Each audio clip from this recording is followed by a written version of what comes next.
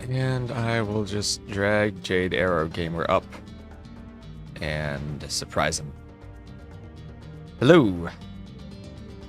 Oh, good morning. Turn your volume up. How you doing?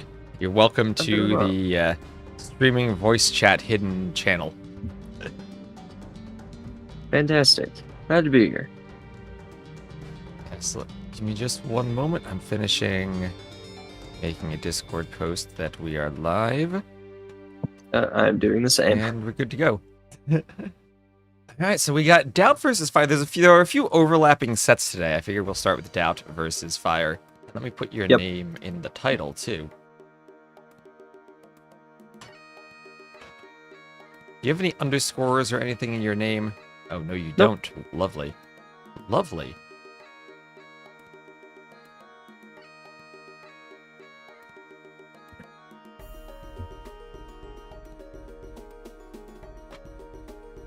So give you a shout out.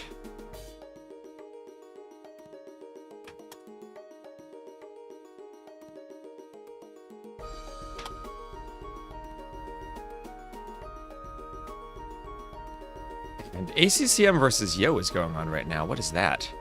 Yeah, I noticed. I couldn't see what they were actually doing, other than it was scheduled. Yeah, let's see. I don't see any rescheduling of DauT Fire, so hopefully that actually is going on.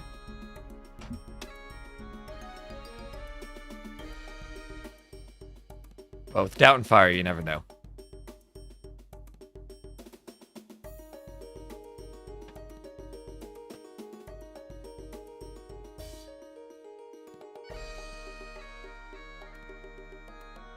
And also, LC River, let me know how the volume is of the Discord call on stream. Talk for a second so I can adjust your volume. Yeah, your volume sounds fine to me. It just sounds a little bit staticky. Does it sound a little bit staticky or a lot staticky? Let me listen to myself. I'm not really sure how to respond to that. Okay, I can do one thing to fix that. I'll be right back then. I'm gonna try to turn the heat off, because I'm guessing I have a noise filter that I'm applying on OBS that might not be applied on the Discord call, so give me 1 second. I see.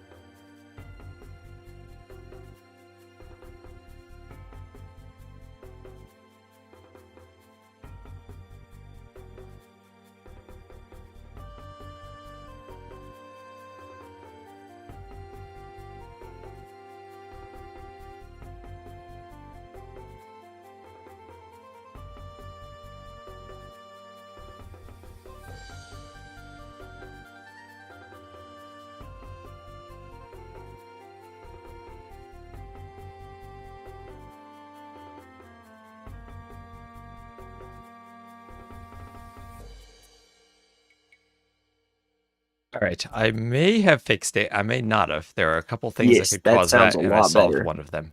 Okay, perfect. Yes, you sound way better Perfect. now. All right, that is... Yes, that is my...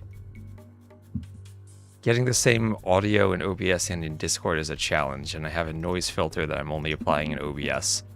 So I'm guessing that's what it was, the heat in the background. Anyway, so we have DauT and F1Re coming up. Looks like they are starting their drafts. And Yeah, they're just finishing up map draft.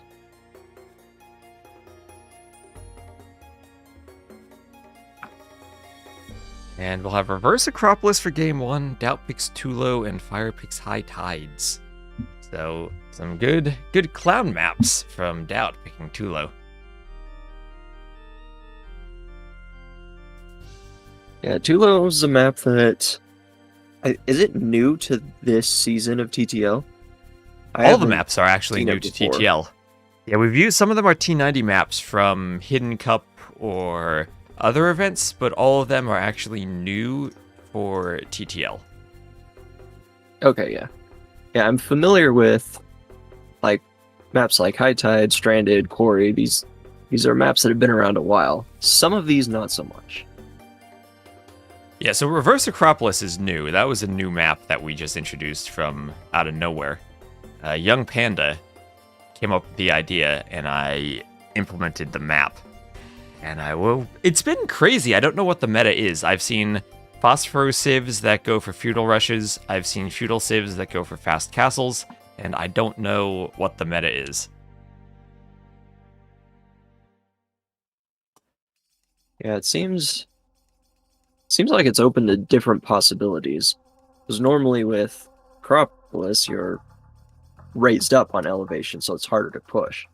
Right. Whereas this map, it's very much the opposite. I realize I don't even have AoE2 running. I should start that. But they're still doing their civ draft. So I wonder, when we have a bunch of different types of maps in the map pool, I always wonder if players try to pick civs that could work for all of them, or if they try to pick map-specific civs with their top picks. And High Tides and Tulo, I feel that you could maybe get away with both going with a Fire Galley civ, even though Tulo could be more specialized, depends on how much you value those box turtles. In Reverse Acropolis, we did not put any fish. So we did not make the mistake of last season where we added fish to Reverse Acropolis and had every map be a hybrid map. Yeah. I appreciate that change. That was one of the things that bugged me about it. Oh, I realized we should, are you streaming now? We should combine the chats. Oh, yes. I actually don't know how to do that. Oh, you will learn. I mostly will cast knock solo. on you. Yeah, I will knock, you will get a notification, and you'll need to accept the knock. And then you can, like, turn off the audio and screen share and stuff there. You obviously don't need that. And shared chat, start sharing chat, and shared chat should be enabled. Okay. Great.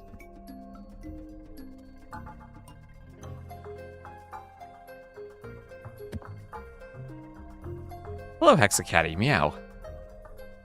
So we're starting the civ bans. DauT immediately bans Kumans. Ooh. I wonder why he's banning Kumans, or what map he thinks Kumans would be useful on. I'd imagine probably for Tulu. Maybe, I'm not sure though. I feel like Kumans usually are vulnerable to being fast castle pushed if they don't have a good stone wall defending them, like on Arena. And Tulo feels like the perfect situation for someone to go forward, dock FC, and punish a 2TC boom. Yeah, for sure. But he's also banned Mongols and Chinese, so very, very strong civs, traditionally. Yeah, Mongols, I believe they'd probably be for high tides because you have the rhinos at the start, and there's a bunch of hunt in the south.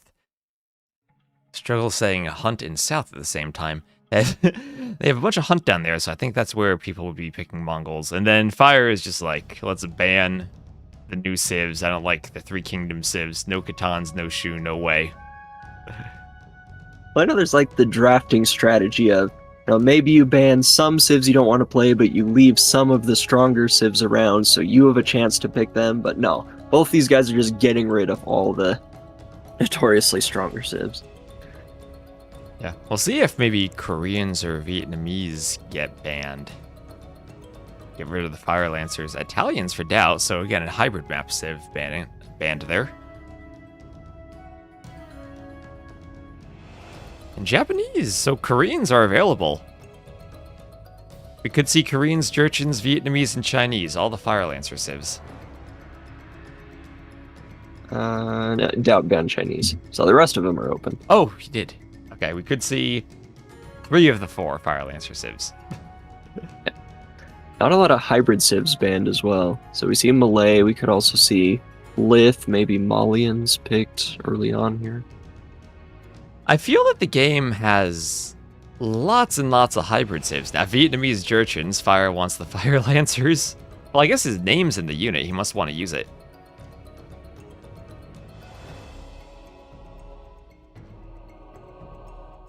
Yeah, there are tons of hybrid map civs. We've had, what are the bands there? Persians, Italians, Mongols, Shu, Japanese, Portuguese, and yet there are still Malay, Wu, and Dravidians available as hybrid civs for DauT. That's 3 hybrid civs back to back to back to back. And then Armenians. So lots of hybrid.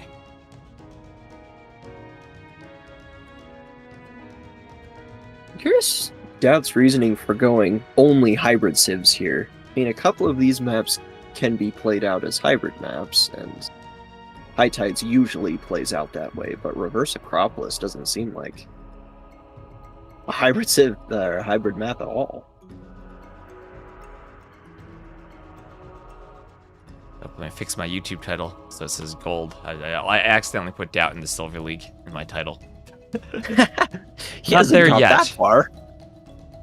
Not yet. Maybe next season. We'll see.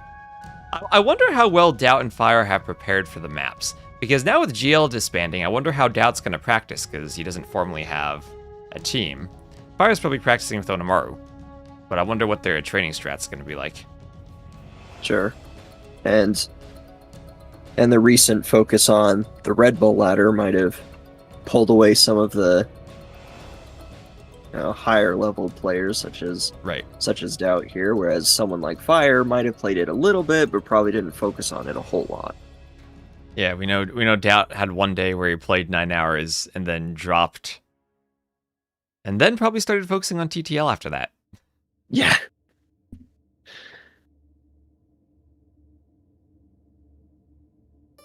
So there haven't been too many gold sets played so far. Silver started a week earlier than gold, and Platinum will be starting next week. That gives us a nice staggering of the playoffs, and also does let me fix map bugs before we actually get into Platinum, which is very nice.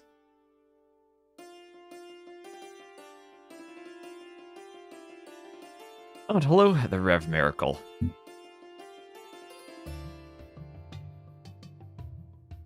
there any maps with extra sheep? I don't think so. Tulo does have a ton of water buffalo at the start. And with all the extra regicide wood, you could maybe do some type of mill build in your base on the berries, put the buffalo there, then rush the water in the middle.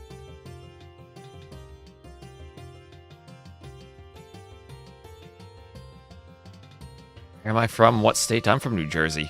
The snowy state, currently, of New Jersey. Ooh.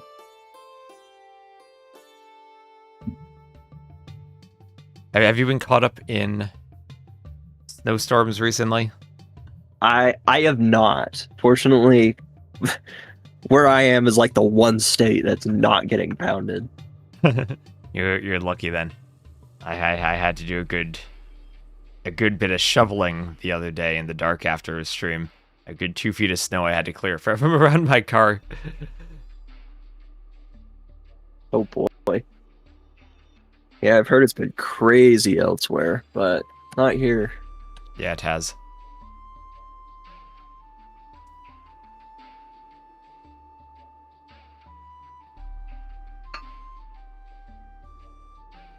You had over 18 inches in Ohio. Nice.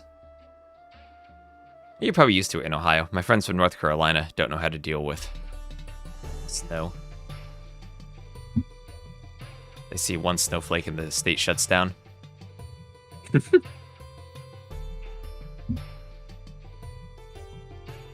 morning, do all the quests. It looks like we have a lobby between these two. Should be getting started in a moment.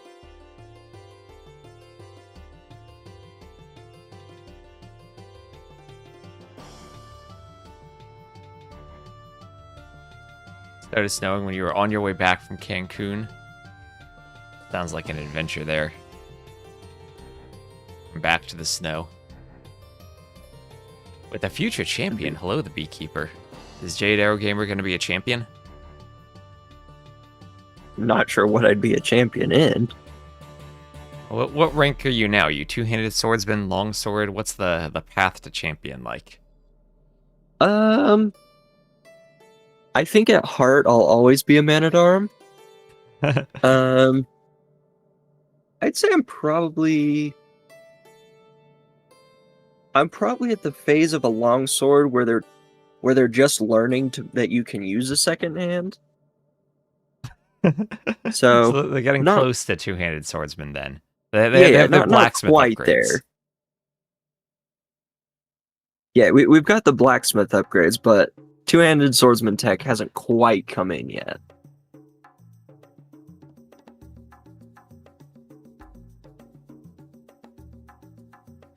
Okay, ooh, we have Petito in the lobby doing admin stuff too. They're being really professional about this gold league. Well, you know, it's DauT and Fire. I'm sure he's really making sure they don't mess it up. Yeah, we do have in the map scripts. I set it up. I checked as much as I could for lobby settings to automatically defeat players if they get the settings wrong. There are a couple of things I can't check. But yeah, if they launch too low but forget to set the game mode to regicide, they will be defeated instantly. Oh. Is that just like you just restart the game, or what is the ruling on that? Is that an admin? The ruling is that you messed up the lobby settings, so go back and rehost and get them right. Nice. Yeah. It's because we had games in the past where I think people had swapped from like Sudden Disaster to Warlords or some tournaments with completely different settings, and they forgot to remove Sudden Death as the game mode, and both players would be up to the castle age about to start their 3TC boom, and they realized, wait a minute, we can't make TCs, and then they'd have to go replay the entire game because it was Sudden Death. Ah, yikes. So I tried to deal with that as soon as we launch in. They're defeated as quickly as possible. And speaking of that, looks like they did just launch. We'll have a 2-minute spectator delay, but it will be Reverse Acropolis.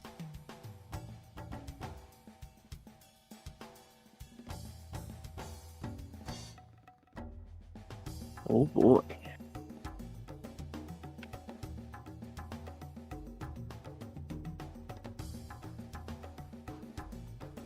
Reverse Acropolis. Yeah, so as we said, the important part of this map, no fish in the middle.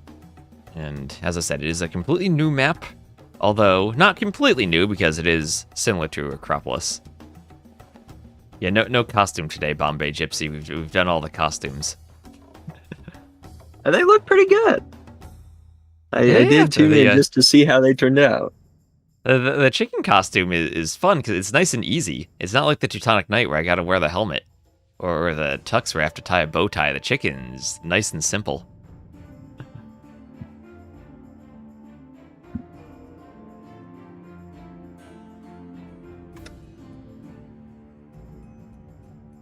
So again, looking at the Civ picks, looks like DauT picked Georgians and Fire picked Jurchens. And I, again, have no idea what Civs we'll see. I felt that Spanish with Conquistadors were extremely strong. But that's the only real impression I've gotten so far.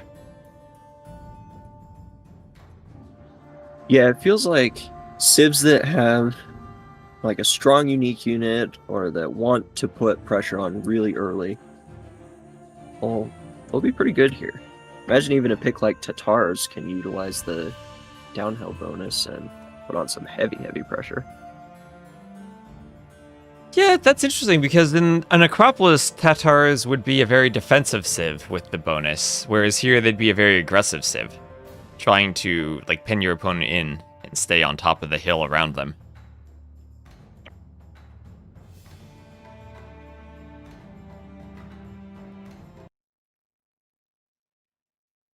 And here we go, reverse Acropolis launching in. And oh, Agrippa, thank you for the follow.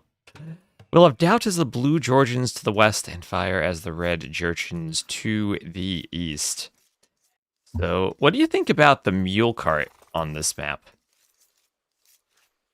Well, my capture age crashed, so I'm loading it back up. Oh, your capture age crashed. But that's okay. I dealt with that yesterday.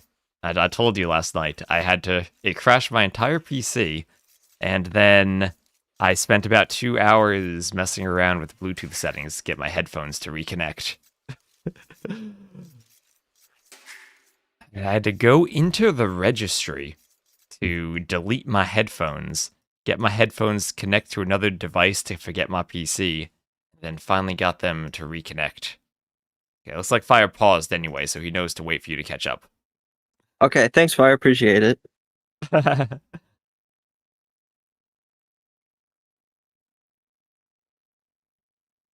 But starting with the mule cart on any map always means that you're going to have a slightly different build order, and you're going to be playing it a little different than how you would for most civs. I think it matters for the very small, kind of scraggly Acropolis-styled woodlines you have.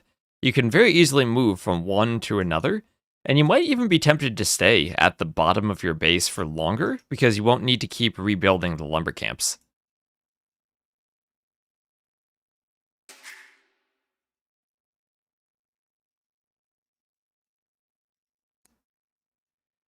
And Jurchens for Fire. I wonder if this just means Fire Lancers.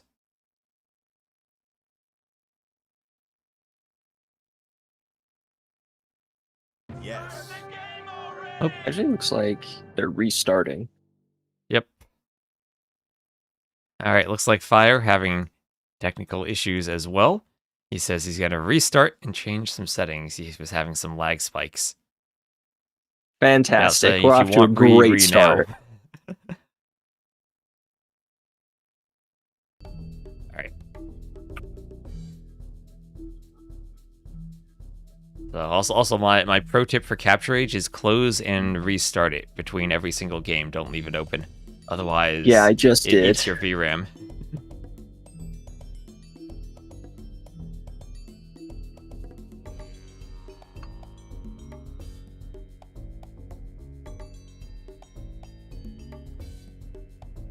If players ever figure out they can reschedule a set mid-game, we're in real trouble. I think we are then. I think we are rescheduled. Well, that did happen once in Nations Cup. We got to 4 games, we were tied 2-2, and then it was too late. They were scheduled for the next day.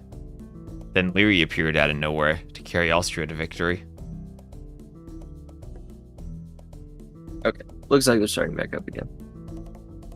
I have to manually go in and find the lobby since for some reason the AoE URL helper tool just decided to stop working. Oh, interesting. I thankfully have not found that as an issue, but yes.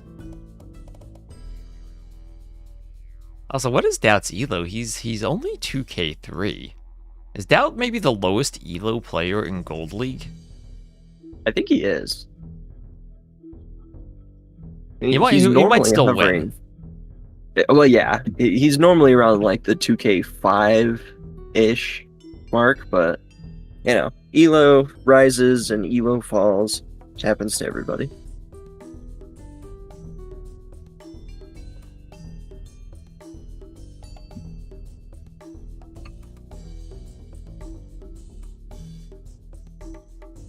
There's also an elo decay at some point if you get too high. That Yeah. happens to me. I play games, and then I peak my elo, and then I stop playing, and then it decays, and then I get motivated. I'll be like, oh yes, I'm gonna play some more 1v1s, and I play one game, and I win the game because my elo is so low, and then I stop playing, and my elo gets even lower. Yeah. Yep. That's happened to me several times. I hit like an elo high of exactly 2k. I'm like, that's it. I'm done. Never playing this again. And then I jump back on like 3 weeks later and have decayed 30 elo. Yeah, the trick is to be high enough above 2k that when it decays, you're still above 2k. I don't know what that number is. It's got to be close to 2k1. Anyway, it looks like they launched a second time. Are you able to load in successfully? I am. Yep, I can see it. All right, wonderful. So we'll have DauT as the blue Georgians to the west and Fire as the red Georgians to the east. So we were talking about that mule cart at the start. Nice scout for DauT as he's going around his base. He'll have to push in his deer. The way DauT's base spawned, his TC was kind of close to the hill and all the woods actually behind him. Yeah, I think that's both a good and a bad thing. He's got the safer woodline options in the back, but this also means that if Fire decides to play aggressive with, say, Step Lancers with the Jurchins, then he's going to be right up against DauT's front walls, might even be able to utilize the downward hill bonus to break through a lot easier. Yeah, and the way DauT's gold spawned, one of them is forward, but he does have a 3-tile gold to the edge, and you can wall to the edge on this map. That's another thing we set up on normal Acropolis. We had set the boundary so that the rock was all the way against the edge of the map, and you never could wall without doing a full circle. Here we set it up so that you always will have a bit of map touching the edge, and you'll always be able to wall down there if you want to. We figured since you're downhill, might as well make the map a bit more defensive to make up for that. Yeah, I'm curious what the thought process is behind a change like that, because I remember that being a thing for Land Madness maps as well. Like you could wall to the edge, and then then you couldn't. Yeah, it's also a question of implementation difficulty in the map script. Sometimes it simply is very hacky to set up stuff like that. And when I put the rock terrain on the edge of the map, I used dead fish traps to place the terrain. Oh, okay. It's a wonderful map scripting hack. The way farms, when you place them, they change the terrain underneath them. And you can do the same thing with fish traps. And you have to be very hacky with them. Very interesting. Yeah, so DauT pushing in all the deer and the boar. Yeah, it looks like he's going for a very aggressive scout type build. One of the things you can do with Georgians, because you have the free mule cart, is you can just place down like a mill, and that counts as your building requirements. You can go up. Yep. I enjoyed seeing on Valley of Kings, the regicide map we had in Cartographers, where Georgians, since they started with the barracks and got the free mule cart, could click feudal instantly and go straight up. There was one game I saw Georgians. Yeah, I saw Georgians and Khmer as a team game. Both of them clicked up immediately.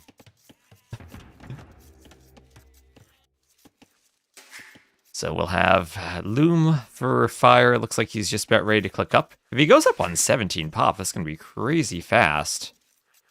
He's not doing Loom because he's housed at 17 pop. Does he just want to go up? Okay, he's up. He does. Yeah, nicely done. Only 3 seconds of idle time there, so good 17 pop plus Loom up timing. That's probably about as fast as we'll see someone go unless they're Mongols. But that's going to be super fast for him, and I guess if you're going up that fast, the only thing you're going to do is open scouts. I don't think you're going to go for archers at that point. Yeah, you have to play scouts. You're not going to have the wood to do a whole lot more than that. And the disadvantage of going up this fast is your scouts have to do damage. You're not going to be able to add in a range super quick behind it. So you're kind of relying on your scouts to get some early damage, which Jurchins can do because their scouts attack faster. Yeah, and we saw Fire had a Vil over on that straggler tree to try to get enough wood. You do, of course, need the barracks and then the stable. Barracks, how close is that to the TC? Is that going to block a farm? Is that 2 tiles or 3? I think that's it should be fine. 3. Alright. And yeah, Fire's wood, a bit more evenly spread out, has some wood on both sides of the TC, but again has a big corner where if he wanted to wall, he would at least have a tiny bit of wood in his base.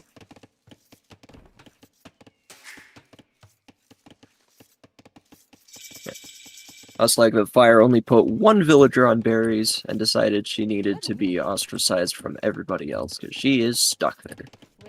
Yes. right in the little hole in those berries. I imagine the stable vills probably go for berries. That's another one of the tough things when you're going for this tight scouts build. You need so many vills on wood that it's hard to manage your food eco properly to produce the scouts. And then once you get up to feudal, it's somewhat of a harsh transition where you don't want to be overflowing with wood with all the wood you collected for the stable in time, and then you need to make sure you have enough food for the scouts.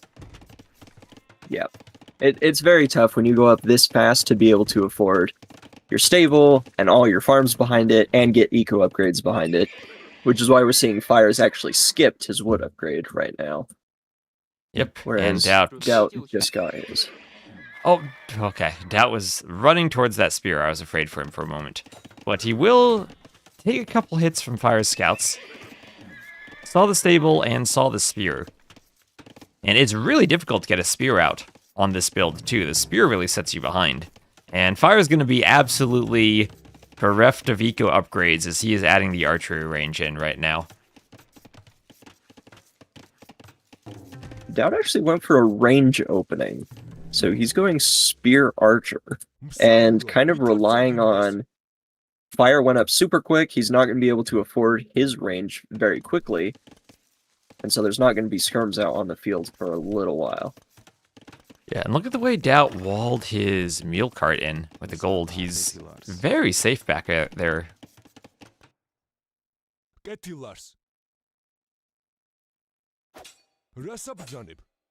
His base looks super open, but it's actually very safe how it's set up. The mule cart on the golden wood is walled in, and he's got his 2 spears camping the only other open area of his base.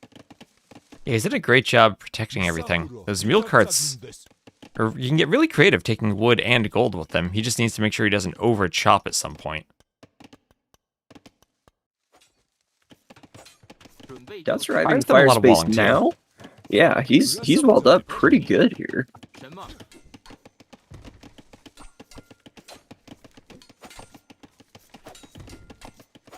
I'm curious how many upgrades we're actually going to see here in Feudal, because both players are, for all intents and purposes, they're walled. So I don't know if we're going to see fletching, if we're going to see the attack, or even bloodlines in Feudal Age. How many eco upgrades we're even going to see. Yeah, DauT at least has Bit Axe. Fire trying to place the farms around the straggler trees. We'll need to move his lumber camp at some point. He doesn't have that many trees accessible and already has a second lumber camp. And DauT with the mule carts, maybe a bit more flexibility for him.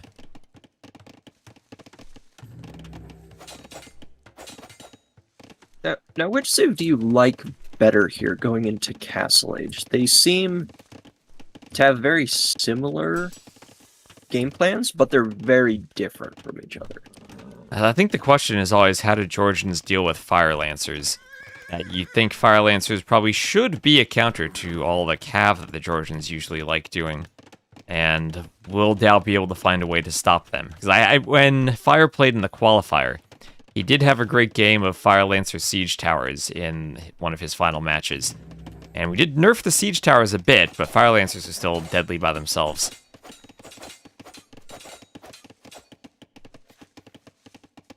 Yeah, I noticed that the Siege Tower did get a nerf specifically for TTL. So Yes. It is still allowed, but it has been nerfed to some extent. Yep. And The yeah, main thing I think is you're lower... right, Yeah. the Fire Lancers are going to be an issue here. Yeah, open. There is an overchop. DauT's trying to wall. The Vil wanted to walk to the outside, but the scouts... Can they do damage with the spears? Spears are chasing. At least this is some good idle time. But are the scouts trapped? I don't even think Nilly can describe what those scouts just did. Yeah, I'm not sure about that one. Is one Vil down, but I think that's not worth it for Fire to lose all of those scouts for one Vil. Yeah, that's a fantastic fight for DauT. And especially since players still aren't that close to Castle Age, this is a huge army momentum shift here. Granted, there are reinforcements coming forward for Fire, but the Archer Mass for DauT is going to be a bit difficult to deal with without a few more skirms on the field. Yeah, and the skirms now will be up on that hill. This is now where we'll see the camping of the hill a bit, as Fire can use the skirms to have that hill advantage and make it hard for DauT ever to move out with the archers, if he ever wants to. As DauT will have to get a couple more houses up, but just some feudal skirms, so they won't be able to do much to the Vils. Yeah. And DauT did not add a stable behind this, so he's not going scouts to counter the skirm. He instead made a market and already sold off his stone. Yeah, and the way the Georgians have been played, it's simply mule carts for a very, very defensive game at the bottom of the hill. And the way he's played it, I think what you said at the start, that the wood lines not being in front of the TC actually has worked out well for him since he's had so much in the back and he clicks up to the castle age. He's going to be up well ahead of Fire. Fire, his eco set up nicely to go up in a minute or two. But he has 15 farms already and no horse collars, so his transition into Castle Age is going to be a little bit difficult because all those farms are going to expire. And he's throwing down a market. I think he knows the situation. He saw the score drop from DauT. He knows he's going to have to get up himself, and he's probably going to need the market to balance his eco in early Castle Age. Yeah, and this is what we talked about right at the start. You go up so fast, you do the early spear, and you do the early range. No eco upgrades, no horse collar. DauT doesn't have horse collar himself, but he also doesn't have as many farms. And Fire using the market, selling stone, selling wood.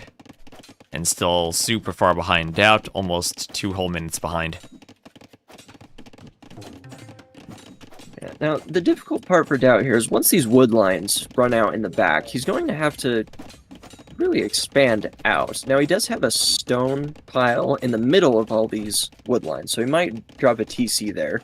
And he also has the fortified church as an option to help him expand, which is very nice. Yeah, the Jordans are such a great defensive civ. It feels like if they put a church or two down, he might just stay here with all those wood lines by the stone. That's an option, a TC and a church out there. Did DauT sell his stone earlier? Yeah, DauT sold his stone earlier, too, so he did that to click up. And there is the first church, right by the gold, as he does crossbow. And where are his crossbows? Forward across the map, ready to pressure Fire's base. Fire trying to wall up behind his overchops. I think he's walled for now. And he has to do a tower on his way up. And that tower was buying stone. Yeah, it's not ideal to have to force a tower down right as you're about to hit Castle Age. That's going to make it a little bit awkward to try and put down TCs, but he is walling off with houses pretty nicely here, so he shouldn't lose too much. Yeah, DauT picks off a Vil. No ballistics on the crossbow, so those Vils, they can run for their lives and get safe in the TC.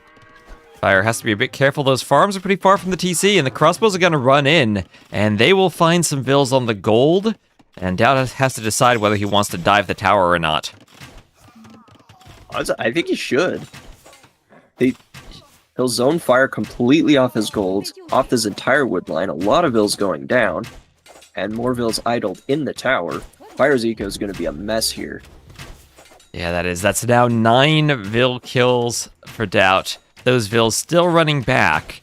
And DauT, maybe he needs to focus the crossbows on that outer palisade now, because then he'd be able to escape before the skirms come over. We have elite skirm on the way for Fire. And DauT will be cleaned up if he's trapped here by the skirms, but still, I think worth it for 9 Vil kills. Yeah, absolutely. And even worse behind that, Fire doesn't have the wood to actually make anything else. He's gone completely to the middle of the map just to put a lumber camp down. Yeah, and he has to hope that DauT doesn't scout that, which he hasn't so far, but if those knights come over, it would be 100% GG if it's not already.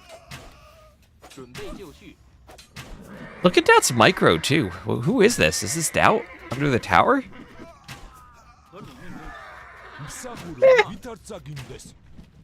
He's done pretty well. I mean, is it that hard to run back and forth across 2 tiles? This is DauT we're talking about. Okay, yeah, fair.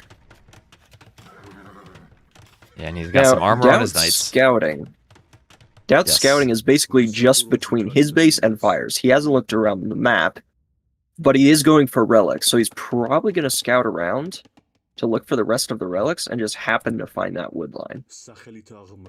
Yeah, there is one relic guaranteed to be near the pond in the middle, but the other ones are spread out. They're pretty random, all things considered. I didn't do anything specific to keep them in one area. They do get spread out.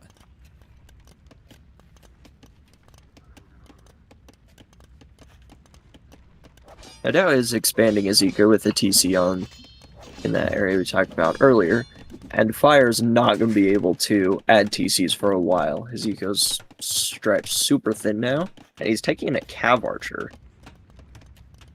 Yeah, and not only did Fire sell stone to go up, he also then bought stone to do the tower, and that makes it even more difficult to get the TC when you're spending stone on towers. Not in Viper, thank you very much for the raid. We're here casting DauT and Fire. We're co-casting with Jade Gamer, and hope you had a good return to streaming. As right now, DauT says, had a crossbow raid that killed 9 vills, and he's in a pretty darn good spot as far as trying to go Cav Archers. Yeah, this is going to be really tough for Fire. He's going to try to mass Cav Archer to get some form of control here. And Cav Archer is not a bad unit to go for, especially when you have very low eco. But his eco is so low, he's going to struggle just to get the numbers up. Yeah, I wonder if Fire actually read the handbook and realized that siege towers are allowed, or read our Discord updates, because we nerfed them, but they are allowed if he wants to go Fire Lancers. Siege towers, which against the knights might even be a play. That's what I was thinking at the start. Fire Lancers against the Georgians. You could even zoom them around. Well, you're not going to zoom them with the siege tower nerf, but you will put them there to protect them, get under the TCs for a bit. Yeah, it's not bad. And DauT's scouting with monks. Oh, he simultaneously knows where the army going, where Fire's army's going, and he finds the wood line. Oh, and he's going right to that wood line. Oh, and Fire tries to do a TC. A monk gets a conversion on a vill, but will Fire try to quick wall this? Will he quick wall this? He gets one house. Gets the palisade. But DauT sees it, and will he kill all these vills? This will end the game if Fire has a DauT TC. The TC should go up, but at heavy losses. Oh no. Oh no, Fire. Well, there's the G. There's the GG. So congrats to DauT, Vipers. Oh my gosh, I just realized we have a good Tyrant matchup. Tyrant Legends versus Tyrant Warlords. That's true. Back in the day. Yeah. It's back when Tyrant was still around. Man, that's when I was getting into this game. Yeah, so how did we nerf the siege tower? We nerfed the siege tower by cutting the garrison space in half. And so instead of carrying 10 infantry, where the siege tower basically gets to the same speed as a knight, it only carries 5 infantry. So it gets to the same speed as a longsword, basically. So it's lower garrison capacity. We cut the HP down a bit so it can't sit under TCs as long. And by lowering the capacity, also nerfed the speed.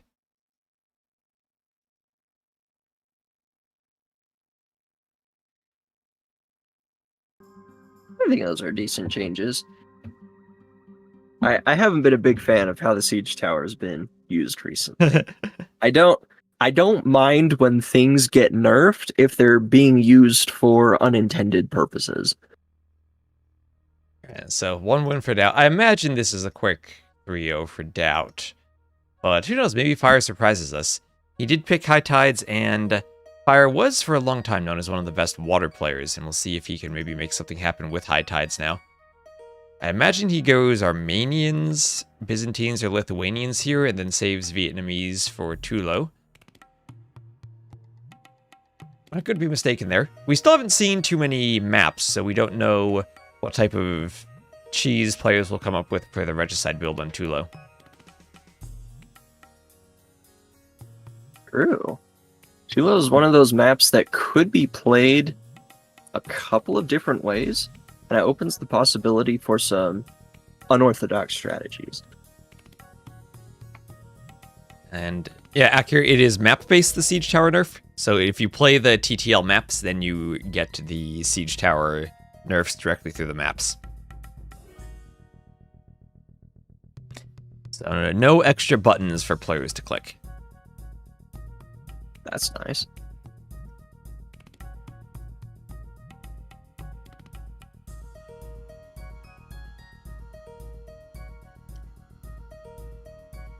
Well, I love that Regicide map. It looks really fun with the stone outside and no starting castle. Yeah, it's an interesting twist on a Regicide Fortress, where usually you have the castle, so you're making unique units, and you're maybe long-distance mining the stone for more TCs.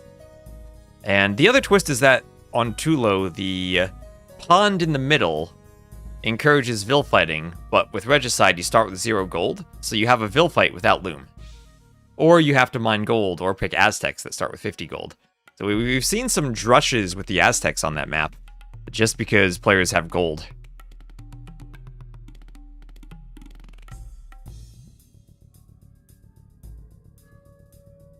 Burgundians have been a good Dark Age save too, for the wood upgrades to chop out faster.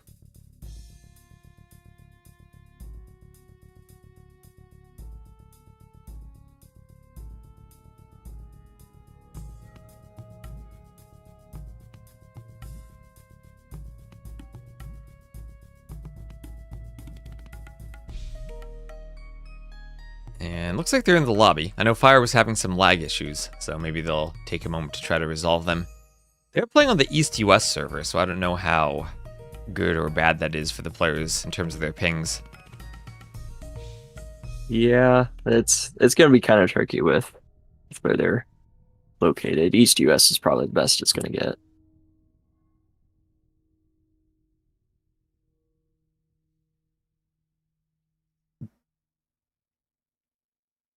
Well, what do we think DauT goes for? Is this the map for the Wu? Malay, I feel, are going to be the Civ for Tulo. This could be Wu or Dravidians for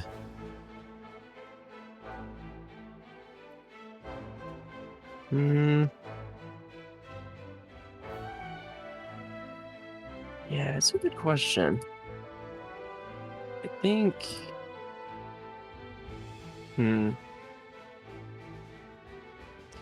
Yeah, I'm not really sure what DauT's plan is for Tulo. Yeah, I feel like that has to be Malay.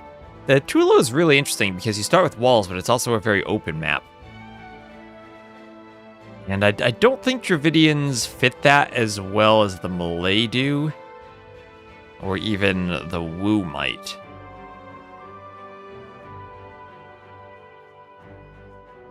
And hello, Hermetica AoE. How you doing? Oh, nice exploding petard emote. That's amazing.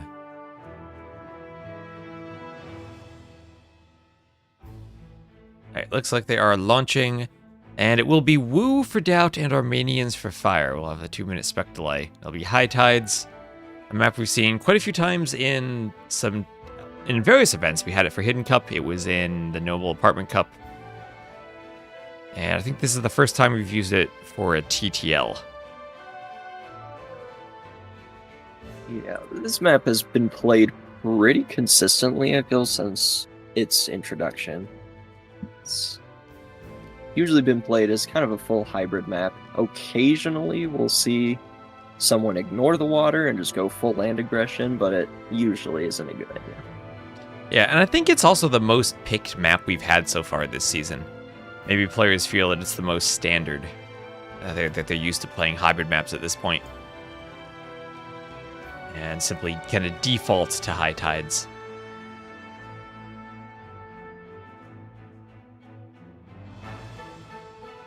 I know we had Cross in previous seasons, but we also kind of turned those seasons into full whole hybrid mode because of the fish we had added to Acropolis. We didn't think it was that impactful when we added it, and we were sadly mistaken. I guess when you give players free resources, they'll utilize them. And you give them a fish, they'll make fire galleys. At least we had fire galleys in demos and not hulks. That's true.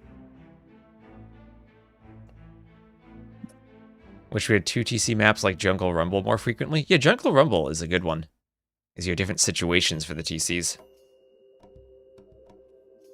I really like that as a 2v2 map too.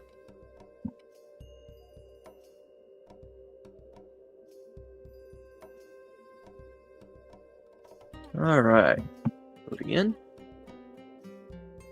Alright, there's a GLHF from DauT. And let's go. So DauT will be the blue, Wu to the west, Fire the red, Armenians to the east, and 2 hybrid civs for a hybrid map.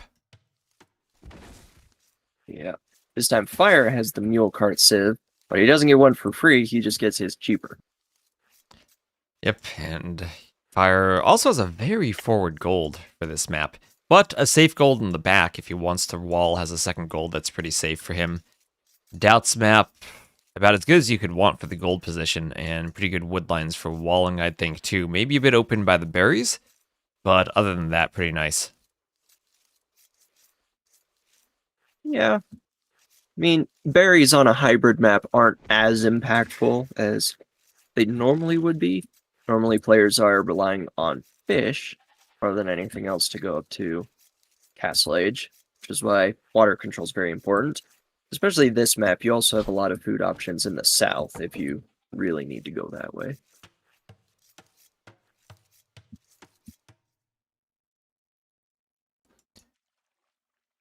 I do think DauT's map is a lot better, just with that back gold. He has a few wood options. Fire's gold is very forward.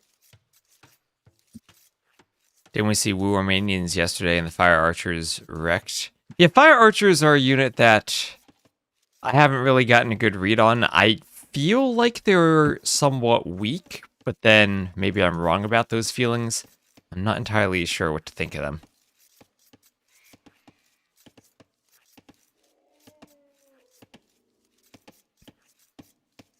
Fire Archer's a unit I'm not all that impressed with, if I'm being honest. I have heard several pro players say that they're underwhelming or need some change to them. They're supposed to be good against buildings, but by themselves, without siege, they're not all that great. They're kind of useful if you go for a castle drop in the Castle Age and face a counter castle. You can put them in the back and get a bit more damage over time. But that's a long process, and it's not like they suddenly help you out. Yeah, it kind of feels like it's a unit that the devs wanted to mimic the old Obsidian Arrows tech, but were really scared of making it too strong. Yeah, but Obsidian Arrows still gives me nightmares. I played too many games with Tato on the HD edition where Obsidian Arrows archers destroyed me. See, another pause by fire. One of the best techs in the game. I'm so sad it's gone. I could not be happier. I don't have to deal with it anymore. Yes. Alright, so Fire, internet issues again. Hopefully he's okay. As he'll have a dock out on the shallows. DauT sending a Vil up to dock just now. Now, that's the interesting thing on this map. There are more deep fish if you get a forward dock on the island. And also in some ways that forward dock is safer because you can wall the Vil fully. If you go to the shallows, you can't wall the Vil atop the shorefish because units can run over the shallows. And looks like Fire will just send his Vil back to his TC and actually happen to find his goats on the way.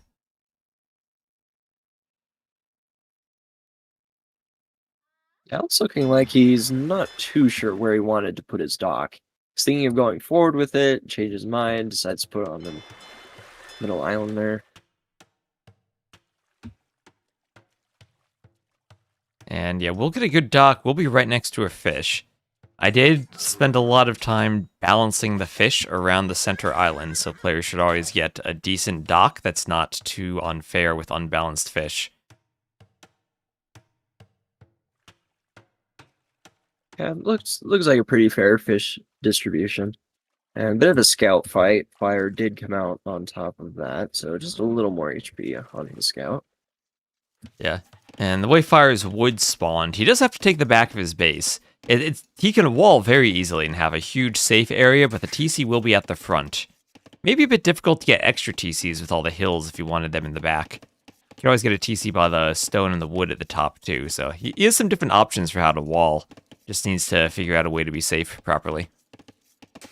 As looms in for both players, and I think we'll be up to the next stage. So what do you think about this build then from the Woo? They get all that extra food from the docks. It's 55 now, right? The tech tree, I think, still says 65 in some places, but it is 55. Yes, and barracks from DauT. Barracks from Fire too. So will we see some men-at-arms from them? Will we see maybe a quick archery range follow-up? There's always the question on this type of map. Do you spend your dock on... Or do you spend your wood on more docks right away, or do you spend it on more production buildings? Well, I think DauT, he's probably going to go for another dock. He is queuing up militia, so he's probably going to want that extra food to afford the man-at-arms upgrade and his wood upgrade, which is way important, especially in hybrid starts. So he's probably going to go for the second dock. Yeah, and the Woo have so much extra food for their men-at-arms rush, with the dock and with the barracks both giving food, that the militia almost feel like they're free, since you don't really need to collect all the gold in the Dark Age that urgently. And look at this build from DauT. He even has the elephant saved for feudal. This is one of those maps that was made with the African elephant assets, which have more food than boars, so that's just adding to all the free food the Woo have. Yeah, even though he only has 2 fishing ships, he's going to be able to afford quite a bit from all that food that he's got. And still one dock from both going for men-at-arms. DauT is fairly walled, but that lumber camp will be sitting there by itself at the front. Long walk for the men-at-arms, so they will get in eventually. I wonder if Fire is going to try to go longsword in feudal. I don't think that's the play, just because his food eco is going to be kind of stretched thin as it is, but it is an option for him. I have seen that before. I have seen it several times, especially on Monocle in this tournament. And Fire goes for a quick tower against the men-at-arms. 4 men-at-arms for DauT against the tower. And probably won't do damage there, but they can head to the gold.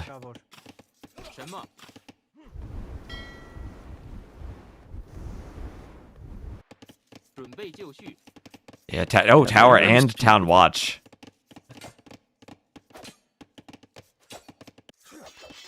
And men-at-arms do get in on the wood line, so there's going to be some dead vills there. Well, there will be. There's one vill going down, and men-at-arms dives the TC, but doesn't get the next vill. So I think it's pretty well defended from DauT, only to lose 1 vill. Yeah, that could have been a lot worse. And at the same time, he's ahead on water. He hasn't completely, but he will in the next little bit.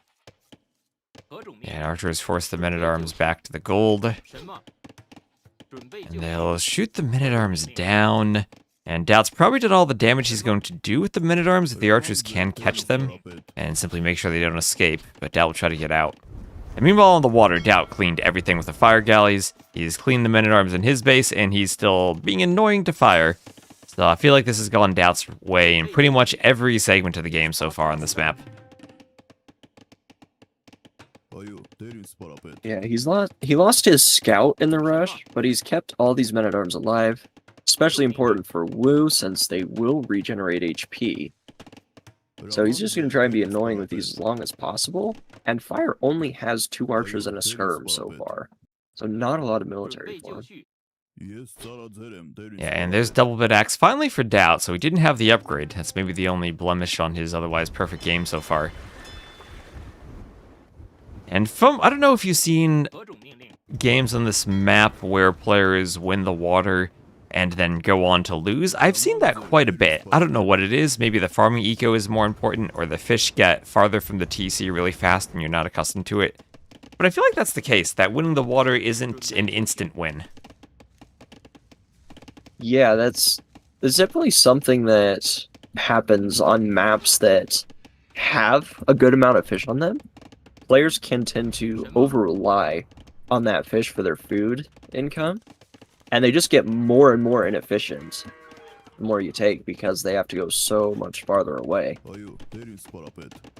Yeah, and both players adding farms. Fire out of necessity. DauT has a bit of a supplement to the fishing eco so far. And he's also taking the berries, too. And taking them safely. Fire is spending so much effort cleaning the men-at-arms and archers in the back that he can't really go forward again. And I don't think Fire knows where that army is. He's moving forward with his force. But he does have Town Watch, he does have Fletching, so this tower is going to give him a lot of vision. Yeah, the early Town Watch, that's something I've seen a couple of times. Stark did an early Town Watch on this map and it saved him. He saw an enemy tower. And so, something I guess we'll have to keep an eye on, because men-at-arms plus tower behind a wood line can certainly be a thing.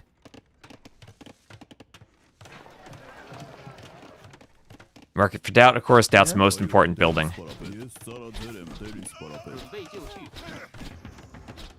Now maybe DauT decided to try and play without the market, and that's why he's 2k3 now. Yeah, that's true. I mean, his elo has dropped so much. He's definitely not a 2k3 player. Maybe that's just a K if he was playing Empire Wars and not on the 1v1 ladder. Oh yeah, I guess that could be. I haven't been watching his RM play a whole lot. He's also been playing quite a bit of Rage Force. Yeah, that's true. He's probably playing Rage Force, not ladder. So we have the fires from Fire, who has fired his way back onto the water. DauT will click up to the Castle Age. Only 2 fishing ships, so this might be a situation where DauT says, you know what, I've invested into water enough, I've stopped Fire from fishing, I'm up, I've done what I want to do. Let Fire invest into the Fire galleys. I'll just give up the water, run my Vil back, and be fine to kill him on land, where I'm already doing well. Yeah, this might be a very short game. Fire is nowhere close to Castle Age, and with as open as he is, a few John swords could just run in and kill everything. Yep, and there's arson from DauT, so he is focused on infantry. Don't see any more buildings. Oh, as I say that, he has a second range. So not going to be triple barracks gen swordsman. Will just be the ranges. And he will see this army from Fire. Fire with a counterattack. And DauT should lose a couple of skirms here. And then might have to run his Vils away. Might have to buy stone for a tower. There's DauT taking a bad fight. But at the same time, he's going to get in on Fire's gold. And well, that is a gate from Fire. Oh, DauT. The men-at-arms need to attack something. They're just dancing for the moment. Well, DauT's forced off of his berries, and he's sending the Vils back towards the archers. DauT trying to micro in 2 places, and he's not working. DauT, what are you doing with those villagers? He'll have to run back. But he's up to the Castle Age armor. Infantry armor in, John swords coming out. They should be able to clear Fire's army very easily. Yeah, Fire now getting onto the gold, but DauT has enough stockpiled. Look, DauT has a huge resource stockpile. He can make whatever he wants. And a lot of that army from Fire now is down to skirmishers, so won't threaten the Vils all that much. DauT's army still bleeding archers from Fire. Both players being very annoying, trading each other's, or raiding each other's gold piles. Fire just delete a mule cart so we could fight the men-at-arms better. Yeah, I'm not sure what happened there.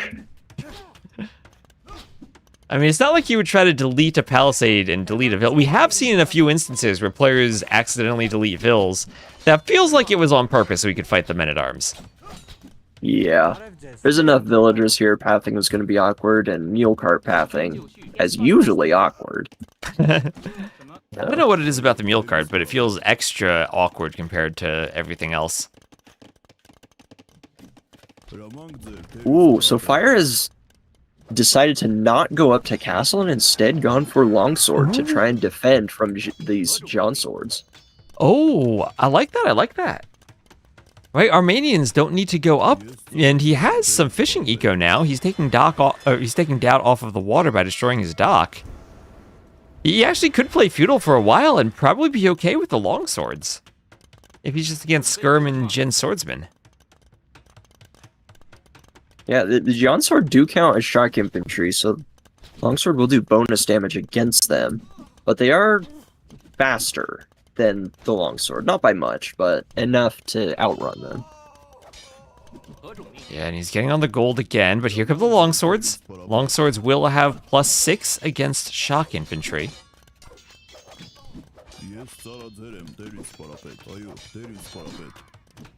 But maybe shock infantry is still too strong. They have 11 attack, which is more base attack than the longswords have. So they actually can still kill longswords quite readily. Feels like this is working for DauT, even against the longswords. Yeah, I think the advantage here is Fire's just going to be in feudal forever, even though he is counterattacking with the longsword. Oh yeah, he gets a villain on the berries, forces DauT off of some farms, and DauT still not fully walled. And trying to take those berries has been a nightmare for him. He hasn't been able to use the TC as part of the wall like Fire has, and those longswords will get in on his gold. He's trying to get to the back of Fire's base at the same time, but Fire's run Vils already. And there is a Vil down on the gold.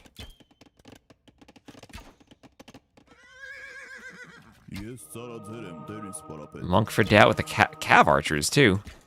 Woo Cav Archers. No Thumbring, no Parthian, no Final Armor. Yeah, not great. I mean, if your opponent's playing feudal longsword, then it's probably fine. Fair enough. And the Bodkin Skirms themselves pretty good against the feudal longswords because they only have 2 pierce armor. Oh, pretty good that is if they don't stand still. But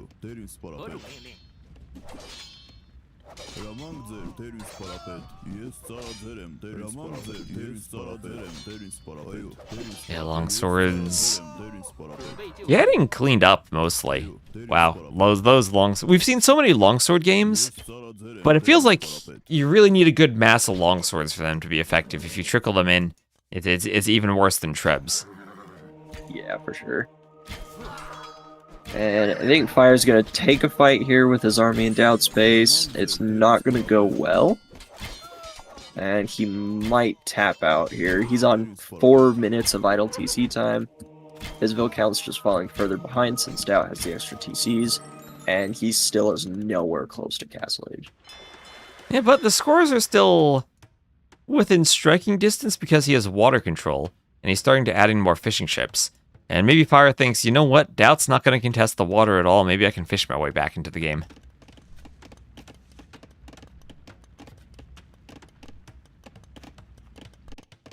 And what do you think about the monks against the longswordsmen as DauT's picking up relics? Well, I think it's fine since, Fire's in feudal age. He's not going to have the extra range from Bodkin Arrow on his ranged units, so he's going to have a harder time picking off the monks. And the only real threat are a massive longswords. So if he can convert just a few of them, then he'll be in a really good spot. Ooh, Fire will raid DauT's 3rd TC, but just feudal skirm, so the Vils can turn and fight that off. Not much of a raid there from Fire. Yeah. Does Fire know? Okay, he knows that's at least the 3rd TC for DauT. He doesn't know that DauT's on 4 TCs.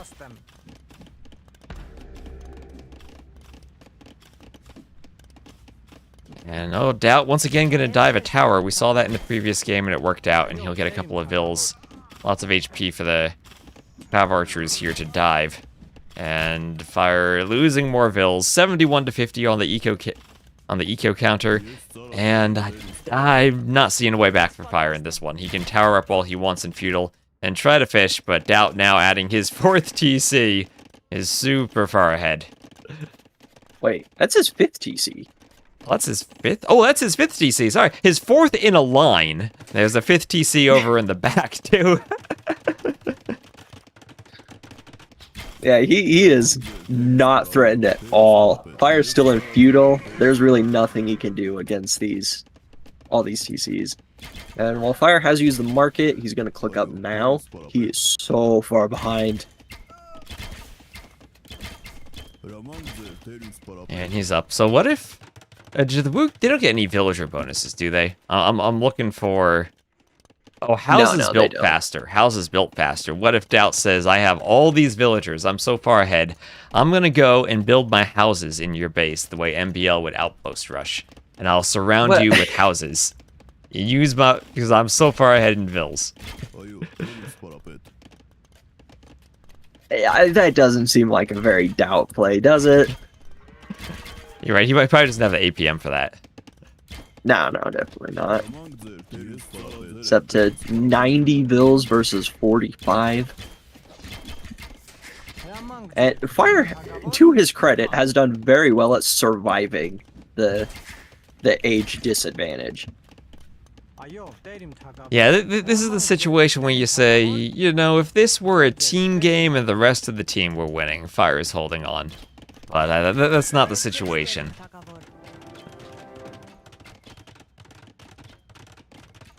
Surprised that has 0 siege? Well, I guess he doesn't really need it. He's fine with the Gen swordsmen and their armor. Yeah, he's adding a castle now. He could go Fire Archer if he really wanted to. I mean, he's got 21 on stone, so he might be adding more castles. There's no way DauT, with 21 on stone, manages to DauT castle his way out of the game, right? He's too far ahead for that. Yeah.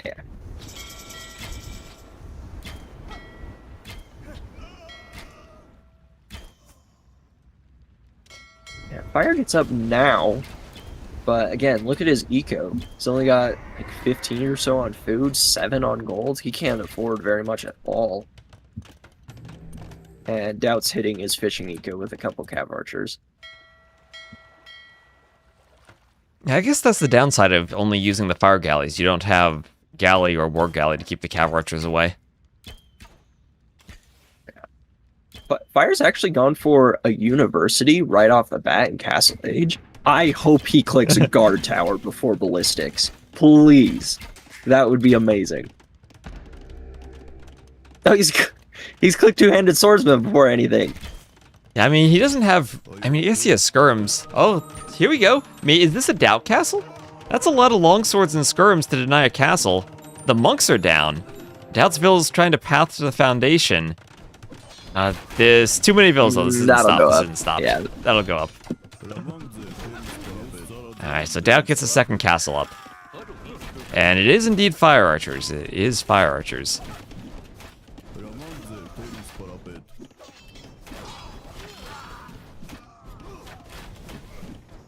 It's fire archers here, but elite skirm with even just the first armor means these fire archers do 1 damage to him. Yep, and there's the GG. Fire finally calls it as in the back of his base some cav archers are raiding again. And, well, he held on for a while, but not long enough as DauT takes the win. Yeah, for sure. And we look at the statistics here. DauT was up to Castle Age, what, 13 minutes faster? Yeah, I did feel DauT was a very heavy favorite in this matchup. So, I guess no surprise so far, and Game 3 will be on Tulu. Yeah, it's a play all 3, not a best of 3. Yep. And DauT will be looking to get back into Platinum.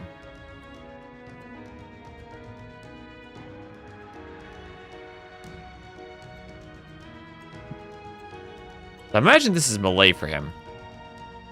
Yeah, it's gotta be. It's his first pick. First pick for his home map, it's gotta be.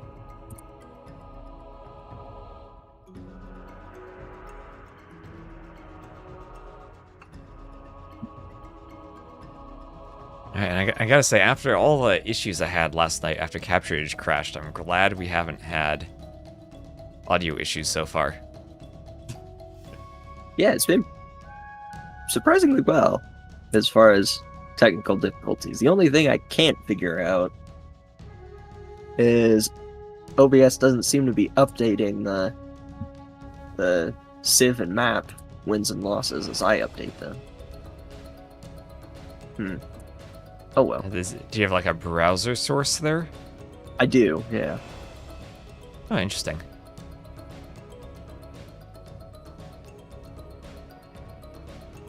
One day the dream is that when I'm casting, I don't need to have Capture Age and the dashboard open, and I can just have one window in the game.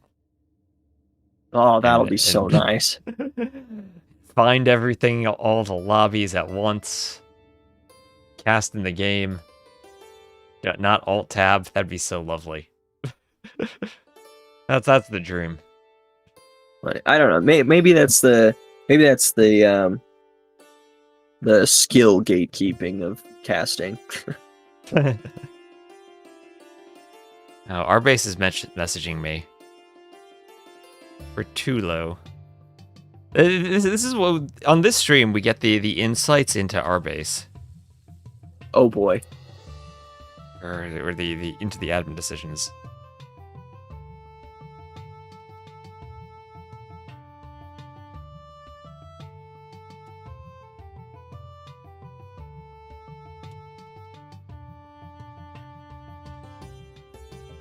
Alright, time for me to open the multiplayer menu and double check. Let's make sure I have the map mod set. Yes. Oh, crap. I accidentally clicked the ranked benchmark test button. But that's not. That's the wrong thing. That was not the button I meant to click. I meant to click lobby browser and create lobby, but I was on the ranked tab, and create lobby and ranked benchmark test are almost in the same spot. Yeah, they are. Yeah, it's just one button over. All right, let's see, TTL5. Oh, wait, well, I can't check because we launched the game. Well, we'll check afterwards. That was an adventure. Yeah, it looks like they've started up the lobby. Oh.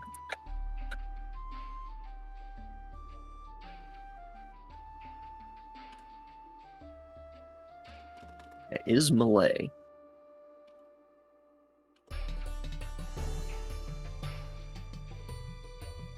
Both players' first pick. No real surprise here.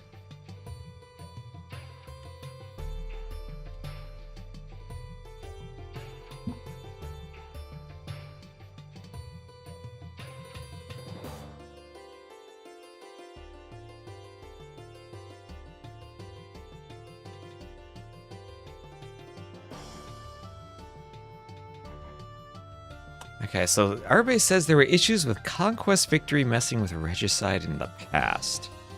I've never heard of that. Killing the king wouldn't work.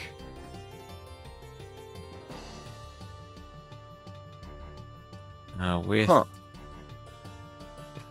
game mode or the checkbox.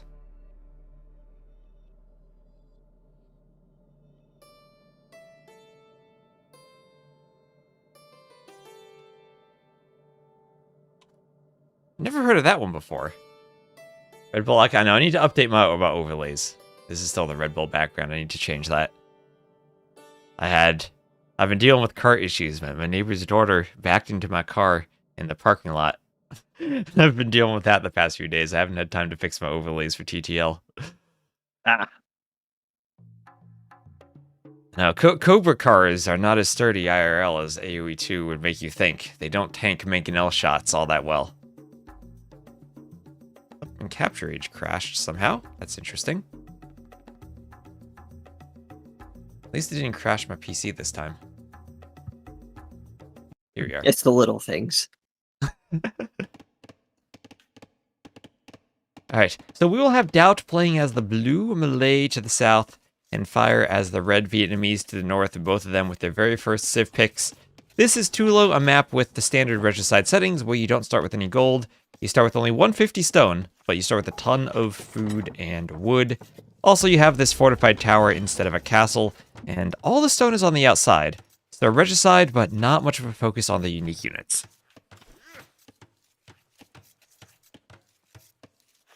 Yeah, and I think it's the boars are always outside your walls, if I'm not mistaken. Yes, I did some hacky magic to make sure they're also not by the pond either. So they're kind of to the back, and it should be fair for one player is not going to have a forward boar that gets lamed right away. And hello, Garlic Witch. Yeah, I was wondering if boar laming was a thing here since the boars will always spawn outside. I guess if they're always more towards the back, then it's not as likely. Yeah. And also 50-50 chance of a queen or a king on the map, and this time we ended up with queens. And that will place her right in that fortified tower as he sends some Loomless Vills out. Bit of a dangerous Dark Age, but he'll go to dock.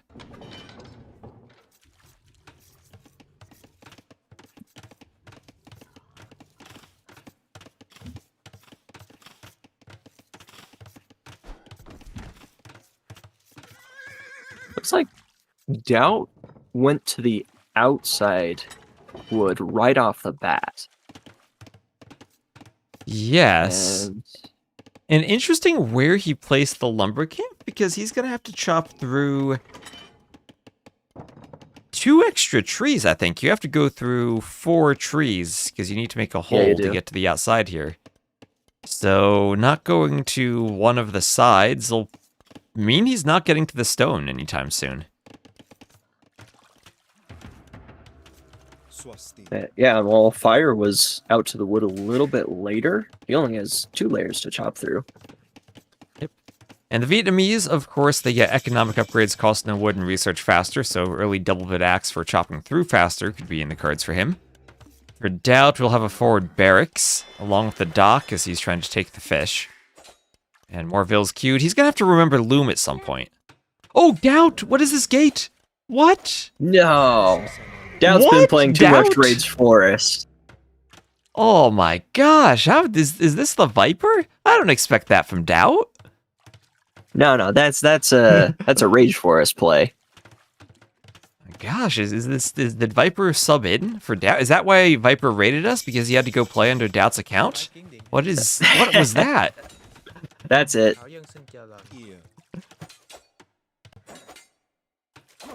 Do we need our base to go join the voice channel? Make sure that's really DauT in there? I mean, even a broken player can quick wall once or twice a day. Something like that. So the tower kills the board, does it still have food? Yes. Yeah, if the tower or a TC or a castle or anything really kills a board, then it still has food. Yep. And also the tower has 13 range, so you can... honestly, this tower, if you get lamed, maybe the tower could kill the board and stop the lame. I guess that's true. You could do that, although without ballistics, it's going to be a little tough. Yeah, that ballistics will be hard. Yeah. This is the DauT I expect, though, taking a poke from that spear.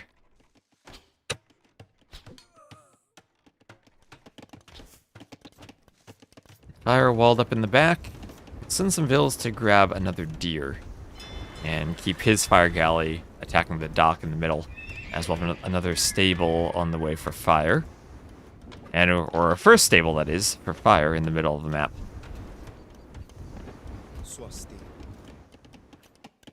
Yeah, it's interesting that he's going for a stable here. I guess he wants to try and hit the wood line.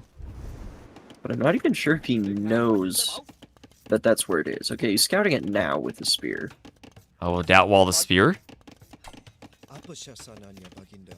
Oh, there he goes, attacking with the Vills. I think the spear is trapped by the Vills. It's trapped, yeah. It took him a moment to notice, but well done. And he'll go forward with his archers now to try to break into Fire's wood line. Now, I'm curious about this monument thingy here by DauT's Woodline. You can't select it, but it does have collision. Yeah, so you can wall to it and add it as part of your wall. I believe you can. I don't think you can do anything else with it. It's basically just a fancy rock. Yeah, yeah. Yeah, there's one of those next to each of the relics. Actually, now you got me thinking, I wonder if there are outlines behind it, if there's a unit behind it. I think there are. I'll need to double check that, though. That's something at least I can edit in the map scripts. I can edit the occlusion mode for whether outlines appear behind the buildings or not. Oh, that's handy. Yeah, I'm sure Dave would love to hide a demo ship behind one of those. Pirates, be careful. Those are some low HP vills on the walls by that lumber camp. And he's adding in a tower behind that to stay extra safe as DauT's breaking in. Pirates going forward, I don't think DauT's fully walled. Yeah, he's not. There's a hole there. Oh, there's always a hole, and those scouts, at least they don't have any upgrades. Took DauT a couple seconds to notice that. That hill could be annoying, too, if the scouts get on it. They'll kill a vill and try to grab the vill by the market. Yep. Should just be the one. I think the spear. And there are unit outlines behind that. Yes, there are. There are. You can see the spear. Confirmation. No hiding demos. DauT fixed that hole between his blacksmith and market. I think there's still a hole between his blacksmith and the house. Is there? Fire's gonna check here. It's hard. I don't. Maybe there's not actually. Maybe That's not. So hard to tell. It is definitely hard to tell. He will get one more bill and force DauT all the way back into his base. And the unfortunate thing about that is you only have a couple straggler trees on this map, so DauT is going to be short on wood as he's going up to Castle Age. He's also not going to be on the outside. Fire with that tower will at least get close to the outside. Has to chop through 100 more wood, but it's not too far away.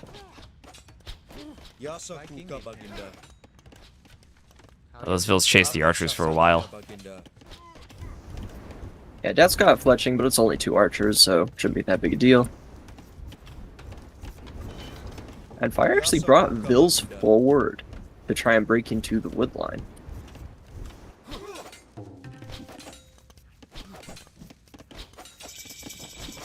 And there's DauT up to the Castle Age. Oh, DauT also didn't take one of his boars. Look at that. Look at that. He didn't take a boar. Oh, I guess he just focused on the fish. Oh, he also didn't scout the boar. Oh, DauT, wait. Look at his scouting. The boar is right in an area he hasn't scouted somehow. No, dude. Has it not wandered to where he can see it? I feel like the area where it's wandering is all inside of the unscouted area.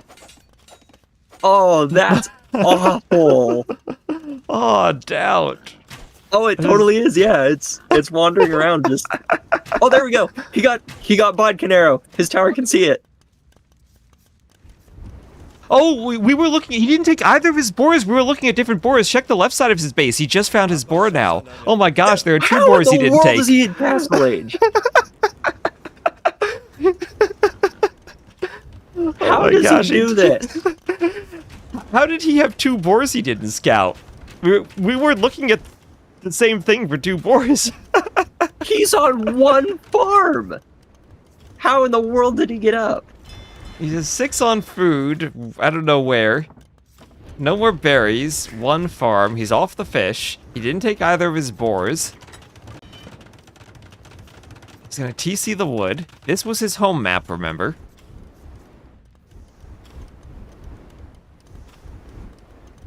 All his food bills were on that 1 deer. Alright, so 4 on food now. Some idle time by the mining camp. DauT's trying to micro crossbows. As Fire is still feudal, we'll go bloodlines.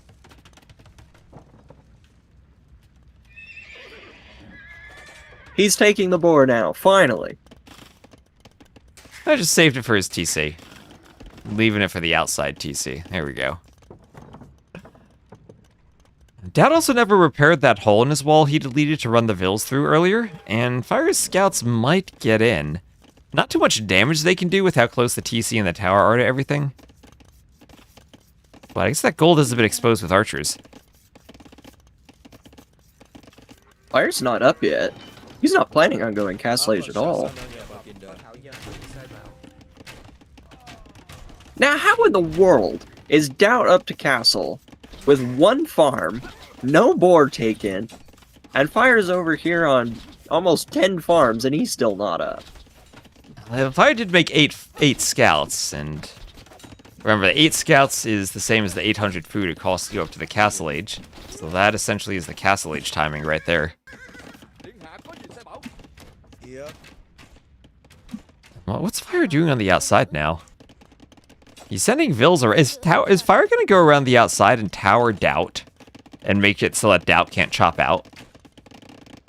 I don't think he makes it in time. Even though these trees have 200 wood on them, that's so far away. It's going to be close, if that's his plan.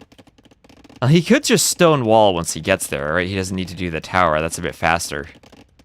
He needs to do wheelbarrow and handcart right now, so the vills, or just wheelbarrow then, so the vills get there in time. He's in feudal. Yeah, get wheelbarrow. It comes in a lot faster for Vietnamese. This is the most optimal way to get it. It would legit be useful for these vills when they're walking that far. Okay, DauT's on the second layer of trees now. Getting closer to going outside. Even doing horse collar now. Yeah, he should get through. He should get through just fine. So let's see. The vills are about, what? They've gone around one corner. They're almost there. The handcart's coming in. He's going for it. Or wheelbarrow's coming in. Yeah. Yeah, he gets a vill too. Oh, he forced DauT to garrison the TC to shoot the scouts. That'll slow down the chopping, and the vills will have to find their way up to pathfind back to their trees, which will slow things down. Vills are almost there. Let's see, they're almost there. What's the lowest tree? 130?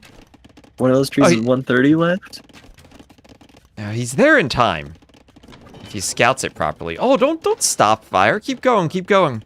No, you're almost there. You see it with your house. You have line of sight. You see he's not out.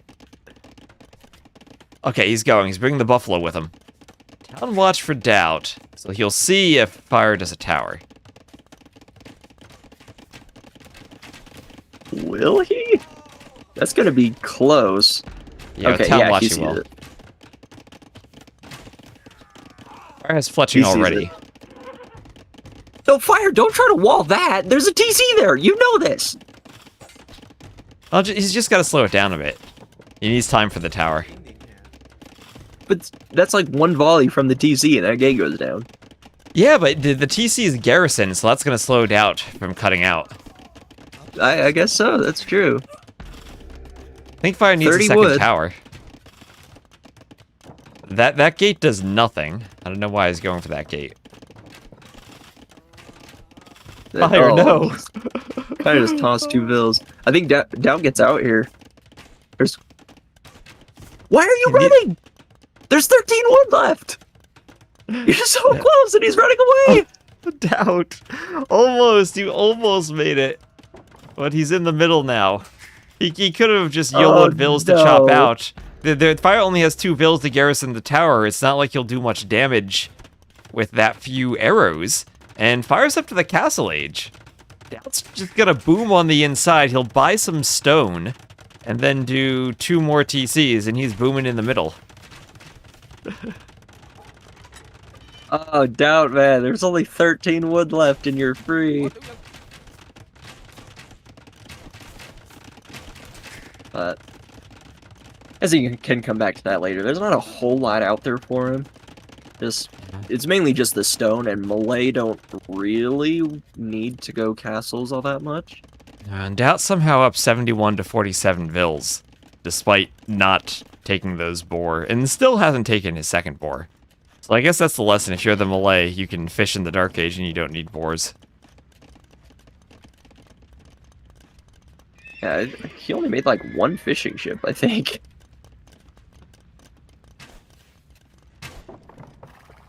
So yeah, I guess the fish in the middle is very important. Hey, you have a lot of water Yes. buffaloes on this map too, so maybe those sustain you for quite a while too. And on Regicide, you do start with 500 food. So if you're trying to go to the castle age, you don't need as much food.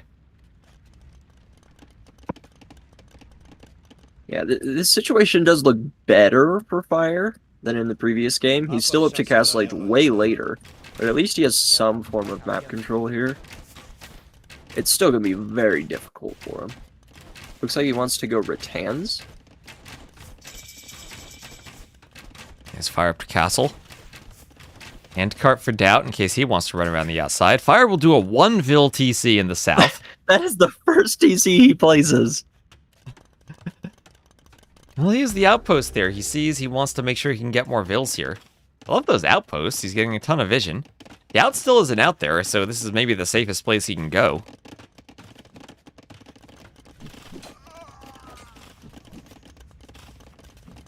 This actually might not be too bad for Fire. Because he knows DauT's not out yet. So he can DauT's get all going- this extra food out here. Yeah, DauT's going for the relic in the middle. If Fire used the demo here, you could stop that. Oh, he's not going to pay attention, though. Ah, DauT's going to get the relic. Oh, now the demo comes out. Too late, yeah, too late.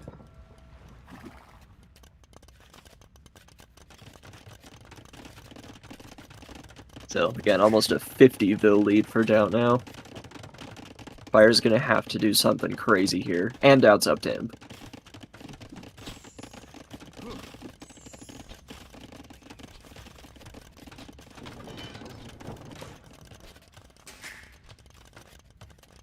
And yeah, Imp will be scary because then he can do Trebs and cut out, he can do Onagers and cut out, and you aren't restricted to villager chopping anymore.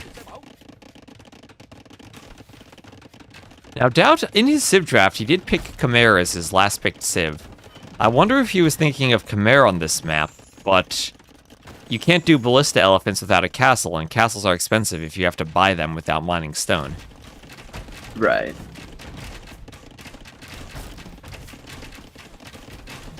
I think Fire's just dead here. I don't know what you can possibly do against Imp Tech here.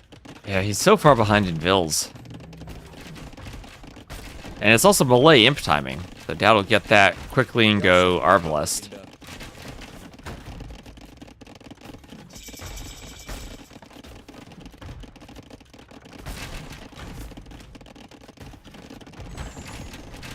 Forward castle.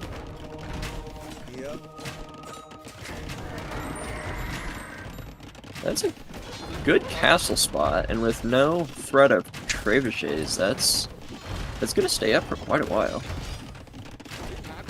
If it goes up at all. There's a Yeah, few Fire, don't crossbow make an here. L. Don't make an L your own castle. He was going for that house. Oh, DauT's micro on the crossbows. All split into the shot. Does this castle go up? He doesn't stop that, right? It should. It should go up. He's got to target 2 Vils at once. Yeah, okay. I actually think he could have stopped that. If you separate the control groups of the crossbows, go for 2 separate Vils at once, then I think he actually stops it. That's too much APN. Even for DauT, Yes. especially for DauT. Especially so. Now, chemistry does come in. DauT's got 2 siege workshops, so it's gonna go bombards. Yeah, Thumb Ring, Chemistry, Arb, all coming in for DauT. And more ranges, a workshop, TC, all coming up. Yeah, Fire's gonna keep trying for a little bit, but yeah, look at his resources. Oh. He's got nothing in the bank. Now, 1 Arb for DauT, disrupting the TC foundation. So how many TCs for DauT now? That's his 4th? 5th? Looks 5 like his TCs. 5th. So 2 games in a row. That's 5 TCs. Well, he's just been up to Castle Age so much faster these games. He's not really threatened by any pressure that would come in from someone in Castle Age that has access to Siege or Knights that can disrupt a full boom.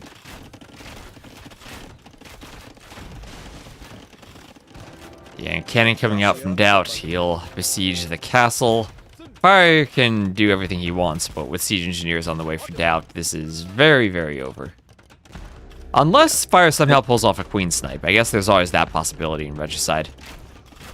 I don't think he can. He doesn't have the eco to make enough siege to kill the tower. Yeah, that boar will not end up being taken.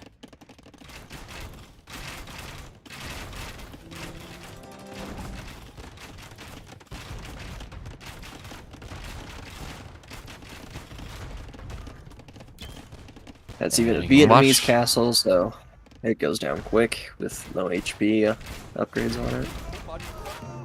It's GG from Fire as DauT goes up 3-0, and that was a nice, easy win for DauT. Maybe expected in the matchup between these two these days.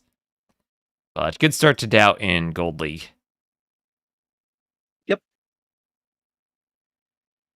And also good is I didn't see any map bugs, which is the most important thing for me. Yeah, I imagine it's kind of like additional pressure there. Yep, now I don't have to go run and fix anything. So 3-0 for DauT, as he will win Chulo, and will win Malay over Vietnamese. Fire needed Fire Lancers. That's true, he didn't make enough Fire Lancers. Against Malay, though, do you really want to? I think so.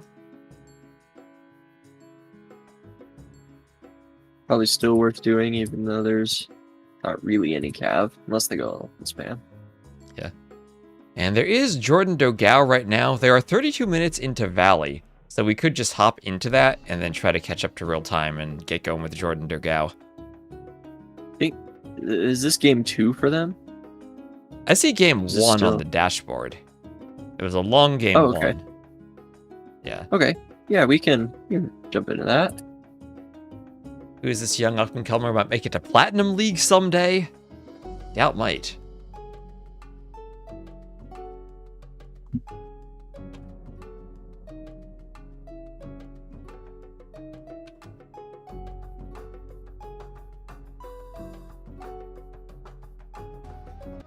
And, ooh, it's the snow version of Valley. Nice, nice, nice. So the two Onomaru teammates right now.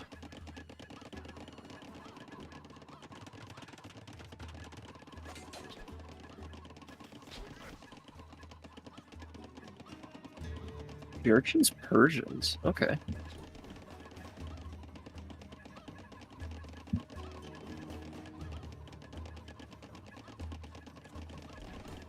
Alright. I guess we'll just catch up to real time here. Yeah, that's the way to do it.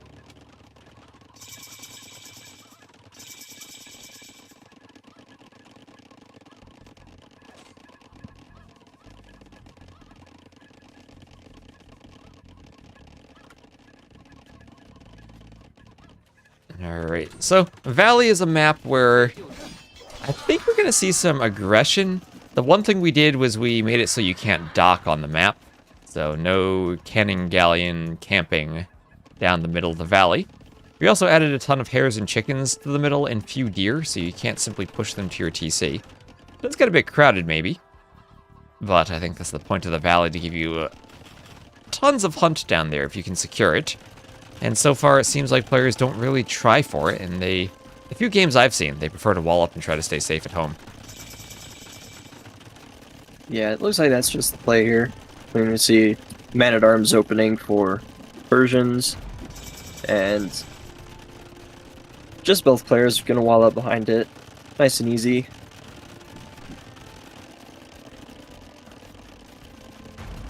I'm surprised players just aren't going for the middle at all.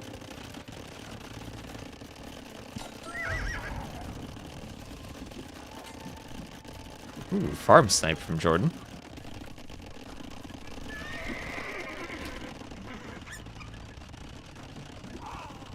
Oh, at least Monk with a relic sniped off.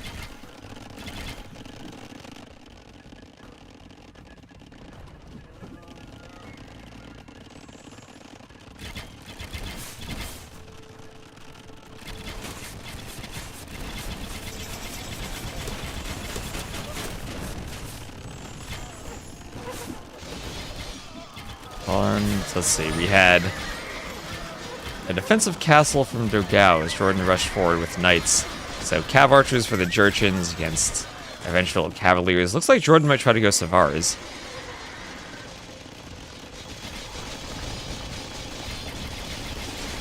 I think I'm still catching up.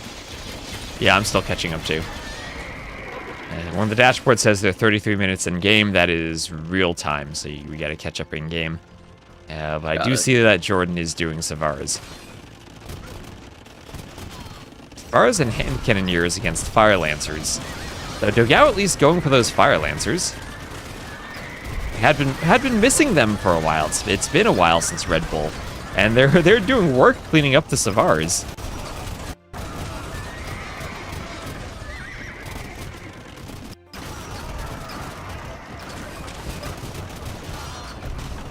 Yeah, I think gold costly for JorDan. Persians are going to be really strong here until they run out of gold, and then they're going to really struggle. Especially if fire lancers are left over when the gold runs out. Yeah, for sure. And I don't think we're going to see Persian longswords to counter the fire lancers. No, definitely not.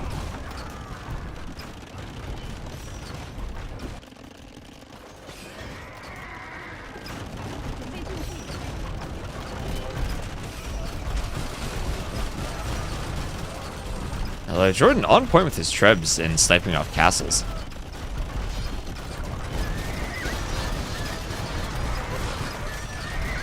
Oh, great treb defense from JorDan. Trying to secure the gold.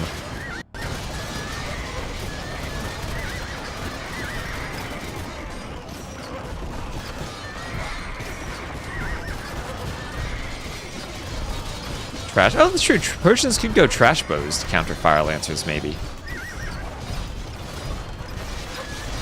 Yeah, I guess against Jurchens, they're missing the last armor, so they're not going to have as much pierce armor as they otherwise would. Yeah. Commander, and not research, though, for JorDan. Feels like both players camping their own side of the valley.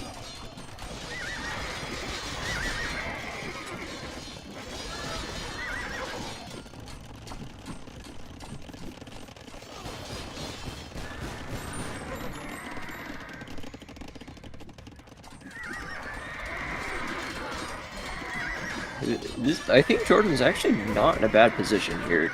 He's got the forward castle, and that's really important because this valley in the means it's going to be a lot harder to push upwards and actually get control of the top side. So he already has that, so he's pretty good. So I don't know where you were. I caught up, and I'm live at 59 minutes. So this is a long one. 45-minute mark.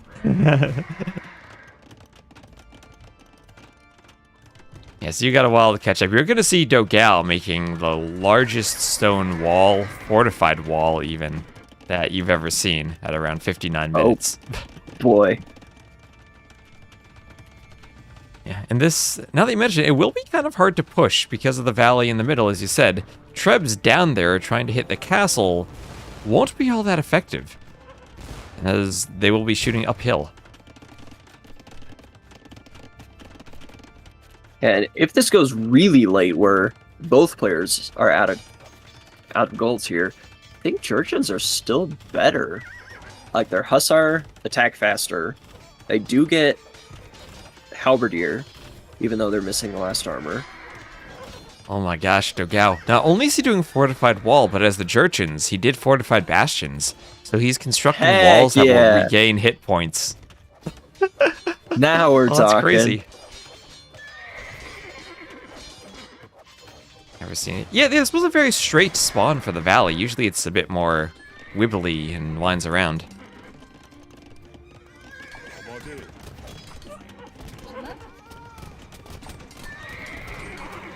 Relic count's also pretty even. It's 3-2. So if this goes late, this is gonna be a brawl. I mean, it's already gotten pretty late.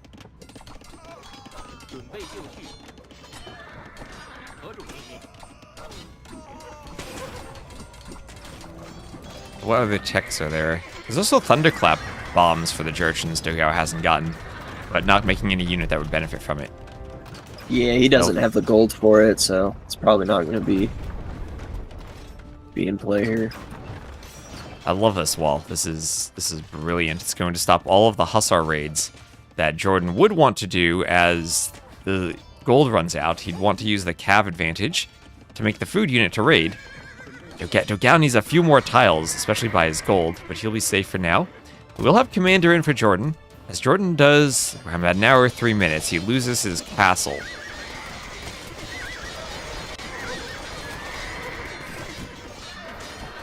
Yeah, I think Jurchens are going to be better here. If this does become a wood game, there is the same amount of wood on both sides of the valley. Maybe a couple trees different here and there, but it should be just about the same amount of wood. Honestly, if this becomes a wood game, players should just take all the food in the middle to save wood on farms. Oh my god, what if this is valley, but the valley becomes important at like an hour 15 into the game?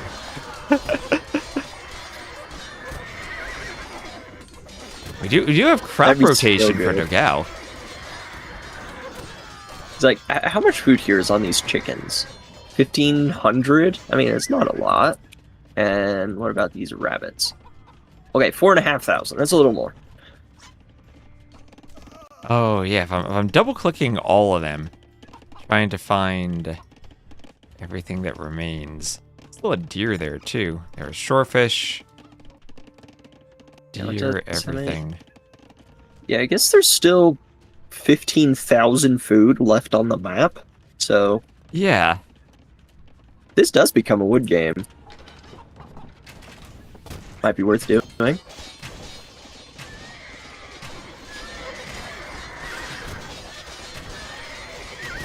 Ooh, this is a good fight for dogao, I think, though. JorDan trying to do trash bows. Relic count is 3 for JorDan, 2 for dogao.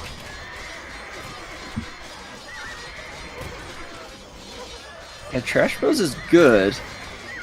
And there's still plenty of wood left on the map, so that's not an issue yet. But yeah, Ooh. I'm still going back to the dogao's be careful with his trebs. Is better.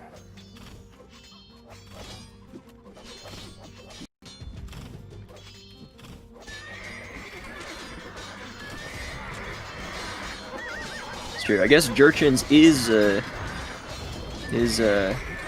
prone to walling.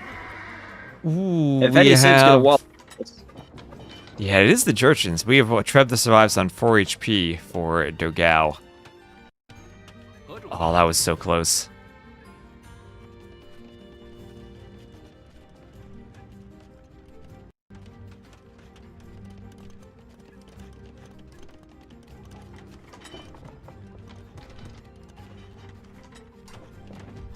What's dogao doing with these Trebs? That looks scary. I'm not sure.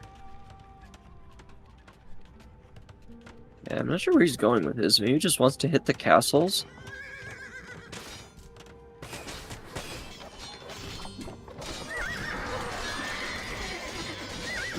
Yeah, that's a good point, Baron. Hussar's attacking faster is a great bonus as you get into the Trash Wars. Having the better Hussar, which is usually the dominant unit in the Trash Wars in situations like this where you're raiding, having the better one in the Hussar versus Hussar fights is an insane bonus. Yeah. Also, as wood is dwindling, I mean, there's still 45k left on the map, but as it goes on, you're going to want to lean less and less into Haubs and more into Hussar. Yes, you are. Especially if you start taking the food in the middle, like you said. dogao, all those Trebs. dogao really wants to use the Trebs, but they're out of position. And JorDan will try to dive them, but dogao still has a ton of gold left in the bank.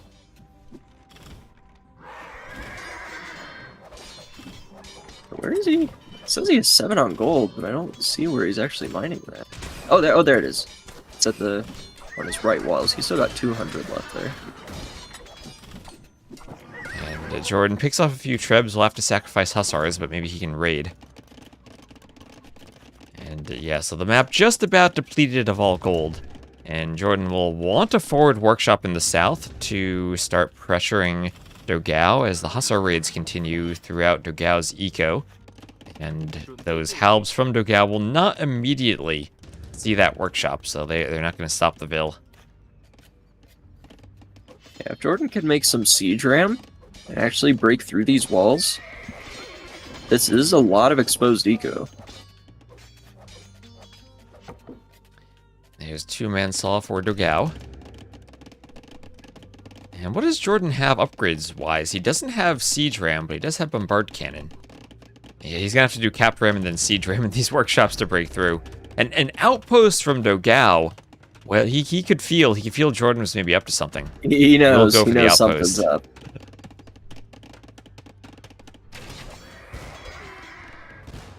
Dogao now is going for the Hussar raid.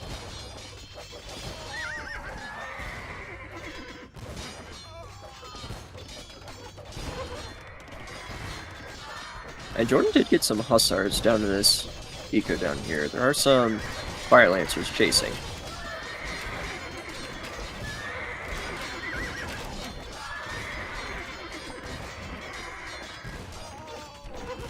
Yeah, I think civ-wise, dogao's way better off, but positionally, JorDan's looking really good. He's got all his castles up on hills in pretty good spots to defend his eco here, whereas dogao only has the 2 castles.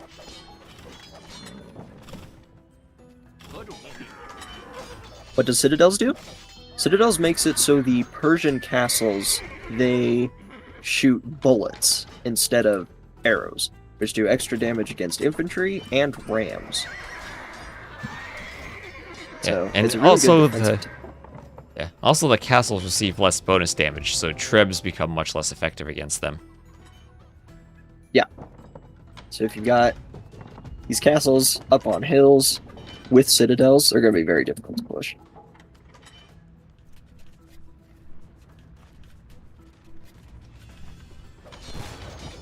And dogao will be trying to push uphill, but again, hills in the back for JorDan for the castles.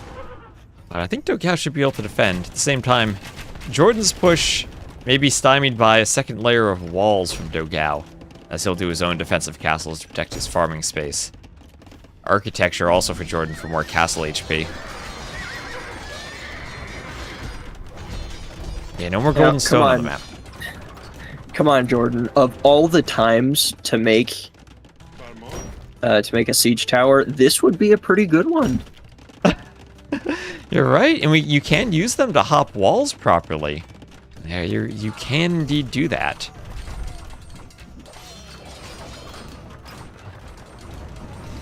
You have to be Siege Tower Halb, though, not the most threatening raiding unit, but certainly a possibility as the Hussars go for the Trebs. Hussars from JorDan go for dogao's Trebs. They'll get 1. Will they get a second?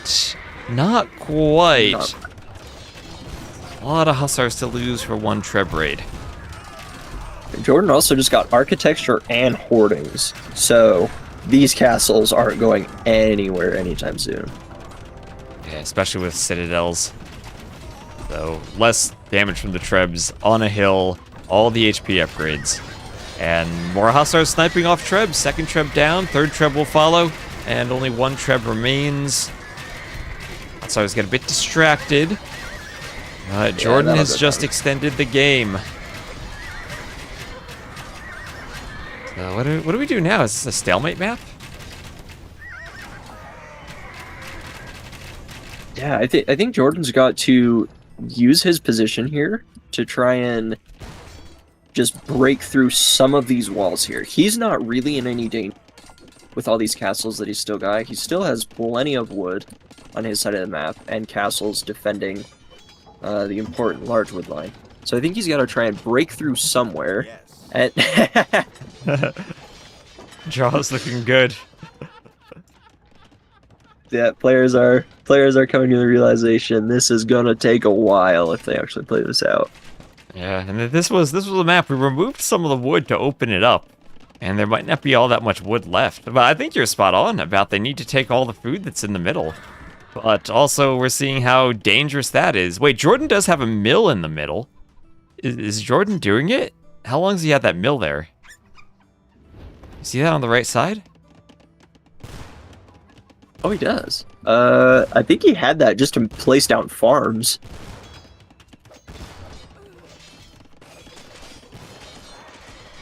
Is house walling off to try and defend. Nice quick walls, but the Hussars will eventually get in. Yeah, he would have had to garrison hop through the castle to quick wall that other side. Oh, now he does it. A little bit late, but... And he's got Persian TCs. If he loses some vills, he'll be able to recreate them very quickly. Yeah. Persian TCs have double the HP, and they work faster, so you're not going to lose them, and you can replace vills very quickly. Yeah, 20% faster in Imp. This is where I feel like almost we need markets for players to trade in. This map just spawned extraordinarily straight, and I think it's led to this easy wall from dogao. Yeah, for sure. Okay, which of these civs has guilds? Pretty sure Persians do. The dogao has it researched already, so does JorDan. Okay. Yeah, JorDan just needs crop rotation. Missing crop rotation will hurt. We see how much wood dogao's floating.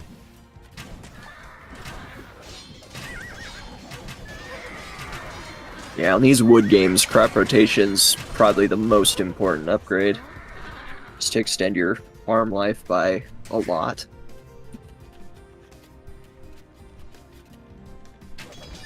Yeah, dogao is the better late game civ, so I think JorDan really needs to try and break through these walls and raid as best he can.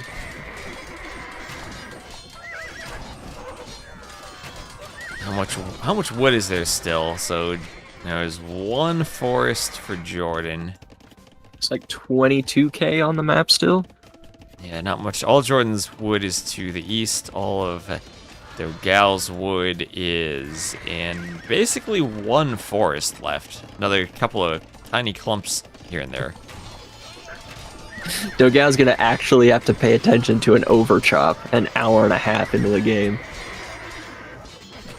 Yeah, and right now, though, I think with crop rotation and that wood stockpile, I think I like dogao's position more than JorDan's. I think JorDan, just doing crop rotation now, will be late. Yeah, I think positionally, JorDan's okay. But I think dogao's set up better for this to go long and just rely on his better units.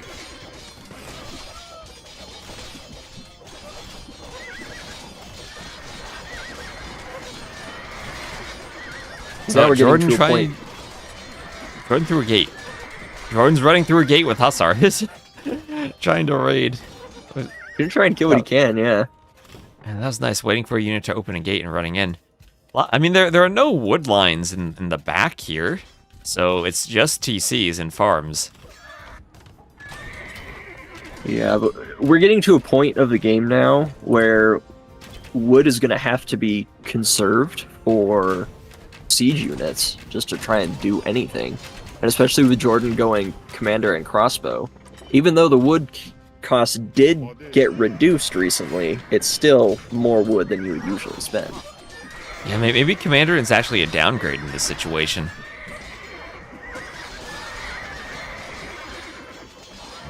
JorDan's Hussars in the back getting cleaned up. If you do save enough Fire Lancers, though, if you're dogao, maybe that's your win condition. Letting the wood run out and having Fire Lancers left over where trash units can't deal with them.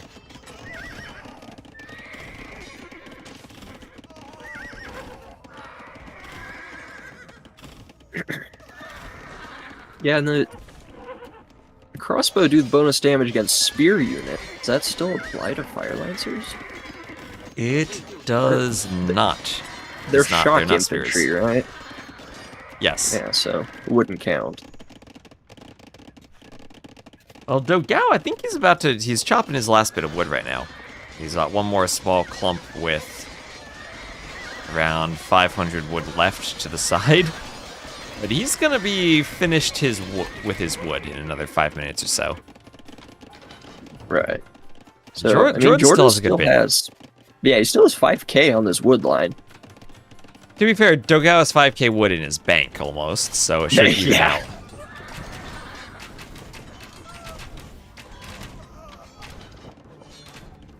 Yeah, I think... I don't know how experienced these players are with long wood games, but yeah, they really should be...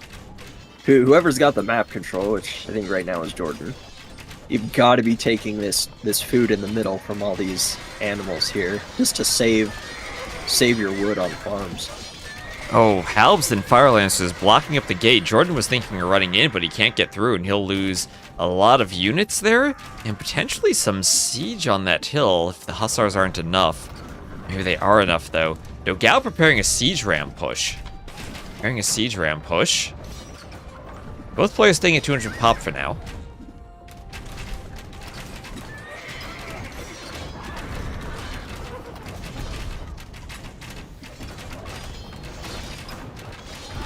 Yeah, I don't mind the siege ram play, but you're gonna need good help numbers to keep them alive.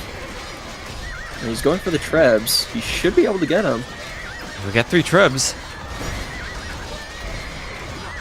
That was nice, but now the Hussar numbers are kind of overwhelming from JorDan. Will they be overwhelming enough to get to the Rams, though? The Jurchens, they have a few Lancers in there, they have the better Hussars. And JorDan runs away, but runs away to greet more Hussars. Crashbow should cut down the Lancers. Not without Bracer. I think they're okay, but I don't think they're great. Lancers still have 4 Pierce Armor. Yeah, so this is only 8 damage from the crossbow against the, what, I think it's 4 from the Lancers. Only 2 for the Halb, though, so they still do fine against Halb. So we're an hour 30 in. And dogao just about to chop out his wood. JorDan getting closer and closer to being out of wood. Is this all about the Hussars now and who can outlast the other in terms of Hussar numbers? Well, in terms of resources, JorDan has more res collected throughout the entire game, but dogao has a much bigger stockpile at this point.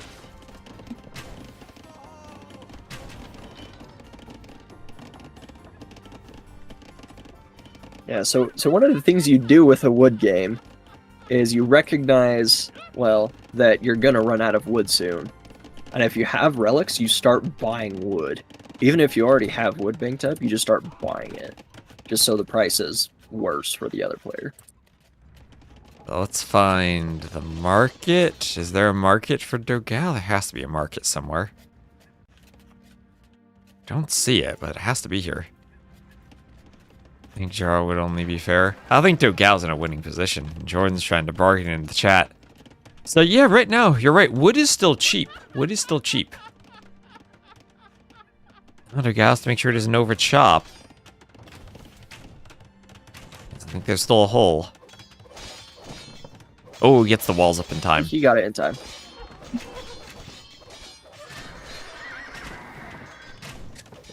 Yeah. This kind of game is painful. Yeah, so now there's no more wood. Yeah.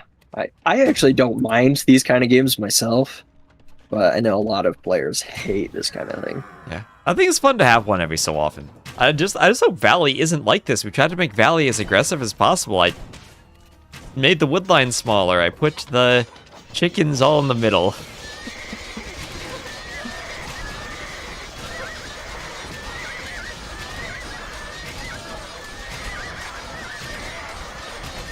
Can ships pass over this ice terrain, or is this the ice terrain that they can't? They can't dock. There's no docking here.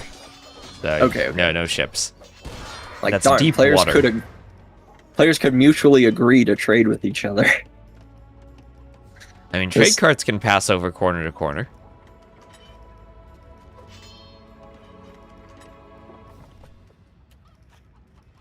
A huge demo opportunity.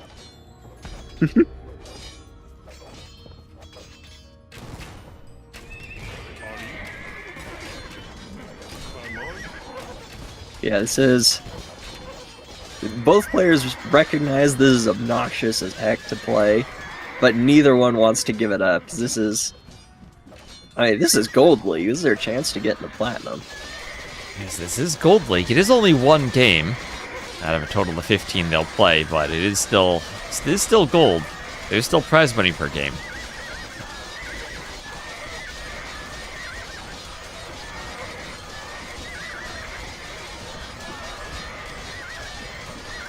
All right. So dogao is out of wood. No, he's still got 200 wood left. He's got wood. a handful of trees. Along the edge of the map on the left, he still has 118 wood in those trees. And then he has the wood he's chopping right now in the middle. Yep. Only 4,000 wood left on the map. So yeah, the thing to do here is players just start buying up all the wood, which I think JorDan just did. Yep, JorDan knows what to do in this situation, and JorDan still has a wood line in the back of his base that he saved. He actually still has some wood back there. Siege ram push for dogao to the top left. JorDan will see that. Can't really hide on this map. There's still one tree up there as well by those rams.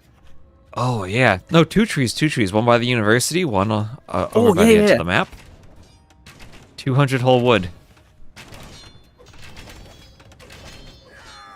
So what are the rams going to do? Do they go for the university or the castle? You go for the university. Because it's the most wood expensive building here. And granted, you don't need the university anymore. But the trick in these really late wood games is you have to keep your monastery and your market defended. Because if those go down, they're really expensive to replace. Now, Sora rams and trebs at this point, and I think the treb goes down. What will happen to the rams? Only 2 rams left. And yeah, the university's down. JorDan's not rated. I think JorDan with 120 plus hussars, dogao with 80 plus hussars. It's all about the hussar queue now. Will JorDan have more than dogao does? Will he have more? You're welcome to push now, I'm done. I'm good. I don't have the gold. I don't have the wood to spare on siege. Your turn. I've already had many times. Herbal medicine for JorDan. Let's go. And he can heal his hussars. The problem is at this point, a raid doesn't do anything with the hussar queue. We've reached the point where you're looking at the hussar queue to compare economies. Yeah, so what needs to happen in this situation is you really have to know what to target here.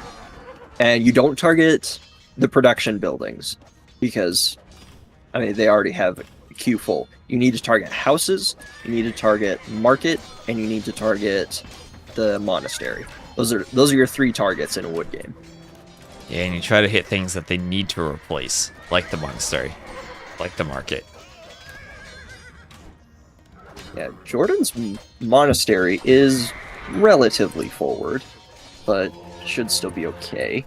Dogao's monastery is safe. Both their markets are safe. Does JorDan realize he still has wood in the back of his base? I mean, it is clearly in his scouting line, but he didn't do a lumber camp or anything on it. He has to know, right? There's no way. He does have to know. Because he has, what is that? That's a good 1,700 wood on those trees. He's got 17 trees back there. He's still chopping some wood on the right. Yes! Dogao's finally taking food! He's finally taking the food on the left. Oh, he's doing it. He's going to the middle. Valley, 1 hour, 42 minutes into the game, but a player has decided to mill the valley for food to take the Arctic hares and the other animals there. That valley is being played in the middle. It's worth it. There's 14,000 food here. And so how long will this go on? Can this rival Ruben Andre? We have a long time to go. Yeah, well, I think players might just agree to a draw here once they're both out of wood and they're just relying on gold from relics. Oh, that's true. They have relics, so it's not a true Ruben Andre stalemate.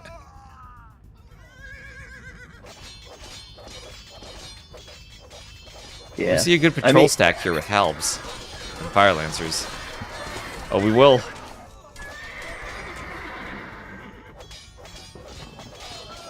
Yeah, again, dogao has the better late game civ, but with no wood, it really doesn't matter who is the better civ here. Yes, the wood control that matters. I'm scared of those Lancers. Yeah, there's 25 Lancers here. So and that's kind of the key for dogao.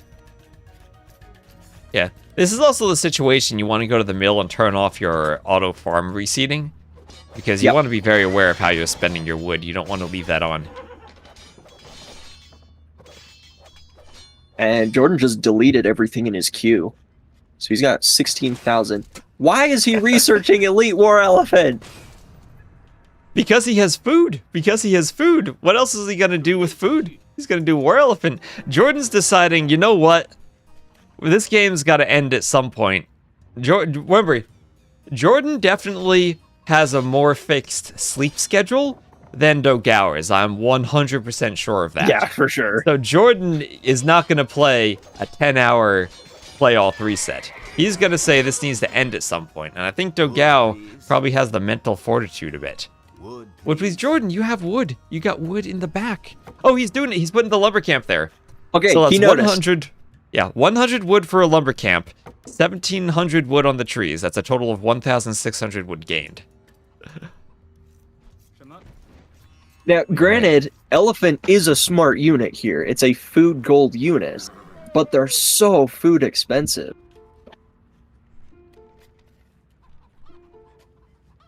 We play another one, same saves. It's pointless to stay here. JorDan's got one more push in him. He's got the elephant. He's thinking. He's thinking. How much do... That's true. Lancers. Lancers, they have an attack bonus against Cav, but not against elephant. Or they do against Cav and against elephants, but it's only half of what Halbs do. They do 30 instead of 60. Yep, JorDan says, give me one more try. I have something in my mind. JorDan, these elephants are like, what, they're 70 gold, 170 food? He's so expensive. He's got it going. If it doesn't work, maybe I'll change my mind. JorDan knows what he's doing. Dogao's selling food too. You can decide after. How many of? 10. 10 Elite War elephants. Does he have... Oh... Well, I mean, it's not like a situation where Dogao's suddenly going to have monks to counter it, right? This has to work. Right, yeah. Well, he's got the Lancers, and somehow, and he has the hill. I don't think this push actually works. In 3 more minutes. Okay, I'm going nowhere. No, JorDan's selling food. Don't sell food. He needs gold for the elephants. Well, yeah, but Dogao's scared just wait now. for the relics. The Dogao's horrified now. He sees the elephants. He knows. Draw, please. He's scared Draw, now. please. He's desperate. These players have lost their minds. We're almost 2 hours in. Yeah, JorDan, remember, he still has around almost 20k more res collected the whole game. He can sell more gold for elephant, or sell more food for elephant gold. He has the relics. And here he comes. Here he comes. He just doesn't want to fight fire lancers when they're on the hill. Oh yeah, those lancers are doing nothing. Go elephants. Is JorDan gonna do it with elephants? This is gonna be so close. How much? There's 9,000 HP on these elephants total. Yeah, Dogao, how is he gonna do? Last? How much wood has Dogao bought to queue 60 Halbs? Oh god, so much. This ain't no hill. No the elephants hill. are so slow they can't get on top of the hill anywhere. He's got more elephants queued. Oh, he's splitting up his army to take the hill. Here he goes, there he goes. He's going for it. Here's the fight. No, you don't patrol stack against elephants! What are you doing? Oh yeah, he's patrol stacking. The elephants have splash damage. You gotta be on spread formation. I have no idea how well the elephants do, but they're so golden here. JorDan's winning this fight, and he'll have elephants remaining. He's winning it. Got it. JorDan And may these have done elephants do it. bonus damage to buildings, so he can push through these walls. dogao, he's down to 100 pop. They are stronger than expected. He's dogao's doing it. got almost 200 Hussar queued up. The draw's still on. dogao. Oh no. JorDan just needs to get back. Oh, remember, he did herbal medicine. He's going to heal the elephants in his castle. He's going to heal them. Oh, that's brilliant. He's healing them. Well, dogao, he's spent his stockpile. He's spent everything. He's got 6 wood in the bank and 60 gold from relics. And JorDan's still chopping wood.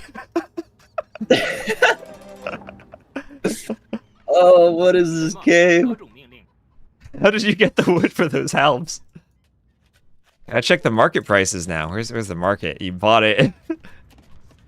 Oh, wood prices. Actually, almost back to normal. Yeah, back to normal. Oh boy.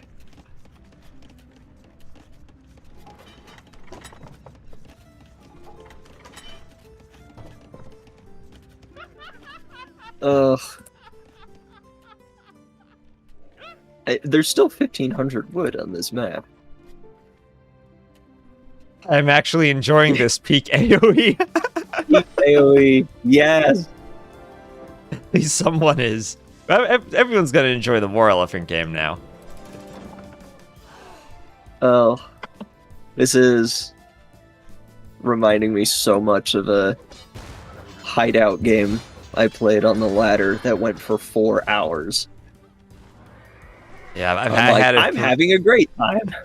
I had a good 3.5 hour Oasis game once. It was a Byzantine's Mirror. Oh, that sounds awful.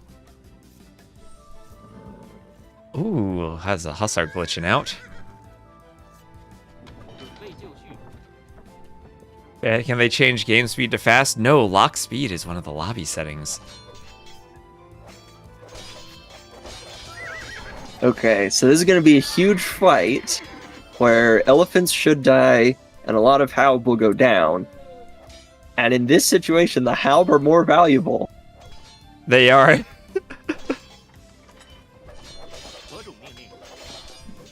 Yeah, I think JorDan just has to fight here and hope that dogao doesn't take a hill. dogao's trying to lure JorDan over to that little hill. This is ridiculous.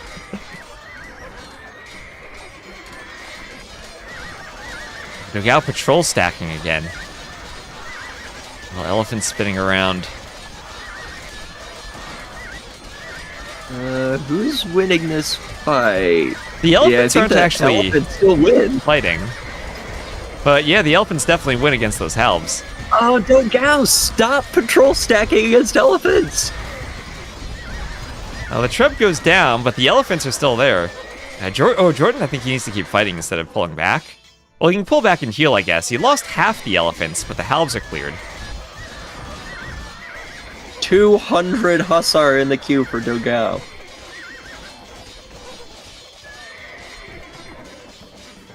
And he just bought a bunch more wood to queue up Halb. Well, buying wood is going to be very expensive for dogao. Let's see. We need a capture each feature to tell you how much resources in the queue for everyone. Because now the score is lying to you. It doesn't tell you who's ahead because the res are in the queue. Yeah. I mean, surprisingly, the score is still very close. But yeah, it doesn't matter at this point. Yeah, so JorDan will chop the last of the wood from that extra wood line he had in reserve. There are 2 trees just outside JorDan's base to the northwest of the map. dogao has taken most of the hunt in the middle. Yeah, where's the rest of the wood here? Okay, JorDan there's now a is tree healing. just outside the walls. Yeah. There are a couple of straggler trees here and there, but nothing more than a couple hundred wood left on the map in total. Yeah, so now we're 2 hours in. We're not at the Hera ACCM 4-hour game yet. No. We have a while to go. No, we're not getting there. Yeah, now we're at the you're completely out of resources. How do you manage everything stage? JorDan, he's taking the hunt too. He's taking the hunt on Valley too.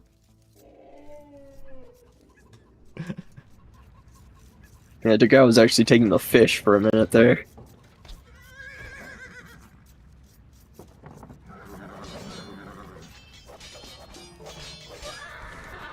Perfect game 11.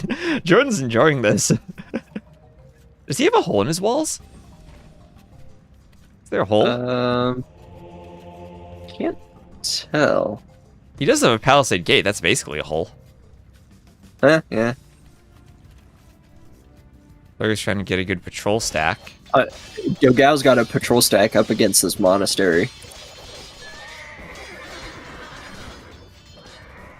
He's got to do so many hussar here. Oh yeah, JorDan, he's deciding let's not fight that. JorDan needs to run back to his castle. Now, players are at a vil count now where they can't afford to replenish their hussars. Well, I think that dogao having got 187 hussars in the queue is nice. And it's Someone's 115 to thinking fully 98 at one hussars. Portuguese. Yeah. Yeah, where are the F1Re?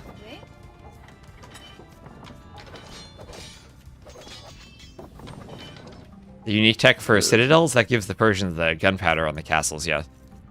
Yep. Yeah, I'm telling you, Baron, these are the things you have to think about in a wood game. The food in the middle is going to be super important. dogao's fishing. Oh, dogao is raiding JorDan's taking the food in the middle. He's finding the food vills. This is gonna be nuts because players are gonna have to go to the middle for food, but they're not gonna be able to afford to replace their villagers. I love how herbal medicine is on the castle, and the elephants have so much HP that one of the elephants still isn't healed. It's been in that castle for like 10 minutes. Oh, jeez. There's 110 hussar here for 61 and 41 halb for dogao. Here he goes again. Here's the fight. Yeah, JorDan needs to get the elephants atop of the hill. They're kind of slow. And he'll have some of his own halbs, too. This gave everything I wanted from Valley. It's the complete opposite of what I anticipated from Valley. JorDan definitely has the stronger army here, right? With the elephants. We've seen a couple of 5-minute games where Drushes slaughter Middlevilles. And here we go, one big fight. More elephants fighting the hussars that are patrol stacked. The opposite of how you want to engage the splash damage unit of the elephants. But the more halbs for dogao, so JorDan has to be careful with his hussars. But now elephants against the halbs might slaughter the halbs. Yeah, it's close. This is good really for close. This is good. Really good for JorDan. He's lost one elephant so far. 2 elephants. And the halbs are cleaned. The elephants are doing it, the tanky elephants. And no more halbs for dogao, no more gold for buying wood. It's all hussars now. It's all hussars. The players have over 100 hussar in queue. Yeah, so it's all about the hussar queue now, and if JorDan can heal the elephants and make a couple more, because he has a bit of gold, then I don't think dogao can kill elephants with hussars. Oh, this is great. dogao's taking the food in the middle. It looks so inefficient, but he doesn't have the wood to replace a mill. No, he doesn't have a mill.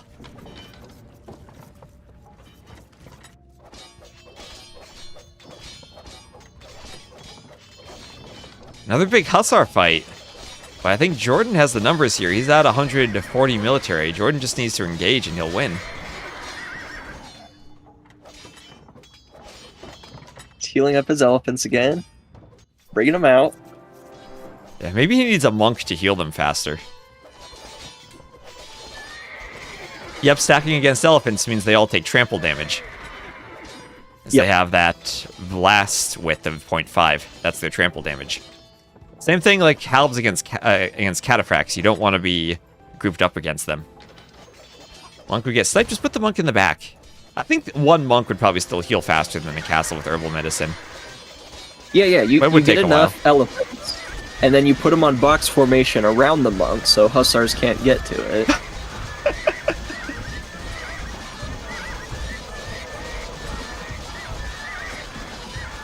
It is probably the game-ending fight here. Dogao just can't kill these elephants.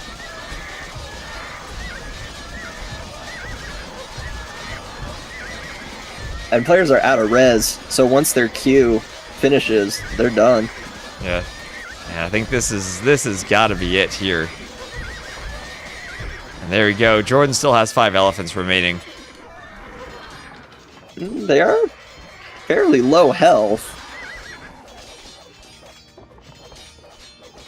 Yeah. I mean, Dogao's down to 90 pop though. Yeah. Would it be worth it for JorDan to cancel hussars and just add elephants? Oh yeah, for sure. I just don't think he's thought of that. It's muscle memory to just make hussar. Yeah, and that's true now, as they're both taking the hunt in the middle, and neither has the wood for more mills. They need to realize that at some point they might need to push castles with a trebuchet, and they might just want to buy a bit of wood to keep that in reserve. Yeah, and you can't even go... You don't even have the Vil count now to go sappers and try and take out the castle.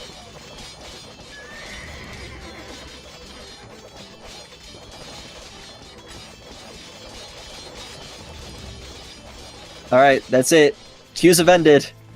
Oh, just kidding. Dogao queued up a lot more. Yeah, I mean, you still have... Let's see, what's the farm situation looking like with crop rotation? Dogao is out of farms. JorDan still has a few farms left. JorDan's in a much better eco situation with the farms right now. Yeah, he's still got about 6,000 food left on farms. Oh no, he's got a lot more than that. Hold on, how much does he have? He's got 7,000. Also, JorDan still has 2 trees on his side. He has 2 trees out by his northern castle to the top left.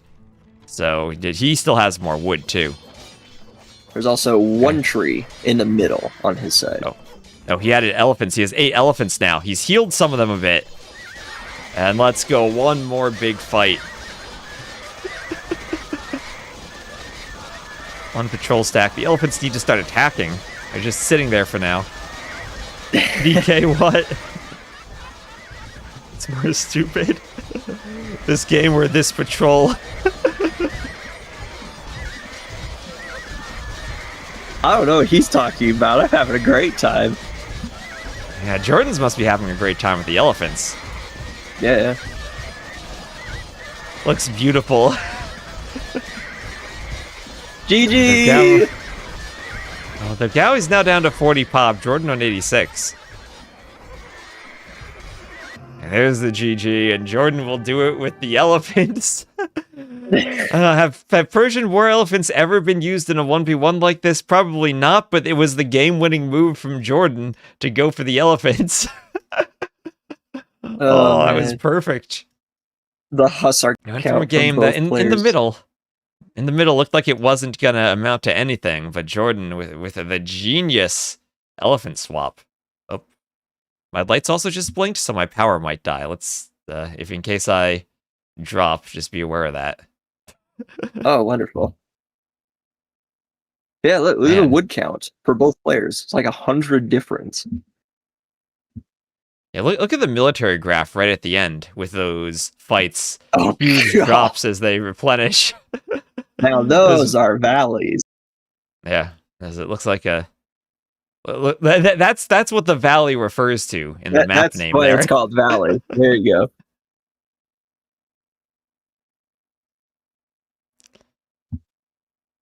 Yeah, like I said, I put the same amount of wood on both sides of the map. They are about 100 wood and change different from each other.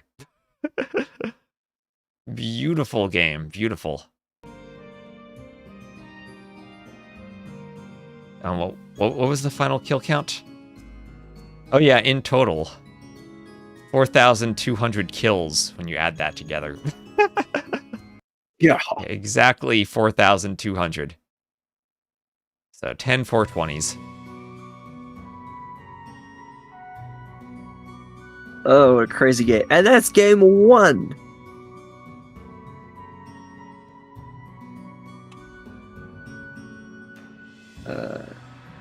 Is there a way to see the draft through dashboard?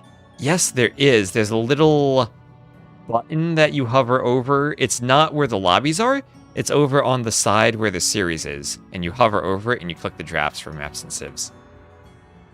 So let me update my scoreboard too. Ah, I see it. Okay.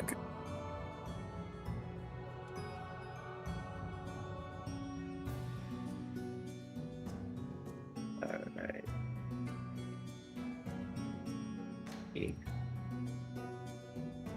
David draft. That's a game 1 win for JorDan on Valley. And turns out Persians are a very good late game civ. Yeah, who knew?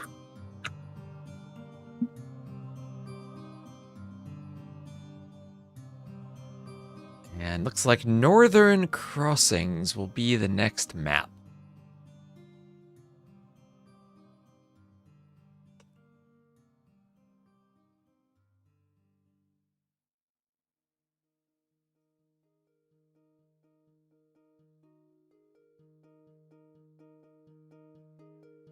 What a quitter, he still had bills? Well, it doesn't matter if you still have bills if there's no resources to collect.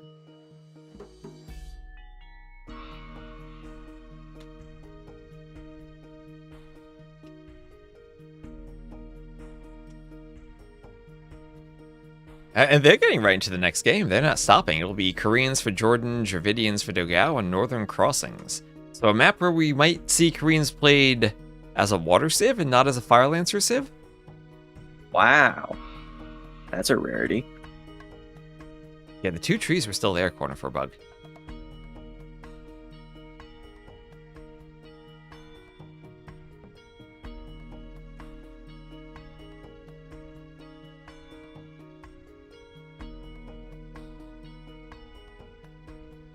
Yeah, transports or water siege towers. I guess, but they don't get a speed boost. Oh my gosh. But they have 20 capacity. You could hop Fire Lancers in and out of transports around the coast and raid with them. You could. Oh, chat, what type of ideas are you having?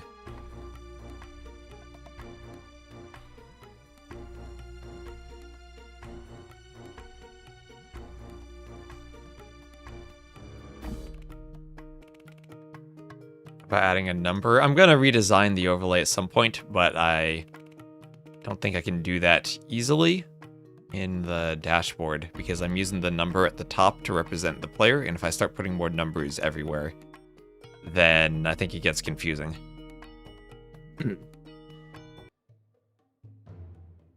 All right, Northern Crossing. So JorDan will be the blue Koreans to the west and dogao, the red Dravidians, to the east. This map does have a bunch of shallows, this time in the north and in the south. In the middle, there is a bare island with a relic, a couple of gold tiles, and some stone. I have no idea what to expect on this map because the shallows are pretty useful. You have to be careful pushing in the ibexes because they are usually pretty far from your TC. Yeah, I imagine this map push. will just be played out like Northern Isles, which is obviously what it's based on. Yeah, 'Cause- and the thing about the crossings is that you can't really wall them off because of the one tile of rock terrain behind the coast.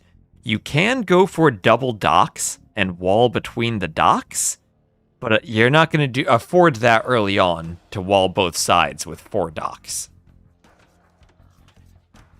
Yeah. So it's really the only way you secure these shallows is through water. Yes. The players are probably just going to play water.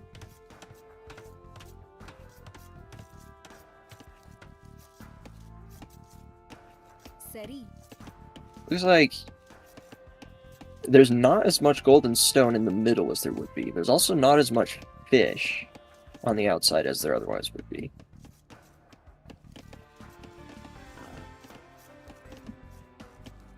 Yeah, this is pretty much exactly Northern Isles, but just tweaked a bit to have those shallows. Shallows here are placed indeed by dead fish traps, so that is a wonderful bit of map hacking. I was thinking at one point it might be nice to have this map with bridges, but those are harder to get working. I think that would almost be better for the map strategically, because then you have to prioritize, do you want to play the middle and take control of the island, or do you want to play for the outside and have the fish? Yeah, bridges, of course, would block the passage like a campaign scenario. Yeah.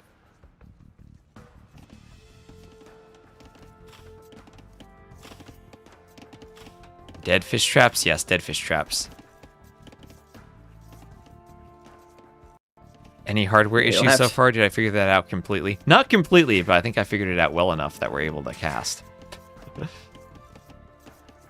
It's good enough. Yeah, you'll have to talk to T-West about map scripting. I am completely incompetent about maps, coding, computers in general. Yeah, so, like, if you place a farm, you change the terrain underneath the farm. That was the old bug with cracked terrain, that you could use farms to remove the cracked terrain, and then build buildings on top of where the farm foundations were if you placed them and deleted them, and then you wouldn't get the penalty.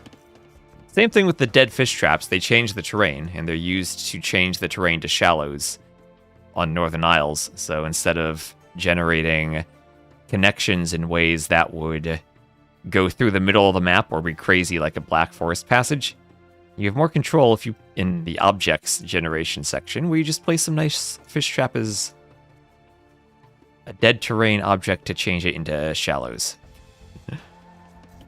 Ones and zeros, yes.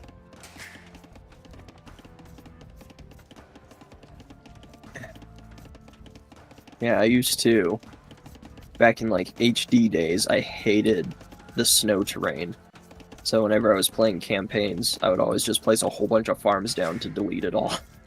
That was the way to do it.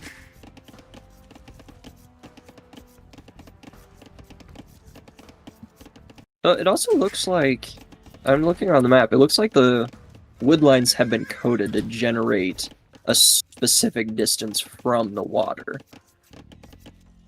Yeah, so looks... The wood lines on this map, so there are two things, right? The shallows going on, the wood lines at specific kind of coordinates. The wood lines have to stay far from the water, but it's hard to make them stay far from each other. If you saw on Red Bull, a couple of maps had like one tile a tree along the edge of the map. That's because the wood lines were trying to avoid something and then getting pushed along the edge of the map where that was the only room they had.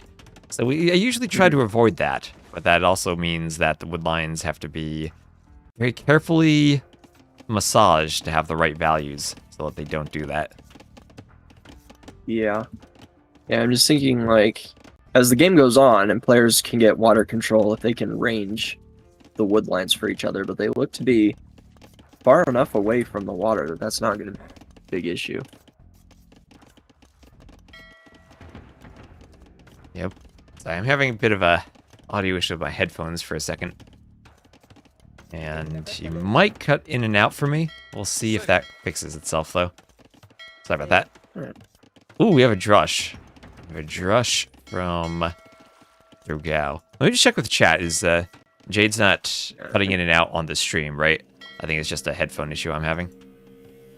Yeah, this looks like Men-at-Arms forward range play. Might also see a tower behind the wood line. Yeah.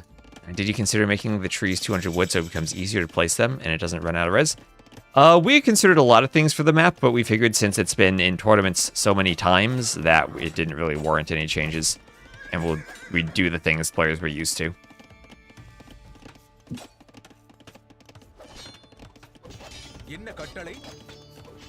Yep, Man-at-Arms is coming in, there's the range, and there's the tower behind the wood line.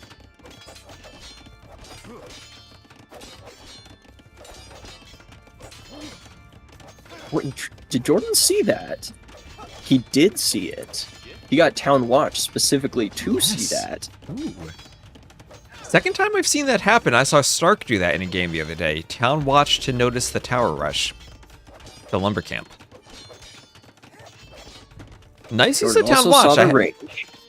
Yeah, I haven't really seen Town Watch used like that, like immediately when you click Feudal before, but players are picking up on it, and it's been great, as now he'll deny the tower.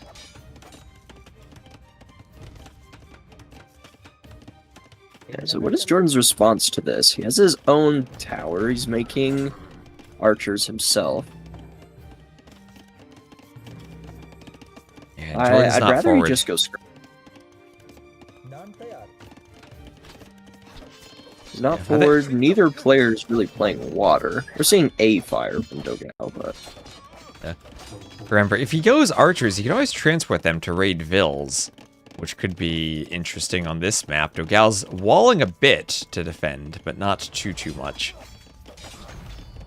Yeah, in Koreans they have the cheaper ranged units, wood-wise. But Dravidian skirms do fire faster, so they are quite a bit scarier.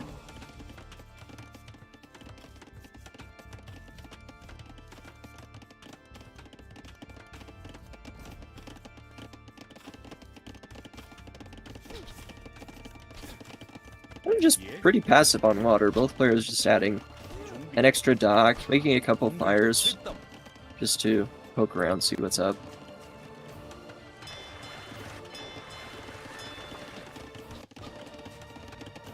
Yeah, interesting to see the map played without much of a water focus.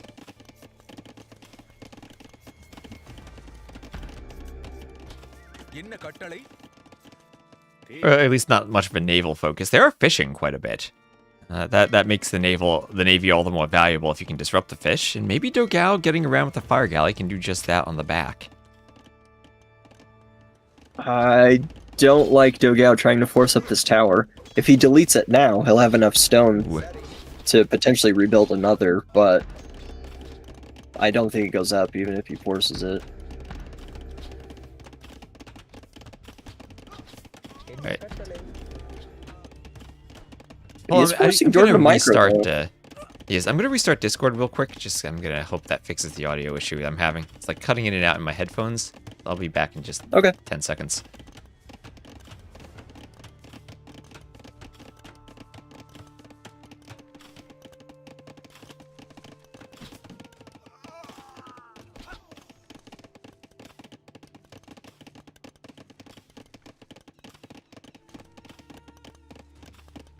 %. Alright, hopefully that fixes it. dogao tried to force up the tower. Both vills are dead. It's at 99%. So, Town Watch, most valuable technology, as now Jordan... Now, as you said, skirms might help more against the forward archers, but here's Jordan, ready to raid. Is there an overchop? No overchop yet. And dogao doing a great job making sure he's fully walled. But he's chopped so much that maybe the vills could be hit. He had to do a defensive range at home now for skirms. And had to commit to 2 ranges, so that's a bit more wood he's had to spend. But I do like that the archers are using the crossings here. Yeah, this is a nice use of the map. I still think the transport's the better way to go. I don't know where Jordan's transport is, though. It's just chilling in the north. Yeah, it's in the back. And hard to see the blue dot on the mini-map on the water, but it's there. Yeah, Jordan's also on stone, so he's planning on guard tower. Those Koreans, that's a pretty good option. Could go guard tower fire lancer. Yeah, I can't imagine he'll try to go for war wagons, just with Dravidian skirm being so good. But we'll see. 2 more vills coming over for dogao to finish that tower. I don't think it's really worth it at this point, but he's already committed.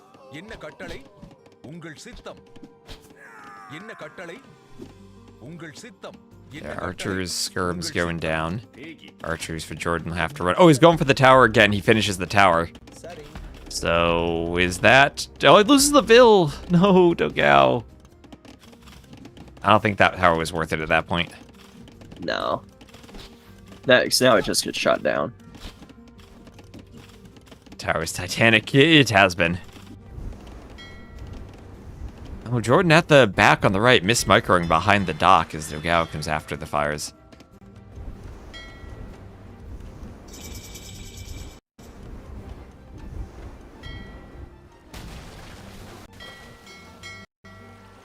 Castle Age for dogao, and he gets War Galley for enough.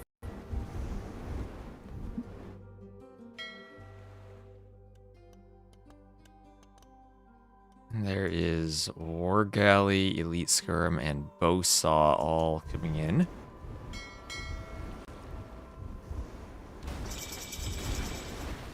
JorDan up to castle. What does JorDan do? He's banking up stone like he wants to go for a castle. Doesn't have the resources for a fast in. Those fire ships from dogao are nice. And good timing to get up before JorDan does.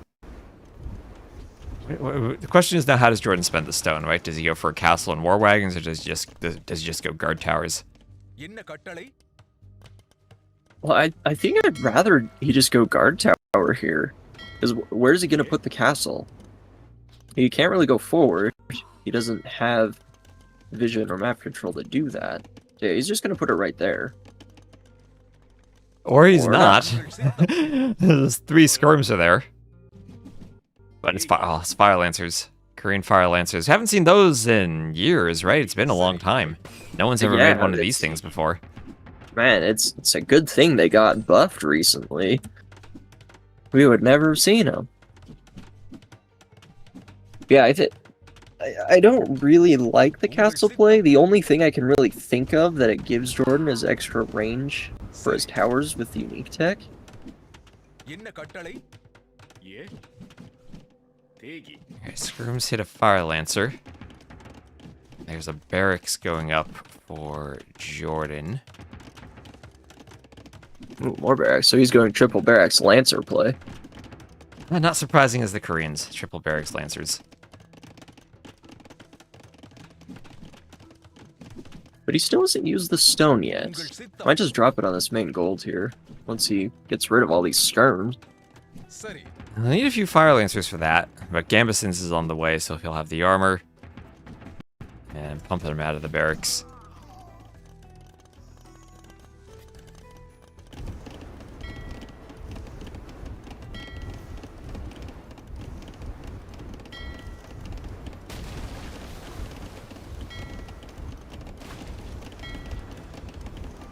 Yeah, I think JorDan's gonna have enough Lancers here. He can clear up all these skirm. Yeah, it's quite a few queued. He's doing the second armor at the blacksmith now. Yeah. He should be fine. With the Dravidian faster attack on skirm, it is easier to micro them.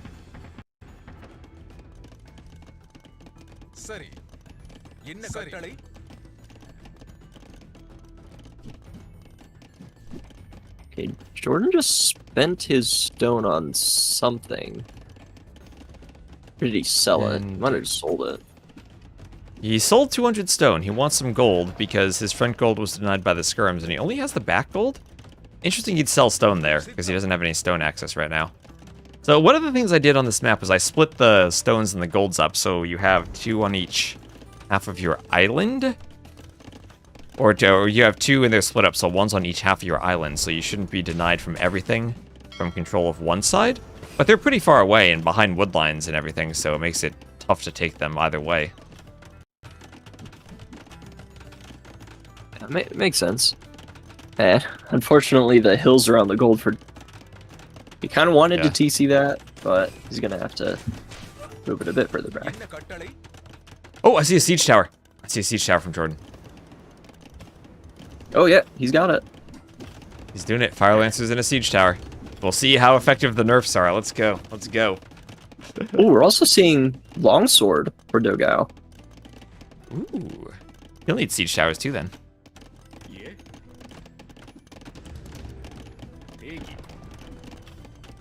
Only 5 in the tower. It's up to 3 TCs now. Jordan's just on the 2.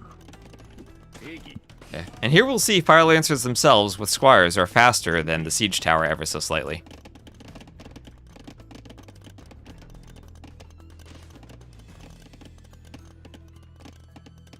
Barely. As minuscule faster as you can get. There's Squires for dogao. Oh, here's the transport. We're just gonna transport away? Heck yeah. Nice. The land versus water siege tower. And the transport's much faster, he'll get away. Okay, so dogao got the longsword upgrade. Where is he putting his barracks? He came forward with some bills. Is that what he wants here? He's just got a couple back up. Oh, JorDan has a fire. JorDan has a fire. Oh no.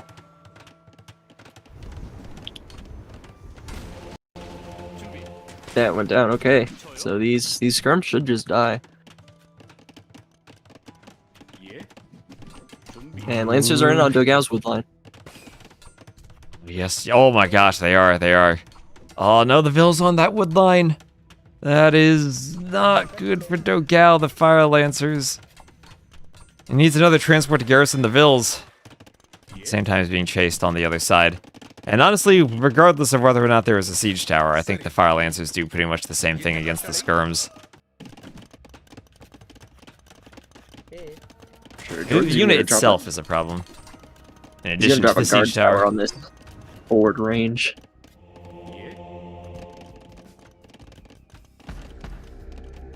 Gets control back of the stone.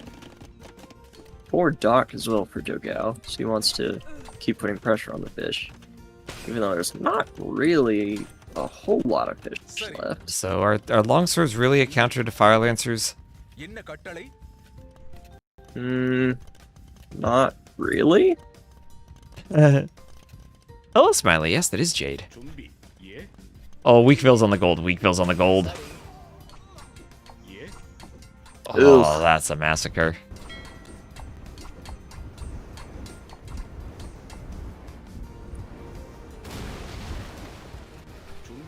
Here comes some reinforcements in the siege tower.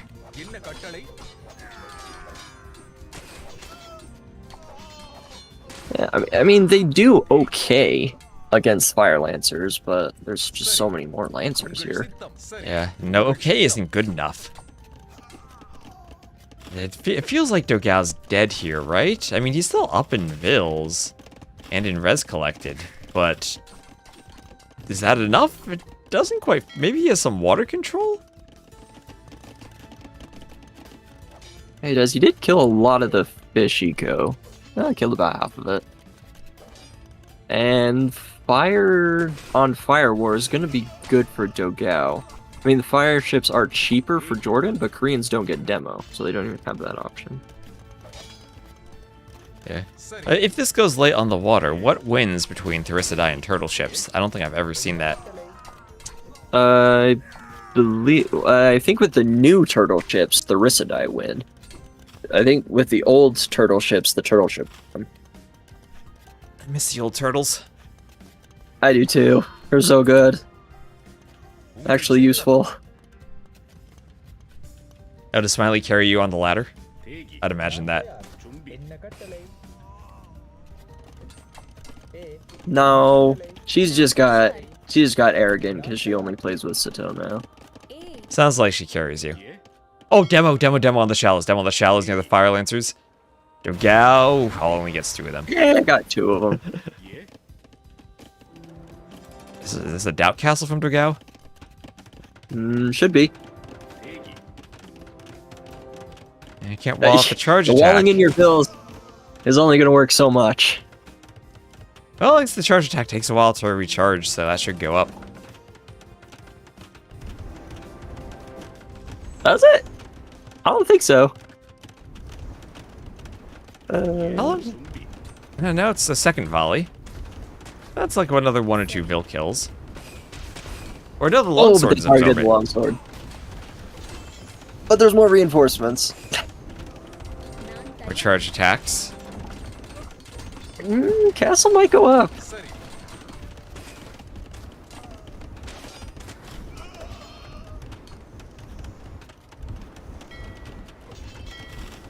Yeah, okay, looks like it goes up. It does, not a DauT castle. So dogao's up to imp. As soon as he clicks it, he just needs to click it. There he goes. And JorDan's not yet. He's gonna need to sell off some wood to actually go.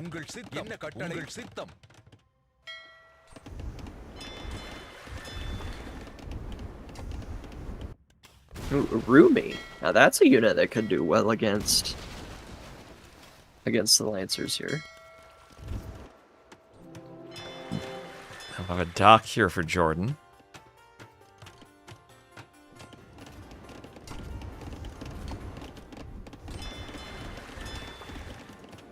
Okay, so Vil count is even. Neither player's made it to the middle yet. JorDan's gonna have long range keeps and cheaper navy.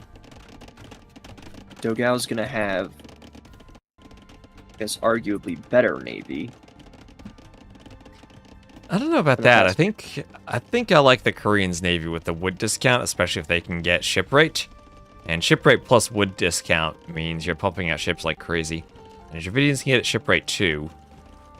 But I think I still prefer the Koreans and their discounts. Yep.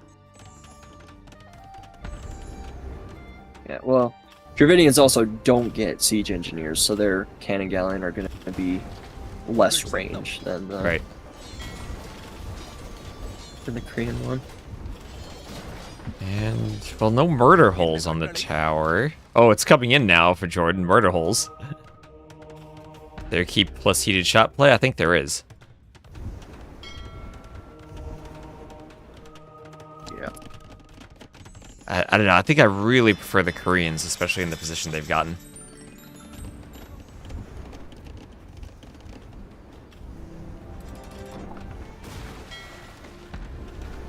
Players have so few bills on gold for if they want to play water.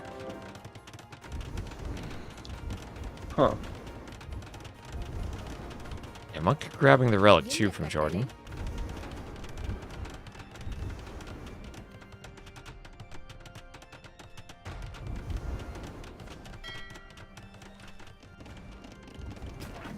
Now what does the relic count now? With that one in, it'll be 3 for JorDan and 1 for dogao. And the And one still in the one middle more is in the middle. still for anyone.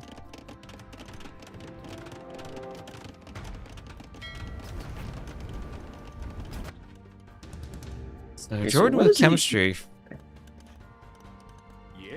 Yeah, I was gonna say he's gonna probably bombard cannon here to push the castle in the south, and fire lancer cannon. He's getting fast fire. So he doesn't want to push super quick. Because he'd just rather maintain control here. Usually you would see galleon, I think, from the Koreans. But I guess they can do fast fires just as well. The downside is they don't have demos themselves, so have to rely on the other 2 ship lines.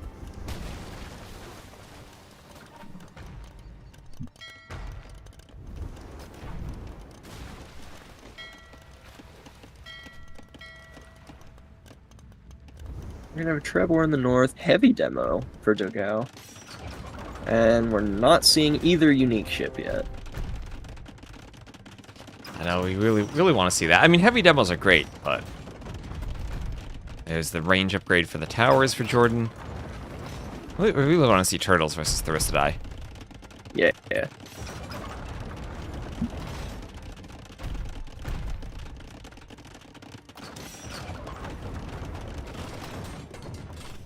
Ooh, Fire Lancers take out 2 trebs from dogao. That's what makes this unit so strong, that they can tank castle fire, destroy trebs. And all of a sudden, dogao's push in the south stopped. JorDan doesn't even have the last armor in, but they can still just run in and take it out. There's a GG. So 2-0 JorDan, nicely done. Town Watch was the key, right? Early on, stopping that early tower rush. Town Watch OP.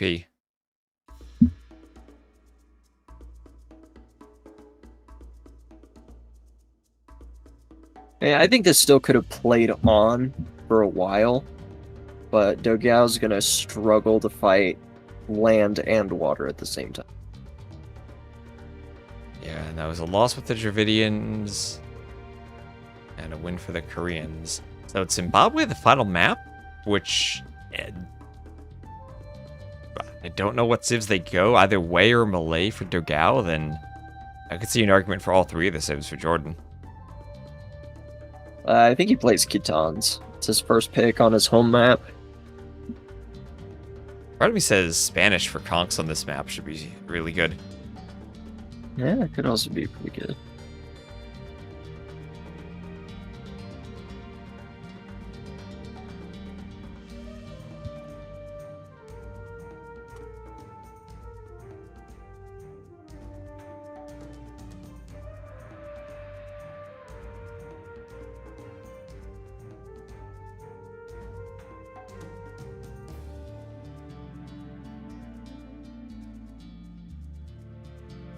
Sweet. Got his first pick there. Yeah, so it's Zimbabwe. Zimbabwe. All right. Tell us about this probably intentionally misnamed for copyright reasons map. I don't know why it's named like that, to be honest. Marintho made it, and that's what it's always been called. I don't know why it's named that instead of just Zimbabwe normally, but that's what we're here with. That's what we have here. Oh, did he also make Zhong? The spelling. That's what it's reminding me of. Probably, yes. He also made Tulo.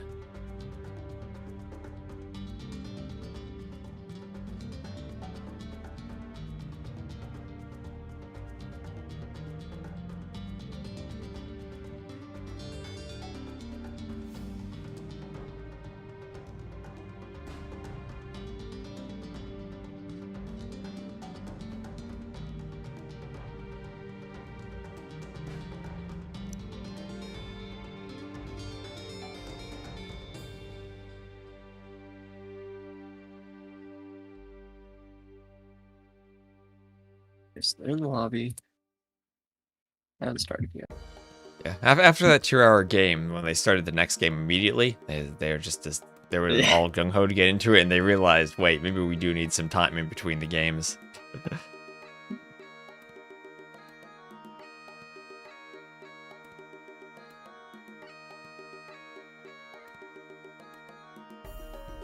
And who's after this? We have Kingston Uzzi in 2 hours. Yeah, I'll probably have to head off after this game. I probably But will as well. we had a good, nice, long one at least earlier.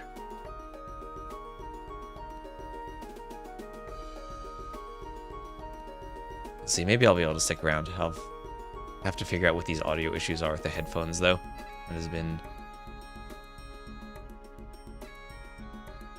tricky to deal with audio cutting in and out for me. But it's amazing that it's only for me and not for the stream. But Bluetooth issues have been a nightmare. Like I was saying last night, I was going into the Windows registry to delete devices that I couldn't disconnect. I fell down all those hairs in the middle of Valley do nothing compared to the rabbit hole I went down.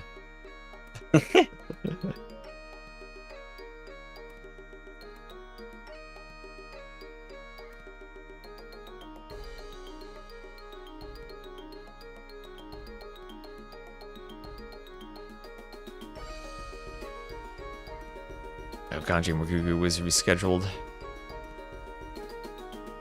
Yeah.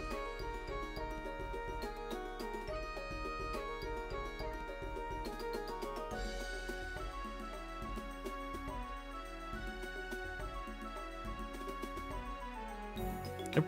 And here we go.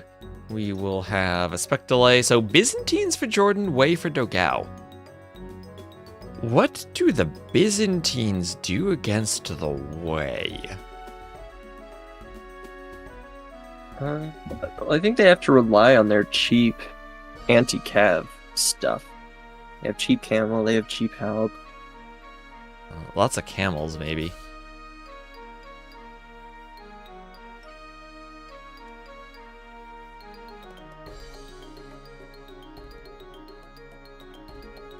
Byzantine's an interesting pick here. That's his last pick. Yeah, but I mean, there are good closed maps, Civ. Yeah, maybe his plan is camels against the Way. I'm not really sure. From all the games I've seen, the Way basically going 3 unique units have been extremely strong, both with that and their eco behind them. Extra vills, getting several extra vills in the feudal age and then again the castle age, has proven to be an incredible eco bonus.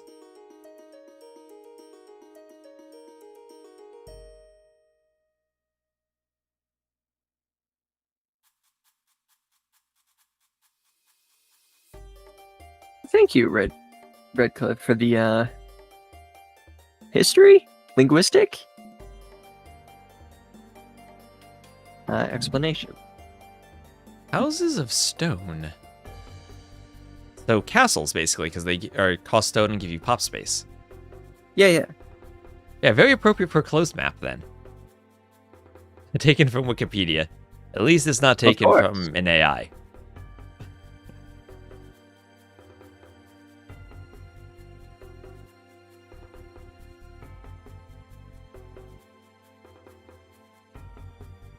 Okay.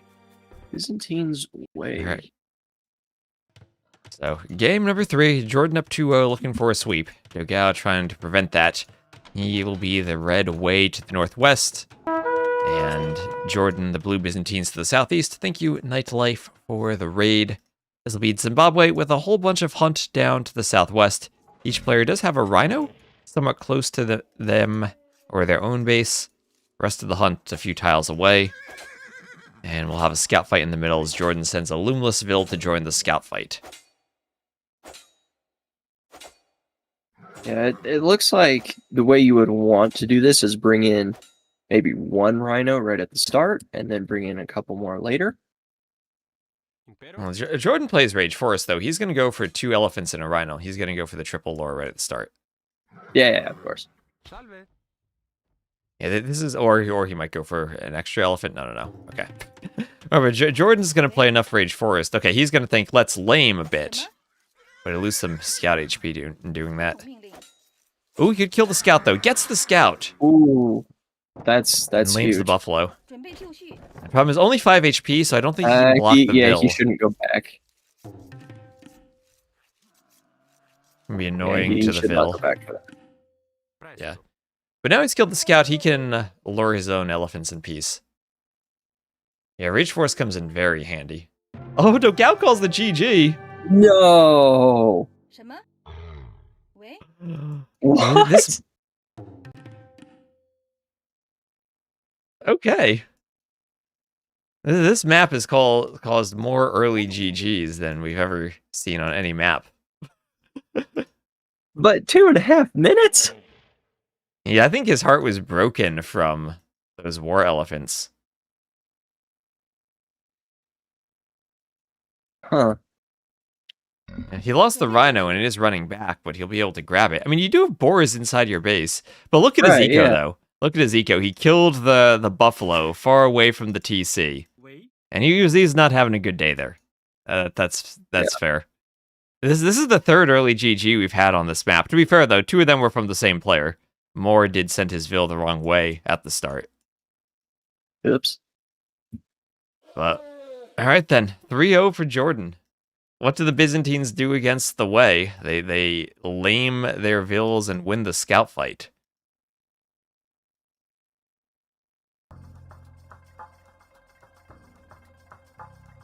JorDan higher idle eco? Yeah, I mean, JorDan was idling that Vil down there on the house. Yeah. Yeah. But even so, he just brings his scout back. He can bring in 2 or maybe even 3 of these at the same time.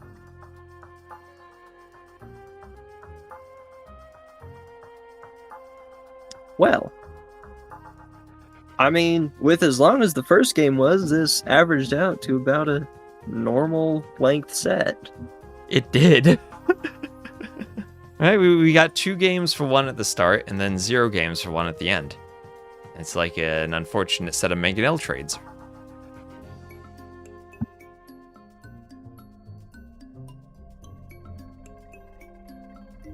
Alright, but it looks like 2 of the other sets that were going on today did indeed get canceled because Margugu Ganji was rescheduled, and also the earlier one, Z40, and player whose name began with a C, I forget who it was. Was that Kapach? No. That got canceled. No, it wasn't Kapach. It wasn't Kimbito. Oh my gosh, I'm forgetting what that was. It's no, it was Kapach. Yeah, Z40 Kapach. Yeah, they got canceled earlier today, and Ganji Margugu is also canceled. So we got a 2-hour break before the next live set for KingstoNe Uzzi. Not sure if I'll be around to cast that though. I probably will be, but I'm gonna go get some food between. Food is good. All right, so I think that's all the live sets out of the way then. So I guess thanks for casting with me today. Then it was I desperately fixed my audio issues and just in the nick of time last night, and it was fun. We had a great elephant game. Yeah, this is a good time. I had a lot of fun. It was great. Then. So Yep, 2-hour break for me, and then I'll probably cast the next set when it happens. All right, I might keep streaming for a bit myself, but let me just give you another shout out. So go shout out Jade Arrow Gamer. Go give him a follow. Am I even following? I might not even be following. Let me click the follow button myself for my own shout out.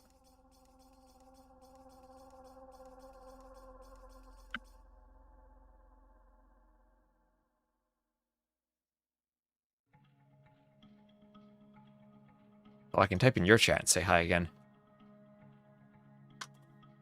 Oh, thank you.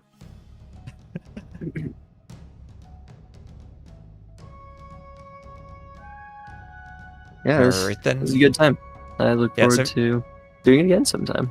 Yes, definitely. So if you're gonna hop off, I'm gonna check the stream together thing, and I will end that. Because now I'm questioning where I do that. Like, I closed the window that was doing it, and I don't know how I closed that, but I did. And now it's on Twitch somewhere. Yeah, the chats indeed have been combined, but I need to end that, and I don't have the option to end it. Wait a minute. What are you doing? What is this UI?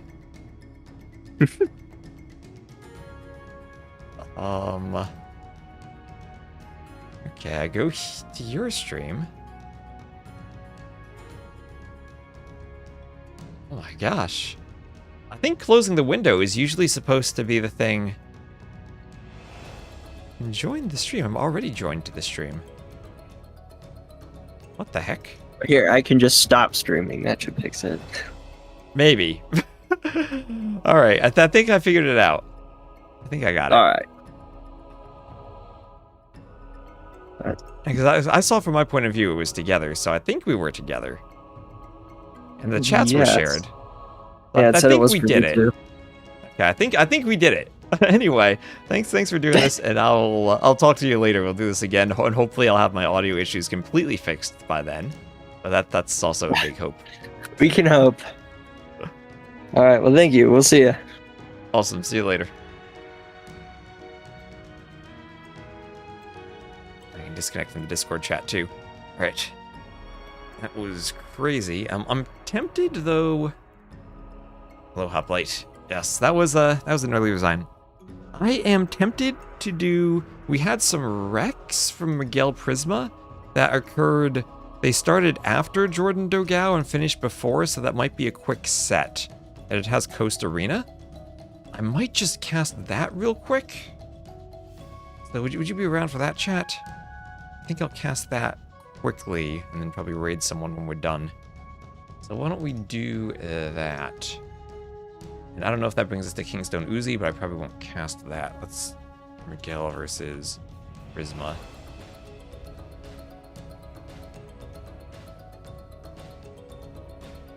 As we were cheated out of a quick game at the end there. I wanted to see some clown masterpieces on Zimbabwe.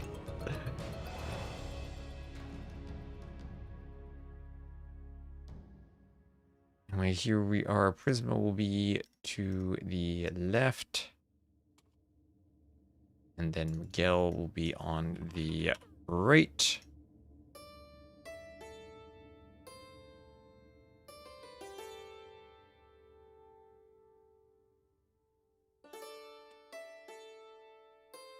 And I'll get an ad between the games to get that out of the way.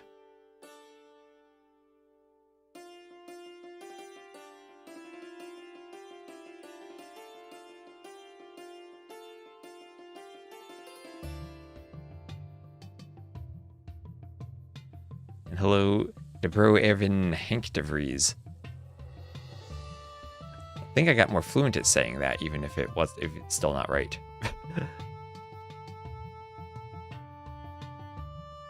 Nice. Alright, so I'll just do an ad and download the Rex, and we'll do this set. And I'll probably fast forward a bit through the set, because I'm hungry and need to eat lunch myself. But at least we'll get it casted, and maybe I'll save Kingstone Uzzi for another day. There's still going to be a while.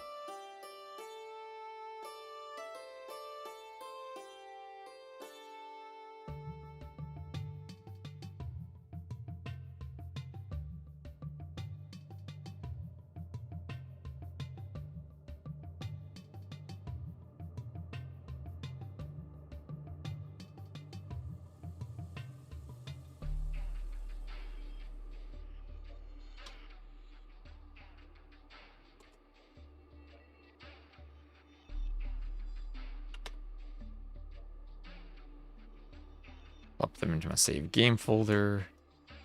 And we will be good. I'm going to take a quick break, though. And I'm going to... 3-second ad. I'm going to turn my heat on now that we're not in the voice chat. So I will be right back. And then we'll check out how the noise filter on the mic does at keeping the heat off out of the stream here.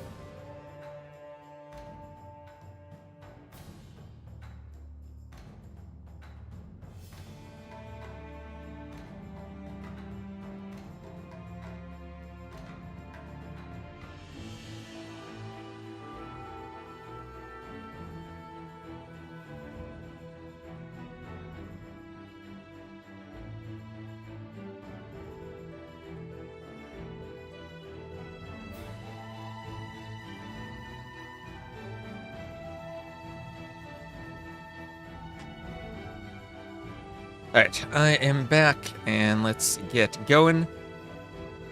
So let me know on the microphone, do you hear any background noise right now? Or is the noise filter successfully taking the heat out of the equation? If we're good, then we'll go with it. And if not, then I'll take a short break and change the heating situation. But hopefully we're good, because people were telling me this has been good. So we will have Prisma playing as the yellow Japanese to the northwest, and Miguel as the blue Bengalis to the southeast. Yeah, that's the downside right now about co-casting, is that I have the noise filter, but I apply the filter in OBS. I'll need to find a filter that I can apply directly in Reaper, so that it then gets sent to the to Discord too. Just noise filter successfully, just some AoE2 background music. All right, let's see. I'm trying to cast with.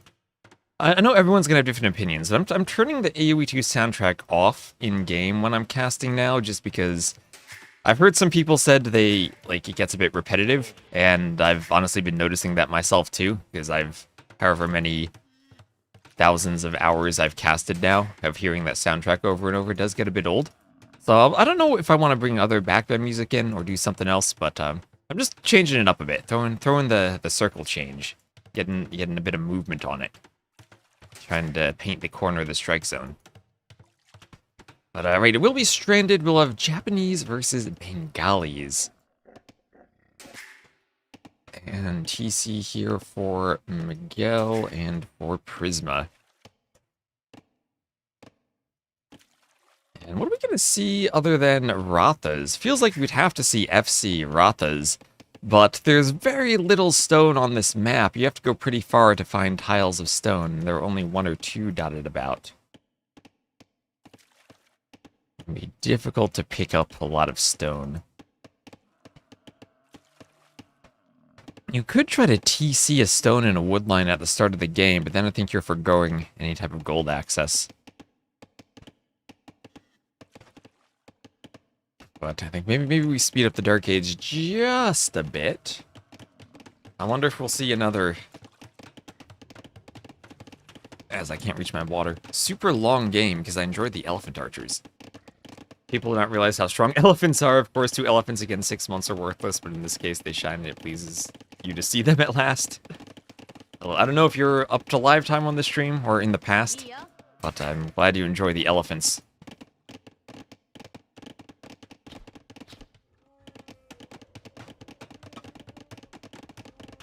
So that elephant will be lured in by Prisma to the TC.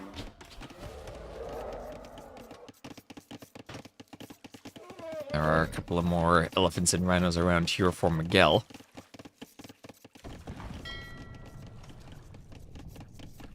There's another house does go up for Miguel. This will be, looks like the 2-hill variation. Maybe it's the 4-hill? I think this is the 2-hill variation of Stranded. I very carefully balanced the hills in the middle, and I'm realizing I might need to do the same thing now for some golds and stones in the middle of Coast Arena. So Coast Arena might undergo a bit of an overhaul.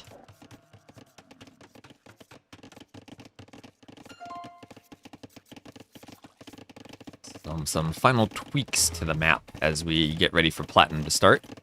We had a whole bunch of gold games played today. So we'll have Feudal Age on the way, both for Miguel and for Prisma. Miguel up just a bit faster. And second dock going around the outside for Prisma. Same thing for Miguel. They're both docking a corner, trying to take more fish from the corners. I think we can speed up just a bit more as, ooh, Buffalo blocking the elephant and the Vil. Houses for Prisma, and both up to Feudal. Let's see, Loom on the way for Prisma. Has some fishing ships added in for both 7 to 8. Miguel will loop around the outside with his fires now and try to get into the docks and the fish of Prisma. But as the Japanese, Prisma should be able to defend very well as those high HP armored fishing ships. And the blacksmith will go up for him in the back. A few archers coming out for Prisma from that range. And now Loom on the way for Miguel. And he's sending fire galleys both to both clockwise and counterclockwise in both directions. No, Bob, you are thinking of Empire Wars, where this map would be bugged, but this is correct for TTL. Looks quite fine to me. Maybe it's slightly unfair that the stones aren't as close to Miguel as they are for Prisma, so I'm not sure what to do there, but I will make a note for myself about that.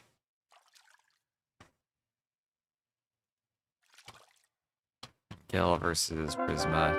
And oh, thank you, Wouchers, for the sub. Sweet Jean, I shall avenge thee. Thank you very much. That's also a tier 1 that'll count towards Partner Plus. This month is like my record for subs, other than that one time that...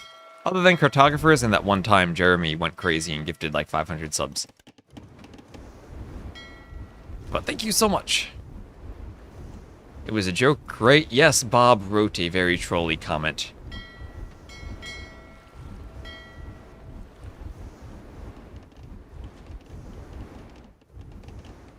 Play against only not Civ pickers. I'm so bored to play against a guy who played 9k guys with the same Civ. I would love to bring back random Civs as a better option than not Civ picking, yes. Do I think Red Bull is the reason for the subs? Absolutely. Absolutely. Well, that and also because January, right? Because usually in terms of Twitch, like September is like the worst month for streaming because everyone, not only is it still warm in, putting Australia aside, in most English-speaking countries, it's still warm, and the archers from Prisma will come in on the woodline from Miguel, but it's also back to school time, so people are still outside, but they're done with their vacations and they're on work, so they have less Twitch time. And that's why Twitch does September during September, because it's a way to drive viewership during what is otherwise a down month.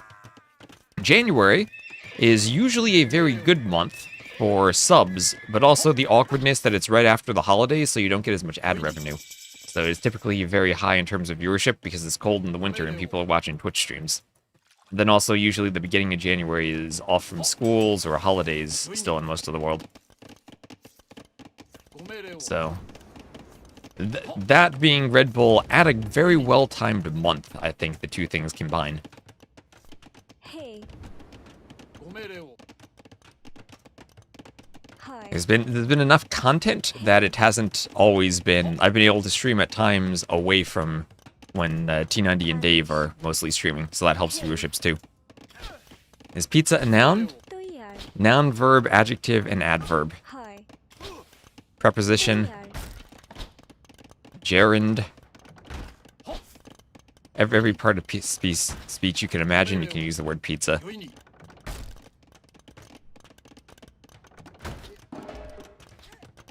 So, Scorpion defense from Miguel as they're both up to castle. He has done a great job of harassing the fish with those fires, even though the fish are Japanese fishing ships. And we now have a 42-28 villager lead for Miguel. And so far, so good. Everything's working in his favor. The only thing is he hasn't really gotten stone for Rathas yet.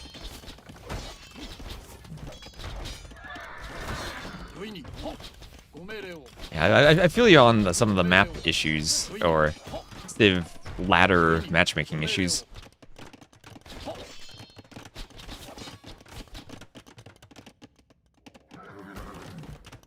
Yeah.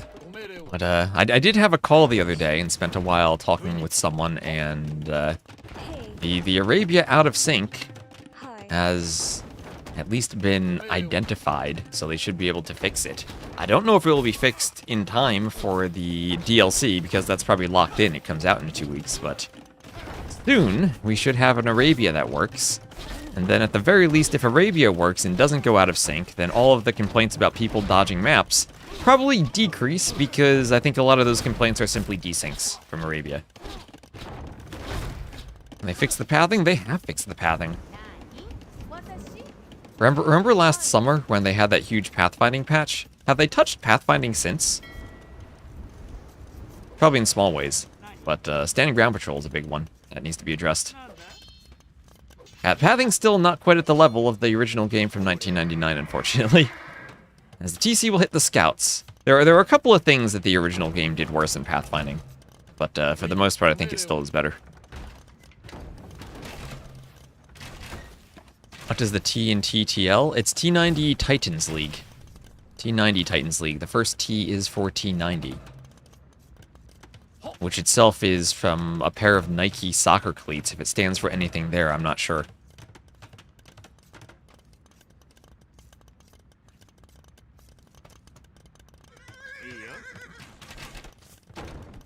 So, mangonels against light cav. Light cav on the hill will tear one mangonel to shreds. How is only one light cav able to attack that with all the patrol stacking we've had?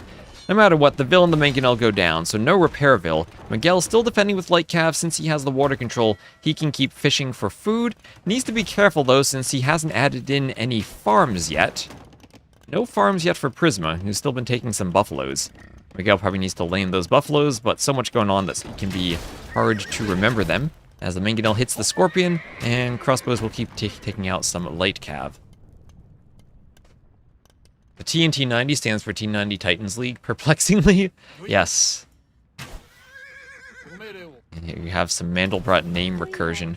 Ooh, Miguel, the Vil's running the wrong way around the market. He wanted to garrison in the TC, right? Did they just decide to pathfind that way? Or did he misclick? Was he sending Vils out to the coast? I thought they been running to the TC and they ran the wrong way. Well, he still has a good Vil lead.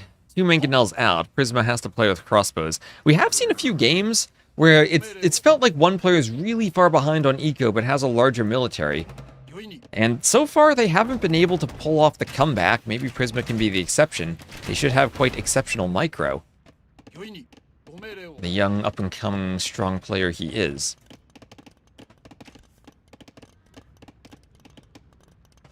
Hi. Adesh.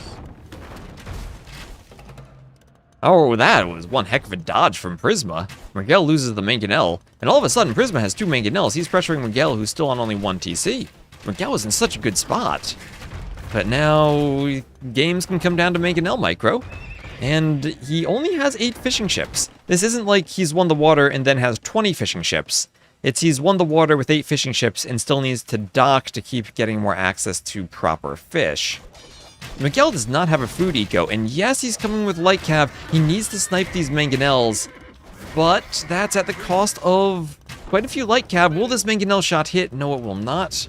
Another mangonel out for Prisma, and as each time Miguel snipes a mangonel, he buys himself more time. What are these Vils doing over here? Where are they going? Miguel doesn't have any stone left. He needs to repair that mangonel. That's an entire village sent to repair the mangonel. He'll look to raid with light cav, but Prisma's eco, look at how small and compact this is. Prisma's 0 on food, and he is doing the idle the TC, micro the crossbows 0 on food build. If you're saying maybe Miguel's micro looks a bit sloppy, that's because he still has an economy. That huge Vil lead. 15 to 20 extra Vils just means he has more to micro, distracting him from the mangonels. There he goes, gets a good hit in the back. No ballistics, so you really do have to pay attention to micro these crossbows. And Miguel completely idled on the outside. He walled this, but is being chased by Prisma's crossbows. He's diving the TC, but he's going to lose the light cav to the TC. Has 2 armor on them, but that's not going to be enough. And all of a sudden, Miguel's lost all of his military, 21 military to 9, but the 9 is mostly the 6 fire galleys on the water. The crossbows are massacring his Vils. Oh no. Wait, where's that mangonel? The mangonel doesn't get a shot off. Miguel pushed off of this gold. Absolute disaster for Miguel. Prisma will destroy the monastery foundation with the crossbows. And Prisma still has the workshop for it. Prisma's housed. How does he have so much population that he's housed? Lost the population somewhere. We'll do a university, so he's getting ready for ballistics. 0 Vils on food. Food is a waste on this map. Just micro the crossbows. That's what I've learned so far in TTL. Well, it hasn't been the most successful strategy, but it's definitely has merit to it, as Prisma's showing here. No fish, no problem. Oh, this is great. Is there another RTS that is better at pathfinding that would fit AoE 2? Not that I know of, honestly.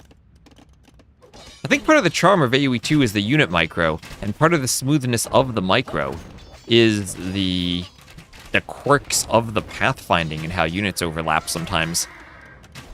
So finally a good mangonel shot. Yes, there we go. Miguel landing the mangonel shots that he needs. But 2 mangonels for Prisma. They hit nothing. 3 mangonels for Prisma. How did they all in Garrison and Clown Car? Workshop there. StarCraft 2 doesn't really fit the AoE 2 theme, though. I'd broadly accept any historical RTS that's not like a World War II era or World War I era RTS, like pre-1900s era, versus a sci-fi one. Partially due to the fact units can push others out of the way. Yeah, and when they tried that in AoE 2, it was awful. It was, I don't know if there were just nuances about the implementation, but they had a thing where units could push each other out of the way, and it was a complete disaster. Your units would move themselves when you weren't expecting it, and it was as much of a disaster as Miguel's TC, as this will go down, and he'll call the GG right before it goes down, and Prisma, 11 seconds of idle time, 0 vills on food, no problem. If you don't need food, you don't need to expand your eco, and the starting TC with 1 woodline and 1 gold is enough for him. Maybe Miguel just needed a tower there to keep Prisma off the wood. You wall that in and then Prisma can't get up. I don't know, but what the heck was that? Amazing gameplay from Prisma to massacre all of Miguel's vills. Maybe Miguel needed a second TC somewhere so he could garrison? Maybe he needed more fish to make up for the farms that were denied? I don't know, that was crazy.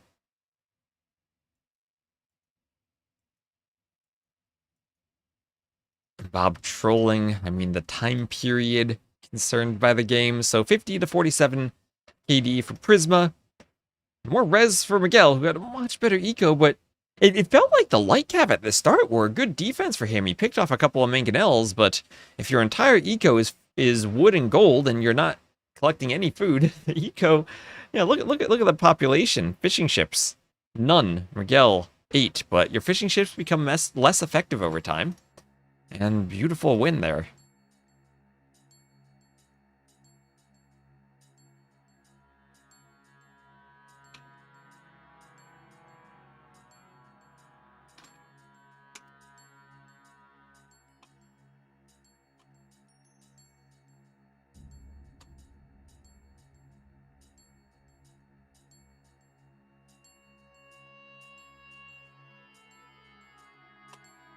Center Hill makes it easier to Huang. I haven't seen the pure Huang succeed on the map, but I have seen promise from what Prisma had done. I haven't seen it succeed yet, but definitely an interesting strat. We'll keep our eyes on it. So right, add between the games and then update the scoreboard. That's 1-0 for Prisma. Maps will be Prisma winning Stranded, and Civs will be... That was the Japanese over the Bengalis. No Rathas for Miguel. And not a map where I think we'll see Phosphoros, because as I said, the stones are quite rare there. This was a Huang match. I have seen straight FC Mangonel-ish stuff like that before. Do we call that a Huang? I'm thinking Huang has to have Celts, though, because I have seen legit Celts picked on that map before. But this is like the 3rd time I think I've seen this basic 0 food all-in crossbow mangonel strategy. And it does seem to be working pretty well.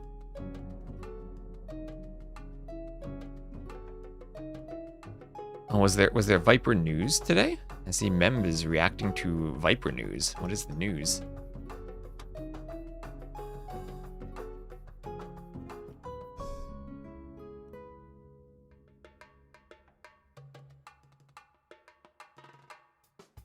Okay, explain the whole GL stuff. There's a lot of nuances. All right. Is there a link to it? Is there like a YouTube video?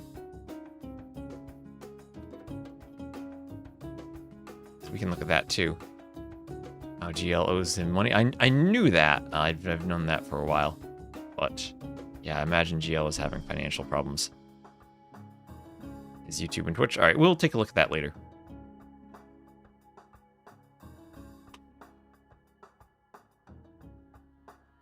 So, looks like we're done with the ads, so ready for game number 2.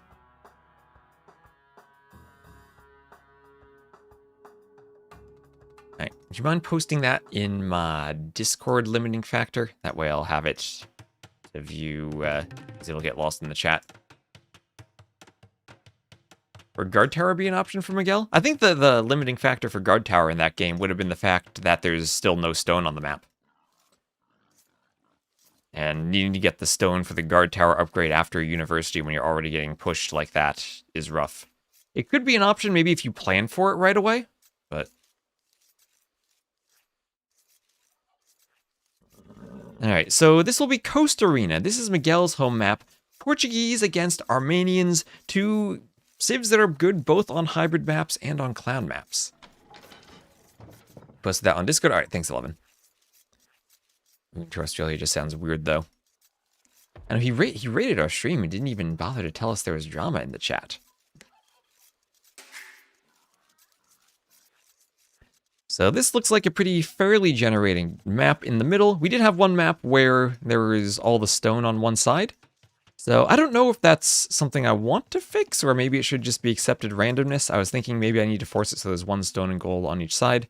Not entirely sure, though. But I'll give that a good think. And we'll take the boar in the middle. Because Coast Arena is already my longest and largest map script file. So I don't know if I really want to be hacking at it too much more. Yeah, we try to keep the chat chill here if we can. I don't really have to ban people. Hopefully people just kind of pick up all that, it's less trolly. Leave when their trolls are not accepted. Olá. Estou pronto. So dock for Prisma. I'm still not sold on docking the oysters and taking the gold right away, but maybe you want the dock there for later. This is a cool map. Is there a team version? There is a team version. It's originally made by the Mad Catter. If you look up some of his map packs, you'll find a version that works for teams. For TTL, I don't have it working for teams. I was very meticulous about getting 3 gates to spawn for each player, but I don't have that working for teams. There was a lot of hacky stuff I had to do for that, and I'd like to work that out more properly if I were to make a team game version. Now that's the unfortunate thing, and thank you, Survival Training, for the follow. And for TTL, I have to spend so much time getting the maps to work precisely for the 1v1 versions that I don't always have time to work them all for team games.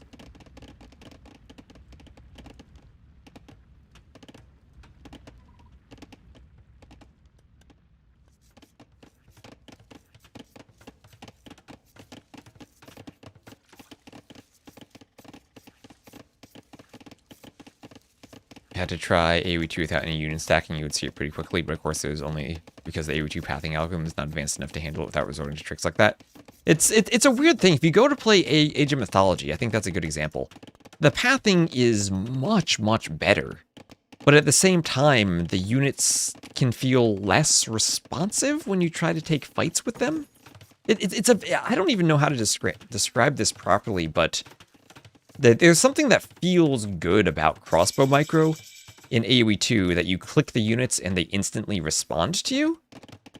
That isn't quite there to the same level in Age of Mythology. And even though the units don't bug out as much with the pathing, or you don't have the same stand ground patrol stack, there's something that, I don't know, I actually prefer AoE 2's unit movement. And I think that's a big reason why AoE 2 is still successful after all this time. It is very fluid.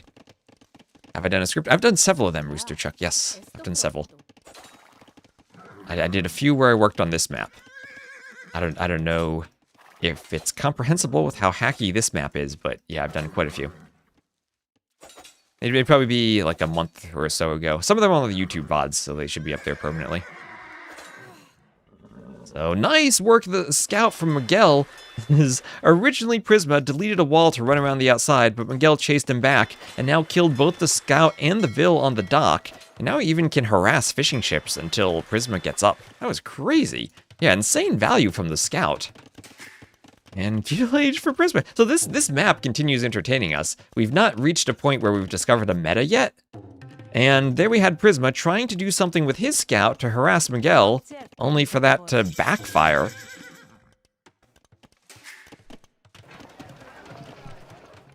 Miguel tables the turn, and it turns the favor for Prisma. So, market for Prisma, who doesn't yet have the wood for the blacksmith. And at this moment, Miguel, who went feudal faster, is on the water. Faster feudal benefiting the scout, so it gets the speed boost and attack upgrade, and also letting him pump out the galleys. So he will be behind if Prisma can get to the next stage and castle drop him. The gold and stone mines always are forward, so vulnerable to being castle dropped. But Miguel will chase the fishing ships to the corner. Chase them to the corner and hunt them down. Down they go.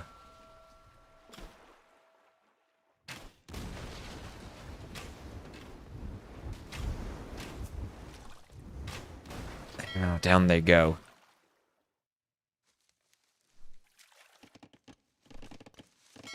And, well, so far so good for Miguel, up in res collected, doing his blacksmith. He won't even be too far behind in Castle Age.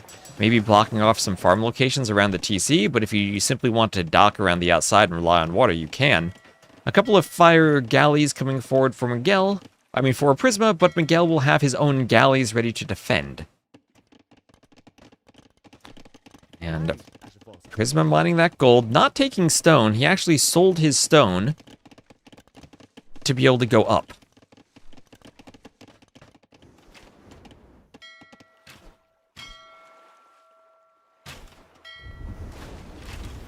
And fires hitting the galleys. And okay, nice play by the fires there. Miguel does not have fletching, and without fletching, you're not going to be fighting that effectively against the fires. But if you have the numbers, then it helps out. So everything going down. And around the outside, more fires for Prisma.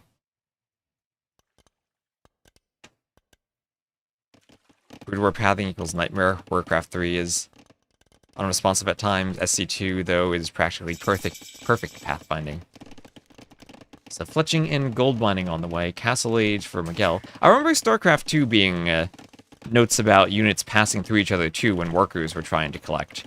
That's at least one thing that AoE 2 doesn't do. It does not make the villagers phase through each other. Although there have been attempts to do that in the past, and I think in AoE 1 DE they do that, and they stack up. But it is, from my experience, pretty awkward when they do. So, forward workshop for Prisma, as he'll want to pressure in the middle. He's gonna hope, okay, I'll lose the water, but I'll pressure the middle. 7 fishing ships for Miguel, but that's 7 versus 0.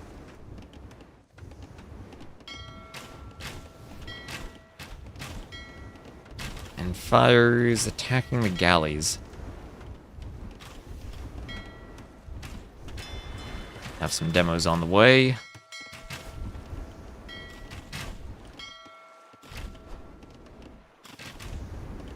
And will the demo be useful? No War Galley upgrade yet, but that could take out a couple of fires. And boom! Nice demo from Miguel. Miguel, a very seasoned galley player, a water player himself.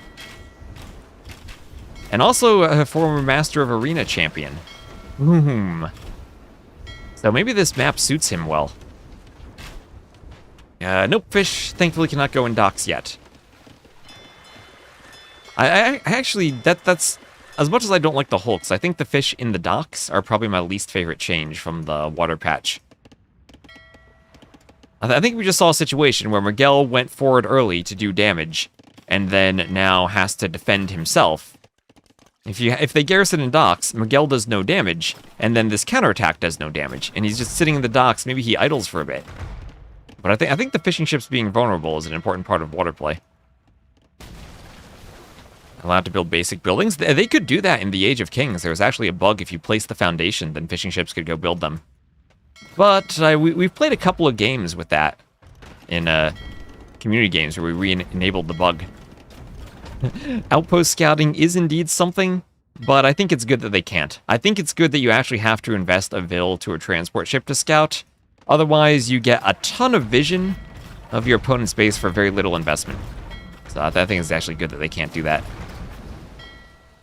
So War Galley versus Fire Ship now. as Prisma is pushing in, going for a ram push. Miguel trying to defend with a fortified church. Remember, he can train warrior priests. He has 2 inside that should probably be fighting, and he will try to take down the ram. The fortified church will survive as the scorpions are hit by the priests, and that was a push on the diagonal gate, and the scorpions are pushed back.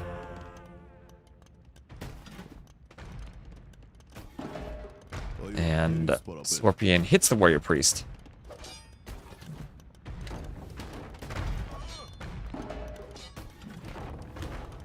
And oh, don't mangonel your own warrior priests.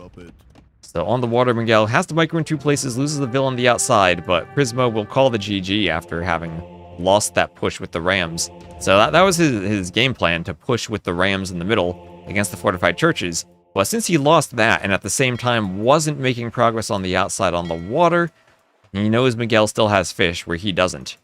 But yeah, talking about the water balance, this is something where Miguel wants to do a few galleys in feudal to harass the fish of Prisma.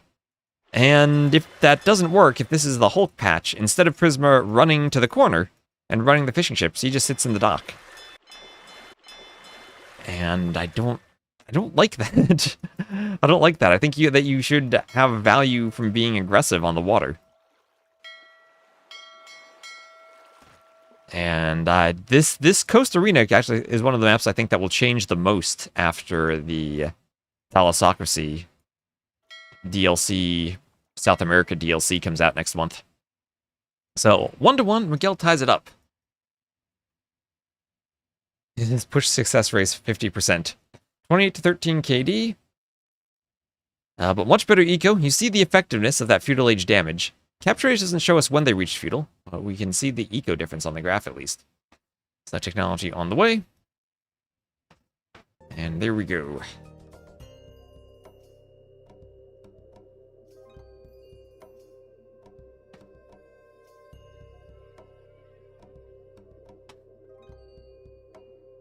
So let's double check, just get my ads out of the way between games. And then update the scoreboard. So 1-1, Miguel and Prisma are tied. And that'll be a win on Coast Arena for Miguel. And we'll see Valley. Do you think we see another 2-hour game on Valley? We probably do see Mongols. I guess this is Mongols versus Hindustanis, maybe.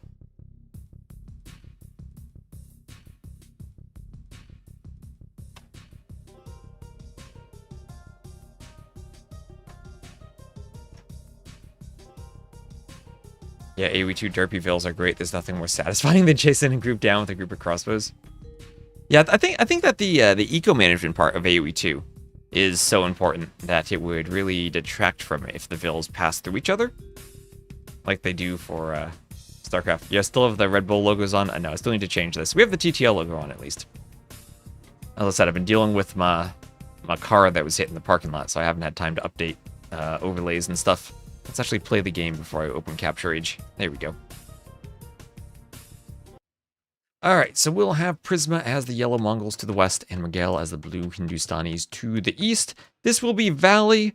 Do you think we'll see war elephants again? No, we won't, because these cities don't have elephants, sadly. There is a ton of hunt in the middle. Will the hunt be taken at 30 seconds into the game or 1 hour, 40 minutes into the game? With the Mongols from Prisma, I would guess early on.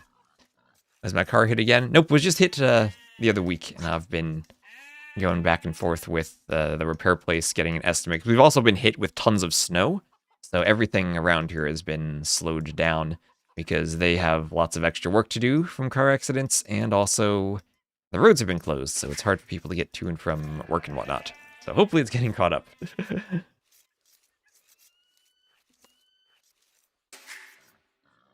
So I have learned very well, as I said this earlier, but Cobra cars in AoE 2, much tankier than IRL cars. My car would not survive a mangonel shot like a Cobra car does. One of the least realistic parts of AoE 2, the Cobra cars are way too tanky. So Boar being lured in from Prisma. He is the Mongols. He will have that great Mongolian hunt bonus. Oop, not getting it right under the TC, though. Has to take a couple of extra hits to lure it properly. There it goes. and he'll try to push in the ibex.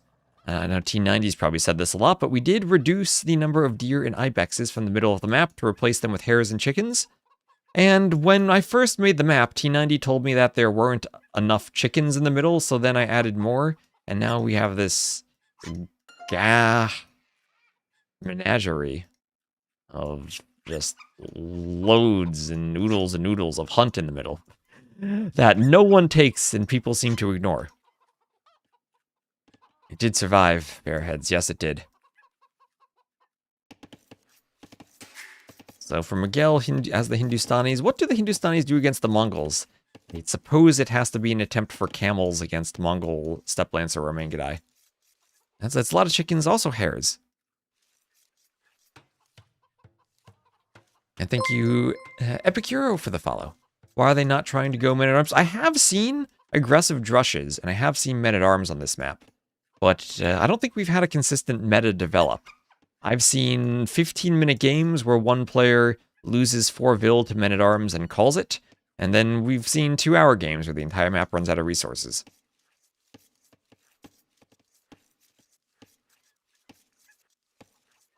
just a few more chickens you want? Just a few more. Because the original map, you spend the entire game pushing deer. And maybe you'll push in a few ibexes here, but they are more spread out, harder to find, it takes more time. And there are not nearly as many deer, where in the past you simply would wall yourself up. We also reduced the amount of wood so it's more open.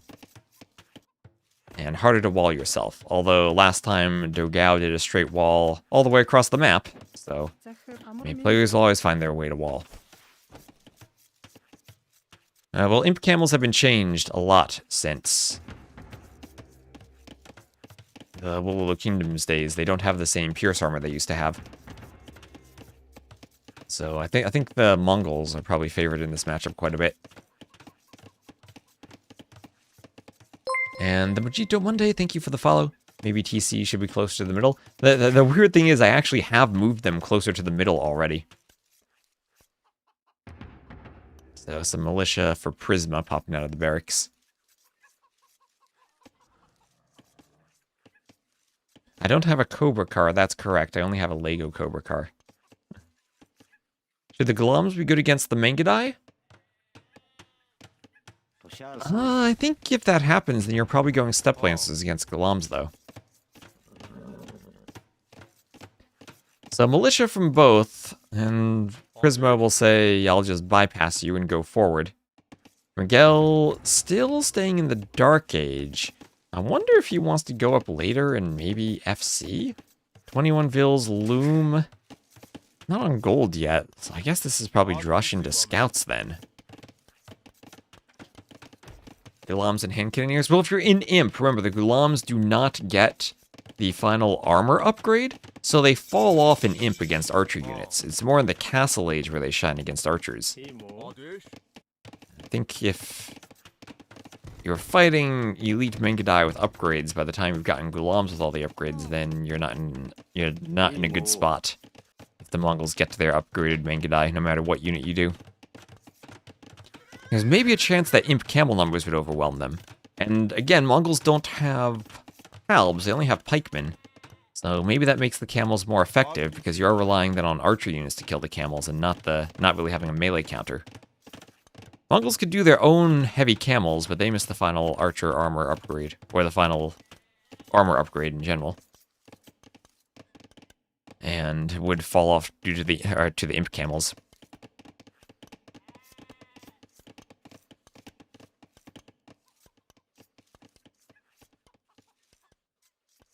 Full Metal Zim.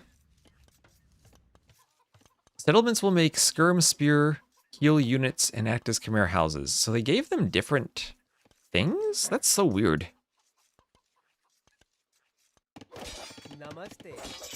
It's so weird to have the same building do completely different things for different civs. Allow? Allow what? This game is the interesting one. Okay. So we do have the scout harassing the archers. Early archer opening from Prisma. As Miguel goes up, our Mongol player will be in the middle. Reminds you of another map in an S tier 2 to 3 years ago? What map is that? There was Dry River, which was a map we had for ECL that was used in Noble Apartment Cup.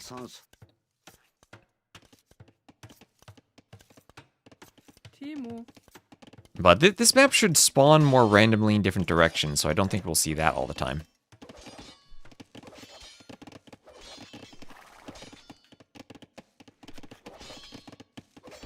That might be it. Might be. That had a whole bunch of shorefish in the middle and had a wider middle.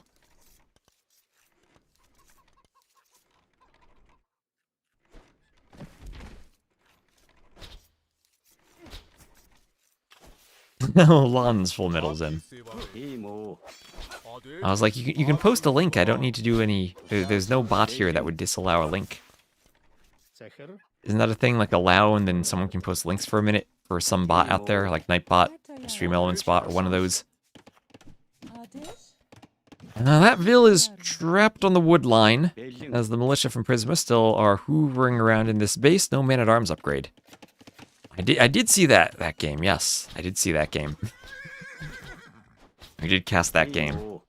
I hope T90 casted that one and enjoyed it. War Elephants at the end definitely made it worthwhile. Are heroes considered hunt for the Mongols? Yes, they are. Yes, indeed. The Mongolians gather these at ludicrous speed. And that's why Prisma picked Mongols for this map, and I think we'll probably see Mongols, if they're not banned, a favorite civ for Valley throughout this event. Unless Persian War Elephants just prove to be too strong. He casted the imp part of it. Well, that's the part that matters. That's what we saw.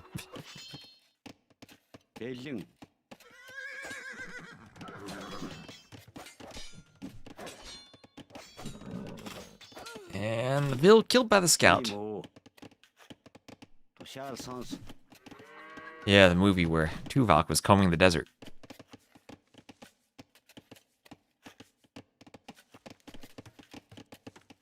You need 3 Vils per chicken because they carry more? Or because they gather so quickly they end up carrying more? And they fill their capacity? Alright, well Prisma, he's threatening with archers. The Vils from Miguel are gonna run back. And the militia in the back, still chased by skirms, but the skirms chasing militia means they're not chasing the archers. And Miguel will do a mining camp on his gold. It's like if you rotate your head, this is a lowercase h for Hera.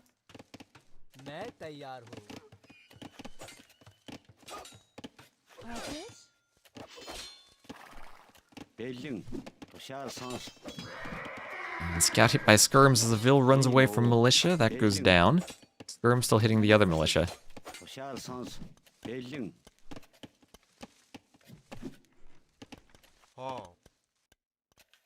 Now look at this amazing wall for Prisma, just straight in front of the TC. I like that.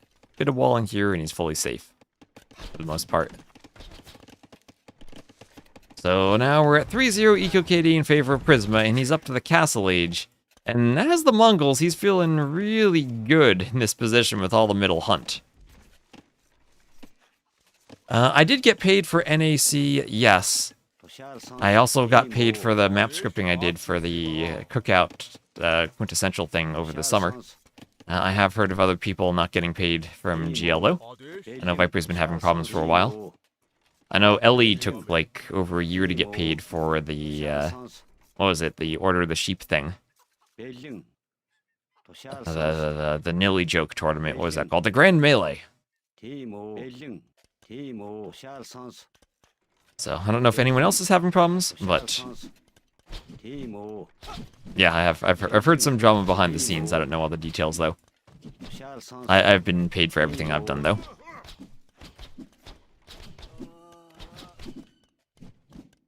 Maybe I'll have to add that quotation to the campaign quotations. There were a couple I missed, like the watchtower on the dead tree hill. So, skirms atop the hill there for Prisma, attacking the skirms from Miguel. Oh, the Spain Red Bull has not been paid, and that was, he was second there. That's got to be a big prize pool for him. When I did Cartographers, I paid all the players directly. I didn't pay anything directly to GL, but then maybe different events are different.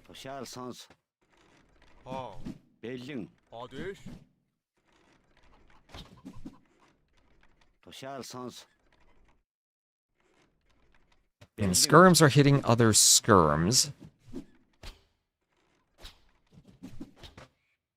And, ooh, we have Elite Skirm for Prisma. And Skirm versus Skirm now. Non-Elite Skirm for Miguel. That's a horrible fight for Miguel? But maybe he has numbers enough for it to work.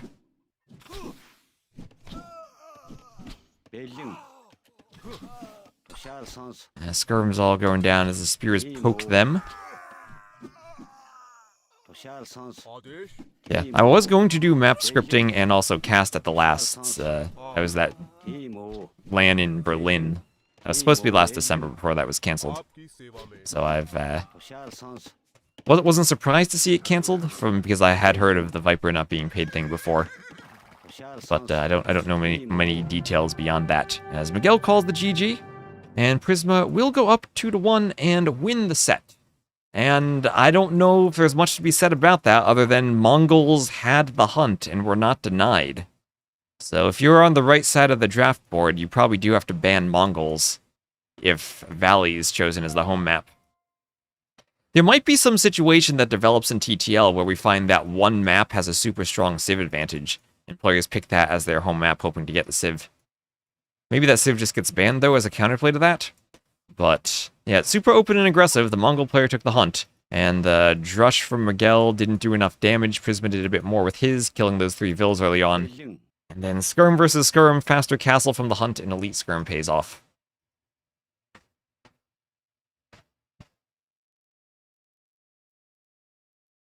And 21-12 KD for Prisma. Directly from the source org. You think World's Edge would pay people directly? Oh man, if only. That would save me a ton of trouble. The last time I did cartographers, I had to make payments to like people in like 60 countries. So win for Prisma on Valley. That's why I helped John Slow with Sudden Disaster. His words were, he needed someone to help with the payments because last time his bank killed him.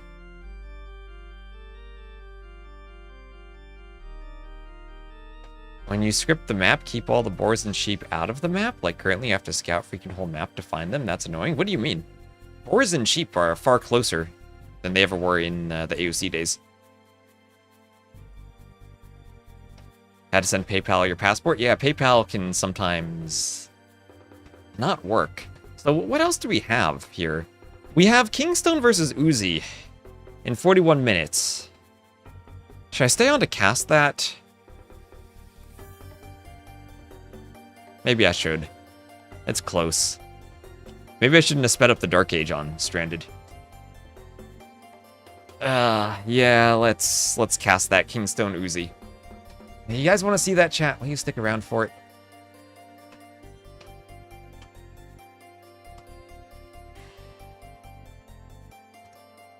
Then adjust my stream settings on YouTube.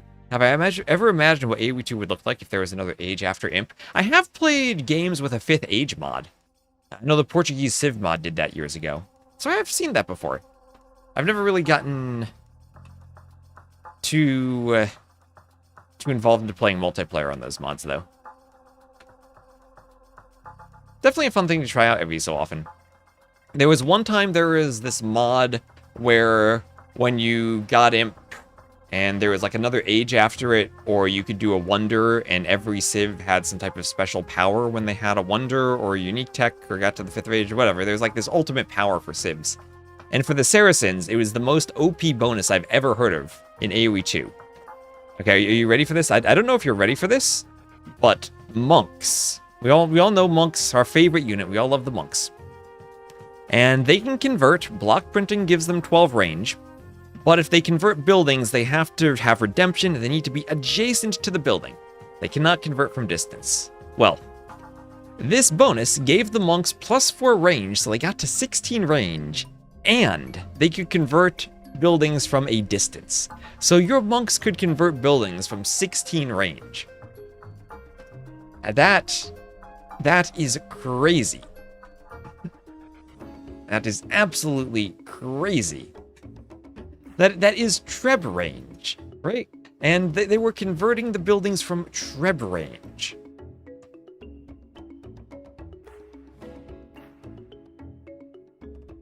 Oh man, that was crazy. So what do we want to do to kill time? Why don't we... It didn't work on castles, but it did work on towers. Yes, towers can be converted. They can be converted. Castles, monasteries, TCs, walls, and gates can't. Everything else, including towers, can be converted. You don't usually see tower conversions because it requires murder holes, but yes, can be converted.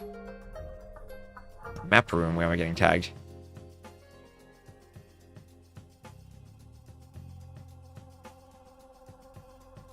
On Zimbabwe, they're always to the south. The hill is always in the north. The map only rotates 90 degrees. It doesn't flip the direction of the hill or the hunt. 11 posted that. Love team game Zimbabwe? I haven't tried that out yet. That sounds like fun. Alright, so maybe we'll just cast a ranked game until then. Who's playing? Fire Deeker, Dobbs Alive. We have some Arabia games. Do you have an arena game? Oh, how would you like to see Phosphoro? Should I cast Phosphoro? Well, let's cast Phosphoro. I'll cast some Phosphoro. Yeah, y'all are here because T90 went offline, right? You want to see Phosphoro, don't you? Alright. And let me just, I think after this game, my ad timer at. Alright, after this game, I'll do an ad to reset the timer. So Babaroom, will put him in blue. This is not TTL Gold, so when I do cast TTL Gold, please remind me that I need to reset the ranked ladder. I need to reset the indicator over here. What's on the menu today, Old Man Willow? We're gonna kill 41 minutes. And then we will do that by casting Phosphor, then we have one more TTL set to cast. I really do need to eat at some point, but whatever, we'll finish the stream off. And also, let me just give another shout out to Jade Arrow Gamer, who was co-casting with us earlier, so go give him a follow. Might be coming back online. Unfortunately, I've had horrible audio issues recently, where Capture Age crashed, and then when it crashed, I couldn't get my Bluetooth drivers working. And I had to go into the registry to delete my headphones from the registry and get them to reconnect to my PC, and they're still not working correctly, so it's been a mess. I need to eat. I do need to eat. We'll eat when we're done streaming. So Forward Vills from Phosphoro, he's going for the Forward Castle, and he's the Spanish, so is Babaroom just dead here? If the castle's forward in the Spanish, the conquistadors are gonna hoover. So we're caught up to real time just about now, it looks like. And here come the conks. Monk wants to chase them down. Ville's in the back. We'll chop some wood lines, and the conks will go over to find the wolf. Snacking on some falafel. Sounds lovely. See? Monday. Wolf wants to eat some conks as the conks go keep some vittles away. Yeah, I'll snack after this game. We'll snack before the set. I need to run outside and get my mail, too. I like to do that when it's still light out before it gets dark. So, Crossbows from Babaroom decides to counterattack because the castle is forward, not backwards. Phosphor will go for the forward workshop. And we will have padded archer armor on the way from Phosphoro. Now, 4 straggler trees here. Dropping off at the TC. And we have another workshop on the way, and probably a mangonel. If he goes ram, I'd be impressed, but yeah, it will be a mangonel. Faster firing Ethiopian crossbows are nice for microing against mangonels. Are 3 conks enough to clear 5 crossbows, some of which already are weakened? Probably. 4 conks I'd feel much safer with. 5 conks I feel confident in. Okay. Okay, I need to see all the conks, and now we are good. Mangonel still in the workshop, and the conks will be hitting the crossbows. Crossbows going down immediately. No ballistics on them. Oh, and no bodkin either. This is, I remember F1Re had an interview with Memb after KOTD where he said, feels like if other civs try to FC against the Spanish, that's usually the worst thing they can do. And playing full feudal tends to be far more effective, at least in his experience. And he's, what, 2k4 right now? F1Re is higher elo than DauT is. DauT was 2k3 earlier when we were casting him. And another mangonel on the way. The mangonels hit the crossbows.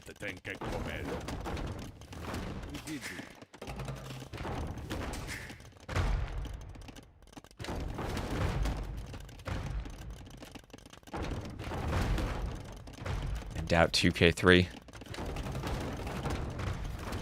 Mangonel will give a bit of a dodge. Dodge left and right and back and forth, and kill the other mangonel. And there's a GG from Bobroom. Alright, quick GG. I'll see if F1Re Qs again, hopefully he does. Quick GG from Bobroom, F1Re dropped the castle forward, and that was it. That was it. Crossbow counterattack, cleaned up by the conks, couldn't do enough damage. And at this point, I don't think you can fight this anymore. Feels like a fair GG. Yeah, 13-2 KD, that's what conquistadors do. Even Ethiopian crossbows, not the crossbows you need to clean them up. Maybe Britain crossbows are the best you could do with the range, but even then, I feel like you really need ballistics to take fights properly. Apparently there was an article about one of the civs today, and then you can modify the URL to find the tech trees of the other civs. As Hagridar writes. You can post, I guess, all three of them in the chat if you want. Alright, so let's see, is F1Re queuing again? Oh yeah, Bobroom got another game against F1Re. I'm sure Bobroom is going to enjoy that. I'm sure he's going to enjoy that a ton. Oh, it's on Reddit? It's on Reddit then. Good. It does replace the militia line.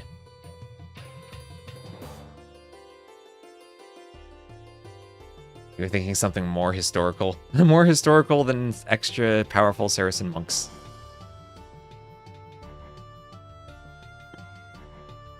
And okay, we got Bobroom, F1Re again. We'll have about a 90-second wait and then get into the game. So are all you viewers coming from T90 going offline? I guess most of you are. Not on YouTube, though. T90's Twitch stream doesn't seem to affect the YouTube viewers at all. I wonder if his Twitch viewers do watch on YouTube at all. Do any of you watch the YouTube stream if you're coming from T90? Because I think he doesn't cast on YouTube or dual stream. I know Hera has been. Yeah, that's true. YouTube smells in T90's chat. It still says shared chat. Well, it's not shared.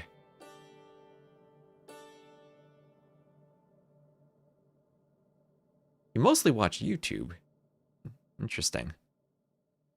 Because I can tell my YouTube... So I've been having tons of issues with Capture Age crashing because it eats all of your VRAM.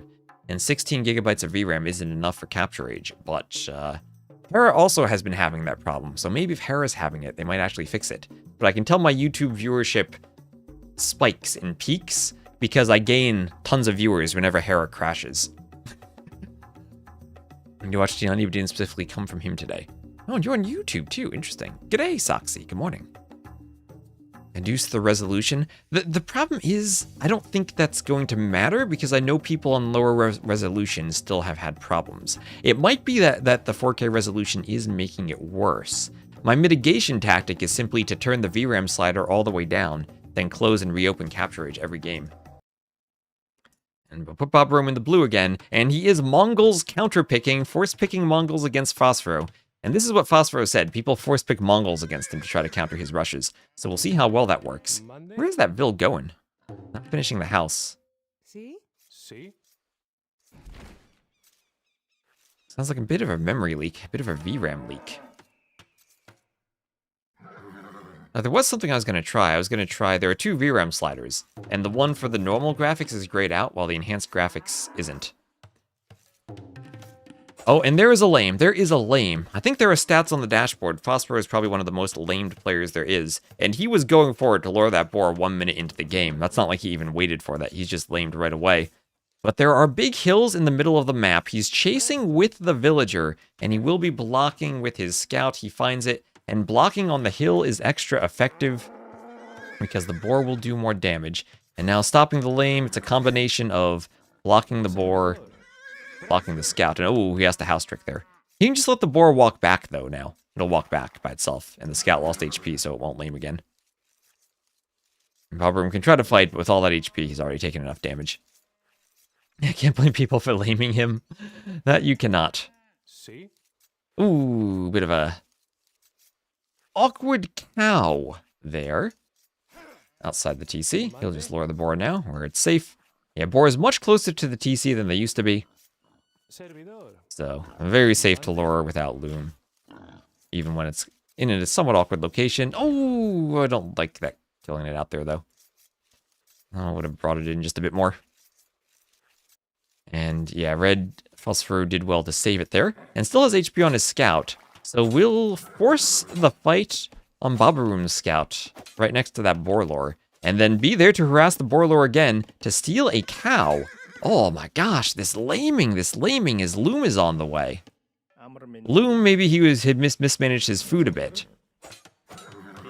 Oh yeah, I wouldn't attack. Oh, there's no loom on the Vil. I still probably wouldn't attack it though. Try to idle it as much as possible. The boar has, I think he's lamed that boar about as much as he can. And he's gonna go for it more. He's gonna go. No, he's not. He's just gonna scout. Okay, good decision there. I think good decision there. Don't get hit by the lumber camp Vils. Ooh, always gotta pay attention there. But he'll make a good ring around Bobroom's base. See where the main gold, stone, and berries are.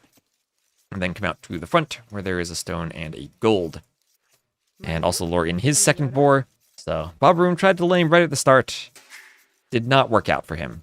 We have the stamp-shaped gold with the 3 tiles towards the TC. That's about what F1Re would want if he could get a castle on this hill between the gold and the wood line. That would probably be great for him.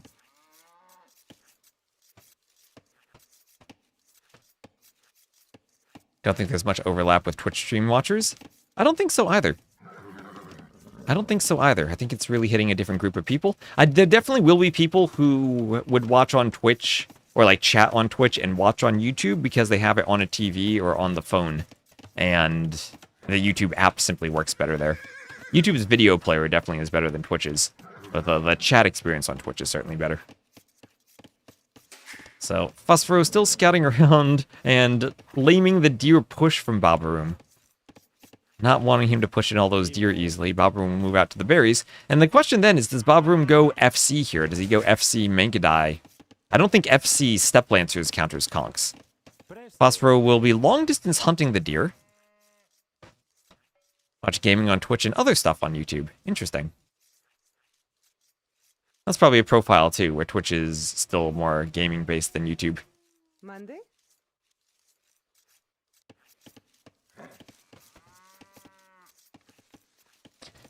No issue with Twitch player on your new laptop. On your old one, it dropped frames and lagged. Yeah, you also have to be a sub to be able to rewind properly on Twitch. You can just do that on YouTube. Baba Orum, I just don't think I pronounce it correctly. maybe it should be Baba Orum. It's from, I guess, a comic called Asterix, but that's never something I had read, and apparently it's the name of a Roman camp. See? There is that Le Grand Face map with the Roman camps around the corners, if you saw that from RMS Cup a while ago. I think we've used that in some T90 events at some point.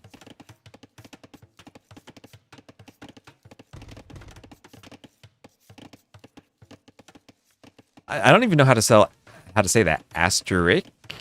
How do I say the X? The Roman camp is named after a pastry, Baba Arum. So should I just say Baba Arum? Is that close enough? Asterix. Like asterisk. So it is exactly the same as asterisk. Okay. Or Asterix? Is the A different? See, chat. This is where I struggle. I know how to say it in German. That would help. Then I can say it in German.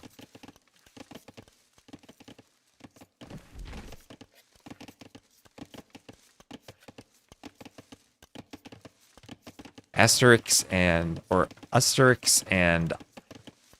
Obelix. Asterix.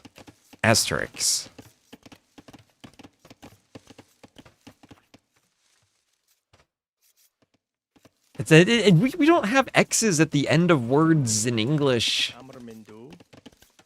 That's not a thing we have. I'm used to X's that make Z sounds.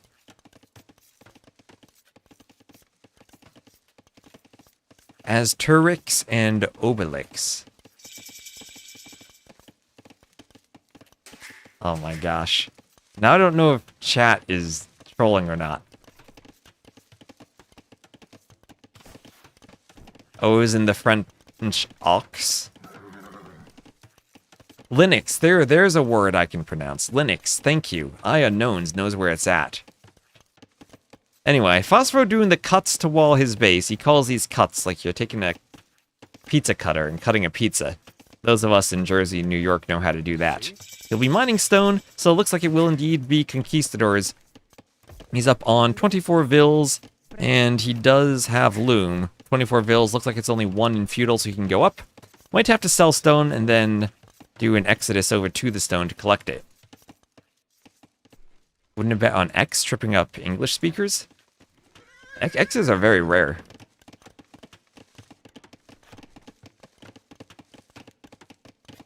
Gearbox. Can I say Okatzelschroff? Yes, I can.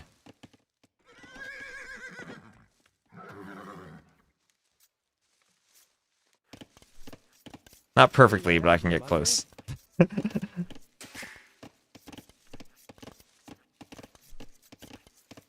That's like a squirrel's tail or something, if I remember. Some good Bavarian. Max Megaplex.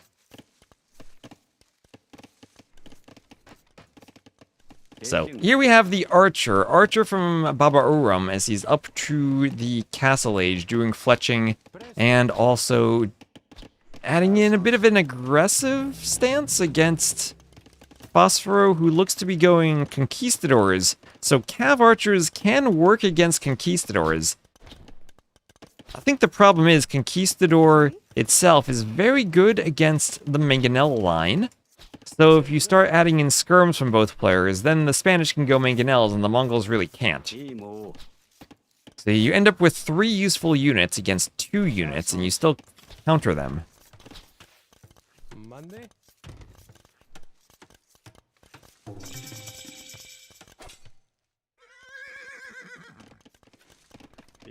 And Bodkin there, Cav Archer production, there you go, Cav Archers. So Cav Archer versus Conquistador, in isolation, I do like Cav Archers. You produce them for more ranges, you can get ballistics for them so they'll be more accurate. Monday? And they're cheaper because they're only wood and gold. You don't have to mine the stone for a castle. And the only problem comes then when you have to add complementary units.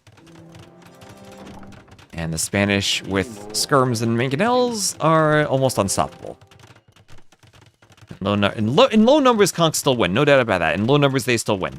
And you do, even with the Cav Archers, kind of want to delay big fights until you get ballistics. And with this low eco FC approach, that can be a long time. Because just like the Spanish player, you also are looking to add in a stable and do bloodlines and husbandry. And F1Re will lose some scout HP attacking a Vil. Cav Archers running around. There are 780 words that end with X, according to Merriam-Webster. Ballistics? I guess you can spell that with an X, but not that way in AoE2. Monday? Servidora? See? Cav Archers try to pick off Vils. They will be successful in getting 1, a couple of others low HP. But now they can idle the wood line and idle the berries. F1Re might need to find another wood line somewhere. 94 wood, so he might need some more straggler wood to grab a lumber camp. 1 archer looking for a wood line down there. Monday? But here come the Conquistadors. They're going forward, but running into Cav Archers. How would FC Donkeys do against Cav Archers? Part of me says, instead of mining stone, you forgo that. Go heavy on gold, FC donkeys, just do the stable. Or bloodlines, husbandry, do the monastery to do HP upgrades. I can actually get a ton of HP these days. I guess you do want Inquisition at some point. Maybe you do want a castle still.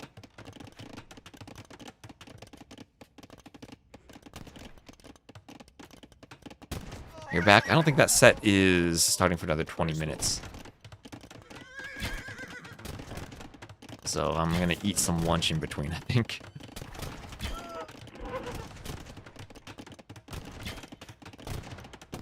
I'm just gonna do one more game and I'll take a break.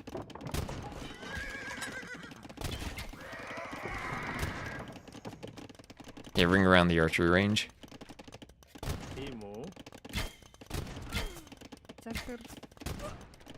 Chat tempted me into staying to cast. I don't think this is gonna work. He's getting some nice kills on this lumber camp.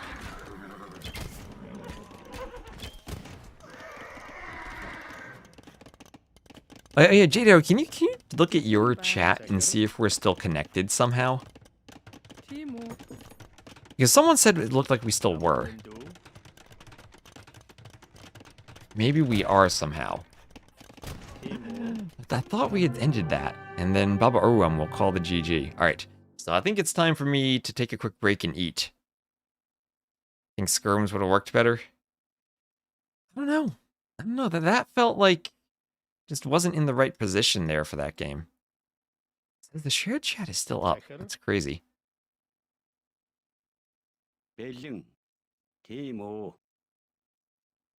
Just Twitch being weird.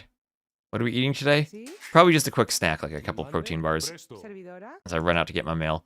But so what happened there? It's like he did no damage with the 1 or 2 archers he had. Maybe the archers should have simply been more cav archers. But in low numbers, or as someone said, conquistadors still do beat cav archers.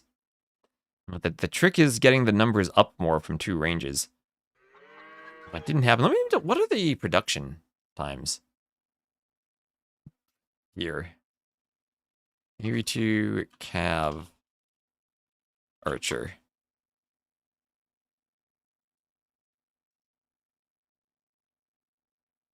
What's the production time? 37 seconds, and Conch is going to be much faster.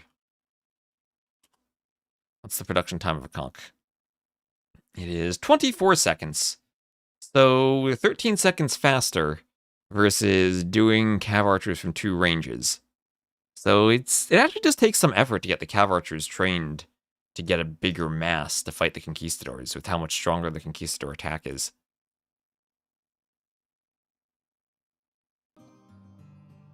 So, alright, chat, we will have KingstoNe Uzzi coming up in a moment. I'd asked JDarrow to co-cast again, but I'm afraid my headphones at the end of the cast were just cutting out. And I couldn't actually hear him. I had to go through one of those games just trying to guess at what he was saying.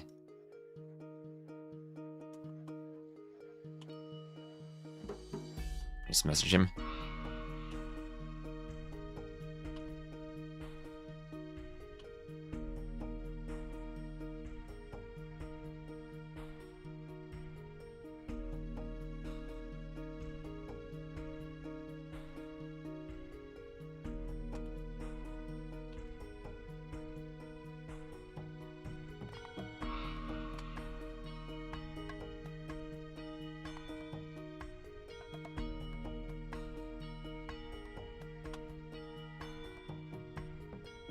Yeah, that is him in chat. That's him in chat. I'll just send him a message too. All right, let me update my scoreboard so that we actually have the right score here. Blame the weather. The weather is my internet. This will be KingstoNe versus Uzzi. This will be gold, and this will be coming up in a few minutes. I don't think they've drafted yet, so let me turn the drafts off.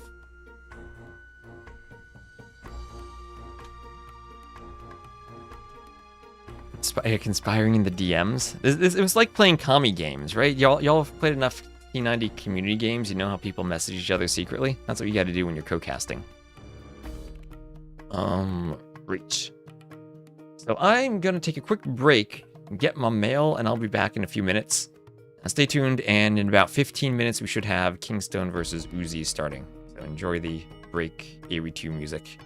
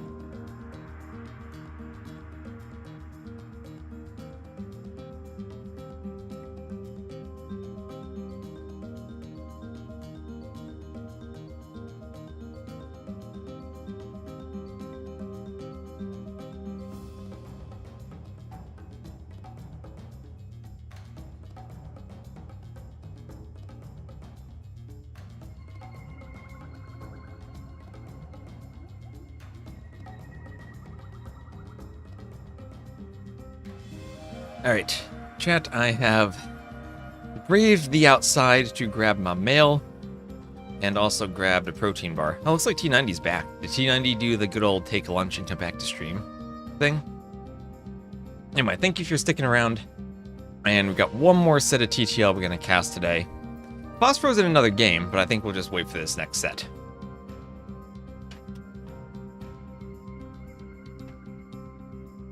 Oh, did Twitch also play an ad while I was gone? If it didn't, I'll just play one. I like these timers being reset in 3 minutes. So this will now be play all 3 TTL gold. We can get capture age set up.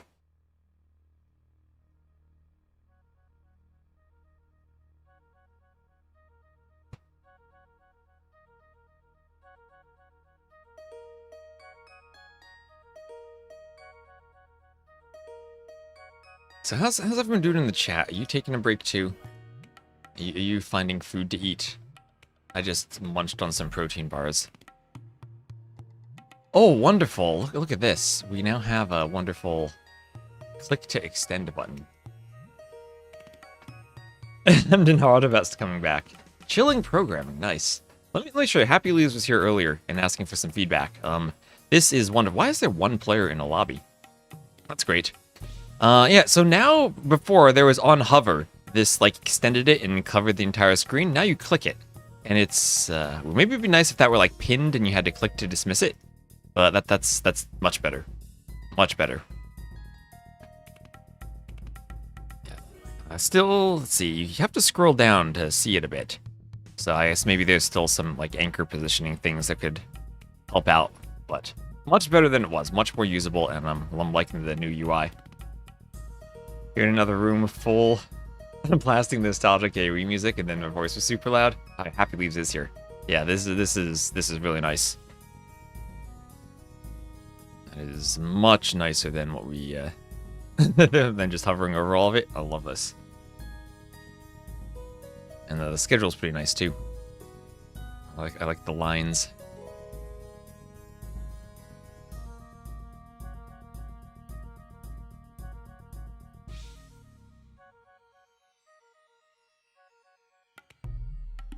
I need to do my UI updates. Get the Red Bull logo off. Tournaments is next to be updated. Yeah, that'll be nice.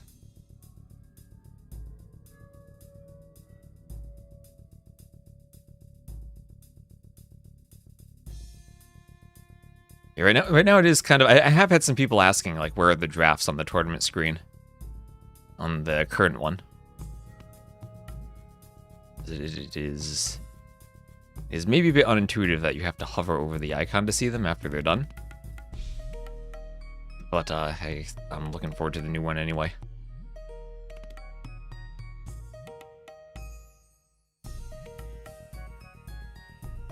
And also, if you guys want to support something, go as a Patreon for the Spectator Dashboard. It'll be way easier to find. Nice. If you guys want to go support the Spectator Dashboard, there is a Patreon you can do. Let me just copy that link and spam that in the chat. Boom, this is the most useful thing ever. This is what DE's menus should look like. This is, oh my gosh. This website is our lifeblood.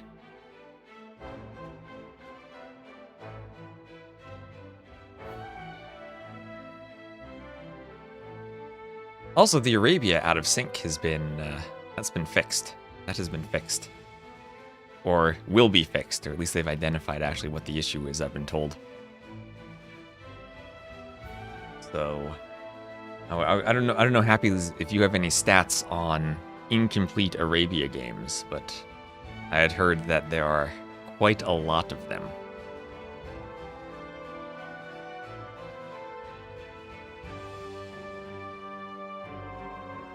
But East West is kind of disappointing. It's cold today. And when all the snow is gone, we can do more summer costumes. Yeah, don't see a draft for this yet.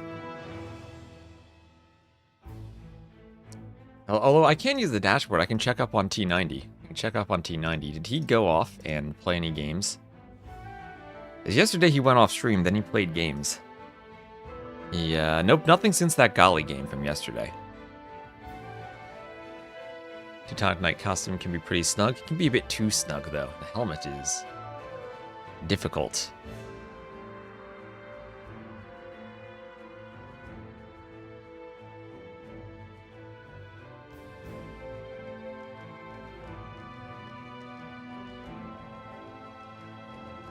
Oh, there is an extra G in Kingstone's name. Thank you.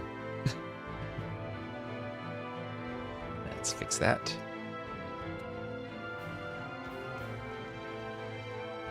Thank you, thank you. Where do I live? In a frozen wasteland covered in snow. Hello, Gabby. How you doing? I'm from Jersey. I'm outside New York City. So hope everyone's having a good day.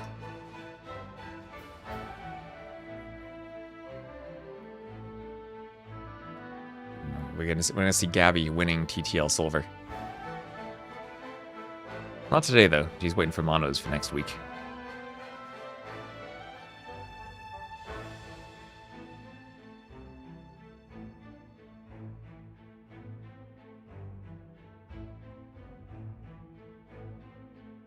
Yes, don't see a draft yet.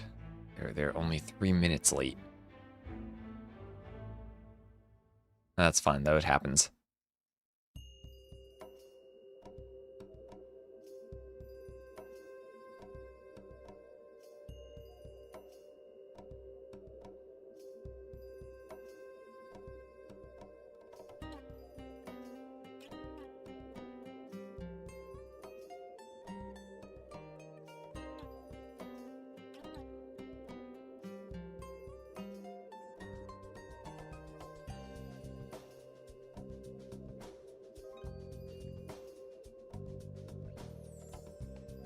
Kingstone square pants? Oh, with the extra G. Like a sponge. I can almost see that working.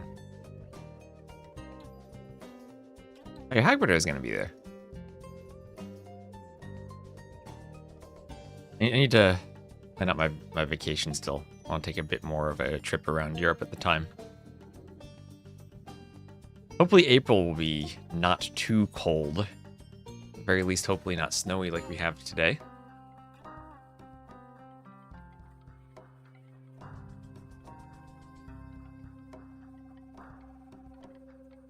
Yeah, 23 games in Red Bull were less successful than the 100 games by ACCM.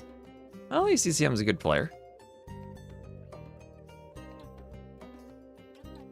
Not everyone's going to be at that level.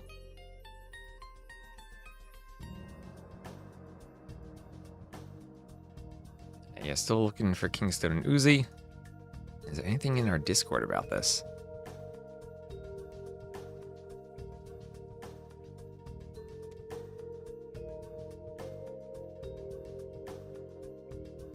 Yeah, T90 was asking earlier on Zimbabwe, is there a way to know what direction the elephants and rhinos are going to be? They're always in the south. So the map can rotate 90 degrees, but the elephants and hunt are always in the south. You don't have to scout which side is which.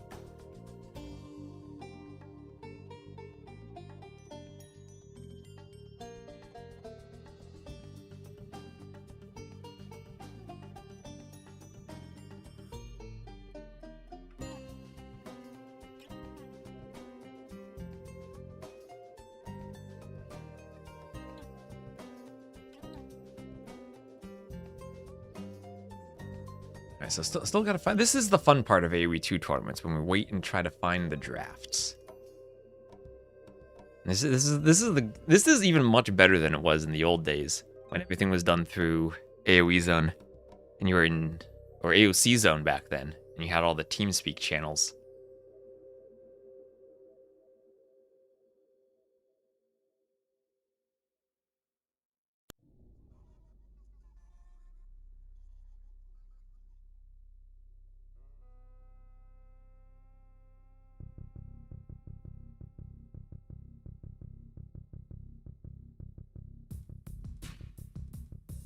Still no draft yet? Not that I've seen, nope.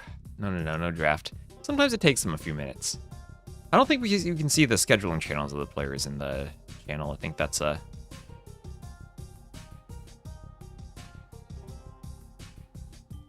hidden thing for just the players and admins. Yeah, even I don't see it. Map roll doesn't even give me access. So we just gotta wait for Rbase or Petito or JBR, whoever's around, to force the players to do their drafting. Oh yeah, also Jade Arrow here. You're still in the voice channel in my Discord, in case you didn't realize. That's happened to several people throughout TTL. They are continually in the voice channels after they play their games. yeah, that's a great thing, isn't it? The Discord channel. Yeah, and just a heads up in case some random person joins the channel and starts ranting at you while you're streaming. That has happened before.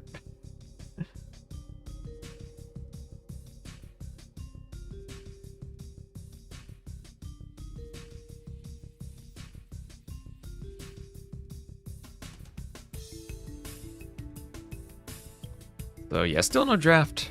You have the lovely Captain's Mode site. And I also have to say, who's maintaining the Captain's Mode site? It was Pip at the start. I guess it's Hazemi now? I just have to say, it is lovely that this site, as well as the spec dashboard, do not have any ads or annoying things on them. It's Hazemi now? Yeah. This website, you visit it, and it works. You don't have to deal with any spam or any banners on the side. It's so beautiful and lovely. And it's just so refreshing to see web design that's focused on the functionality of the site and not in shoving ads everywhere.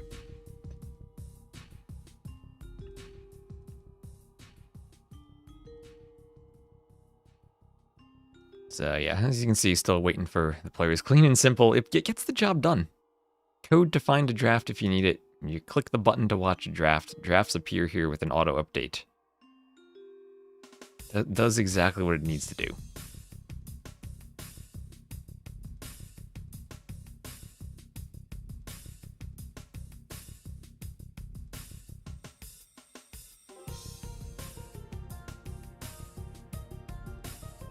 I don't know who's adminning right now. I would guess Petito. I see Uzzi's in a voice chat, so I guess we're waiting for KingstoNe.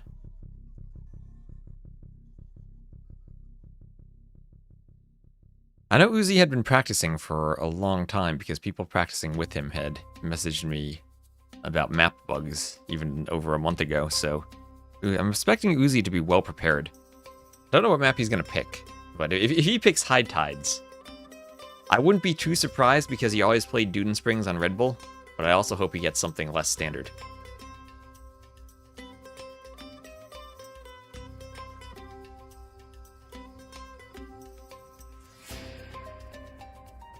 Go cast with Johnny? We'll probably do that at some point. I mean, not right now. Like I said, I need to fix all those audio issues I was having with Jade Arrow earlier.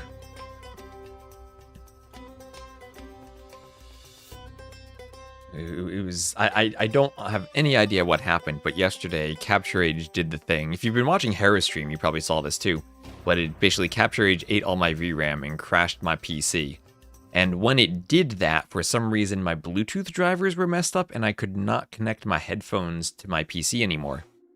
I had to basically make them forget each other. I had to go into the registry and delete the entry for my headphones because I couldn't remove them in the settings. They were in some type of corrupted state. And then I had to connect my headphones to another device so they didn't try to auto-connect to my PC. And then once I did both of that, I was able to connect them to my PC again. But I can tell it's still not... The Bluetooth still isn't perfect, but it is an annoyance for me. I'm gonna need to find a solution for it. Because I absolutely hate casting with a wired headset. I did that years ago and just no. This has been a much better experience for me, other than Bluetooth seems to have broken ever since I updated to Windows 11. I did not upgrade to Windows 11, I updated to Windows 11. And yeah, still waiting for presumably KingstoNe. As I said, I do see Uzzi around in the voice channel, so I assume that he's here. Looks like JBR is online right now.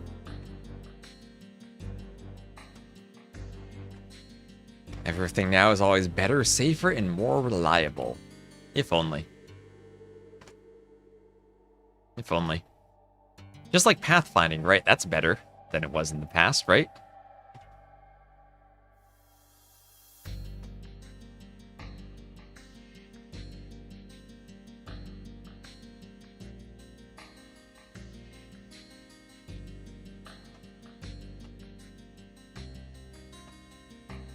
Oh, and Kleiner Dosenfund, thank you very much for using your Prime sub. Let's see, will the alert play? Hopefully it does. There we go. Attila, coward, fight and earn your right to rule. Thank you very much for using your Prime. Put in a lot of time these past few weeks, but we're good. We've hit, I think, a new outside of cartographers. I think this has been the highest we've been. Cartographers, and that one time Jeremy went crazy gifting. This is the highest we've been for subs. So I appreciate all of the primes and everything and all the support. So do we... Oh yes, we have drafts. We have drafts. Lovely. We're doing it. T90 didn't come back to find... He's not casting anything. So maps and civs. I'll do the transition, and there we go. It's drafting time. So what's everyone's favorite map spin so far in TTL? Mine by far has been Coast Arena. Yes, T90 will cast this, yes. But I'm curious what maps these players go for, what their styles are going to be. Also, KingstoNe on Onamaru too. And yeah, so first each player does have one ban, and then picks. So banning Seychelles and Bypass. And Mudflow for Uzzi. Okay, Mudflow.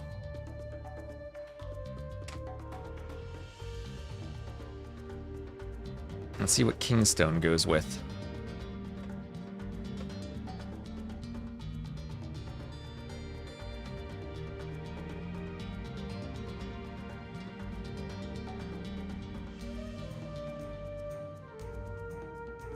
And he goes with Quarry.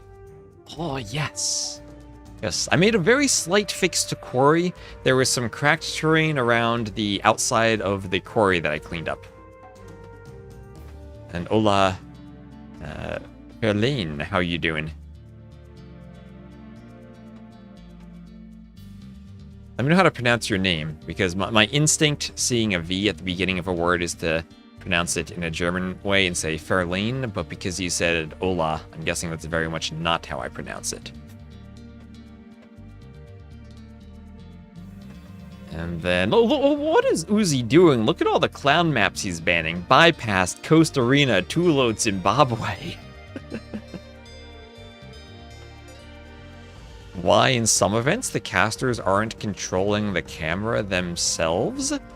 It's kind of a standard thing for RTS esports that when we're casting at a LAN event or some big thing, we have an observer controlling the camera.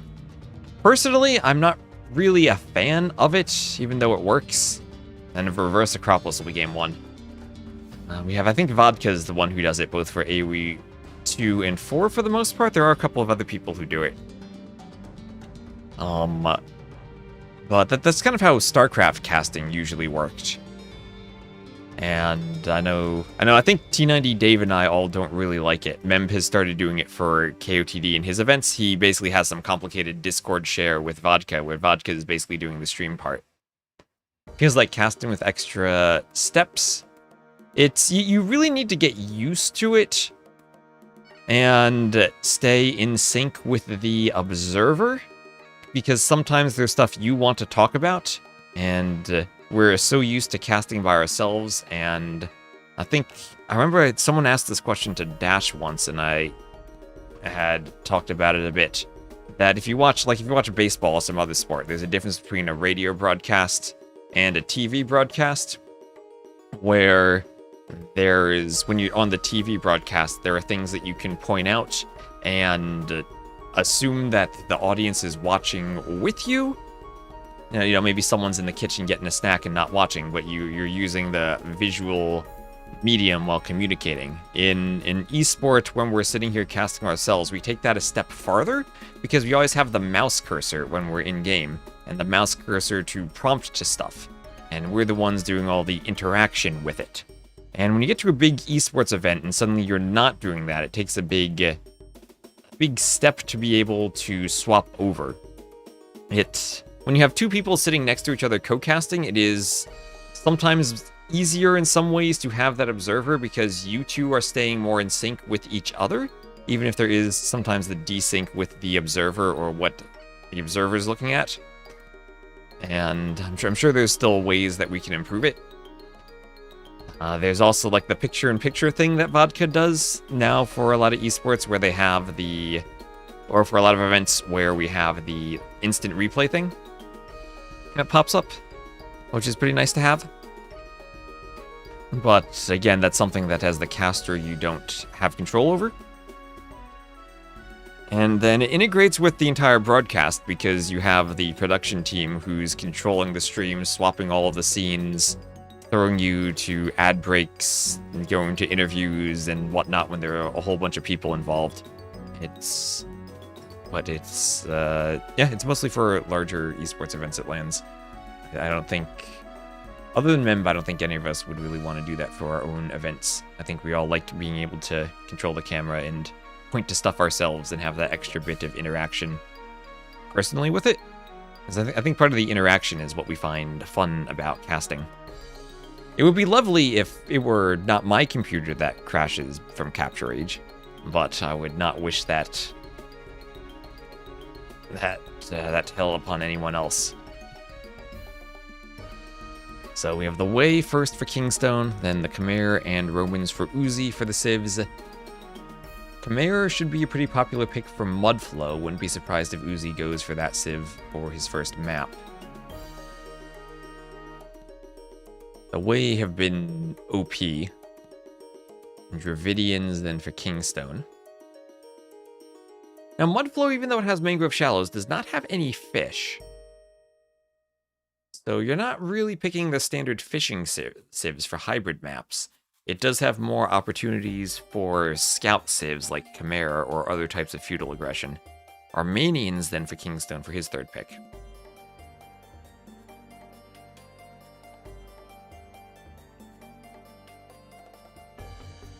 So very simple civ draft, no random bans. Just 5 player bans each. And then Britons for Uzzi. Britons, Hindustanis.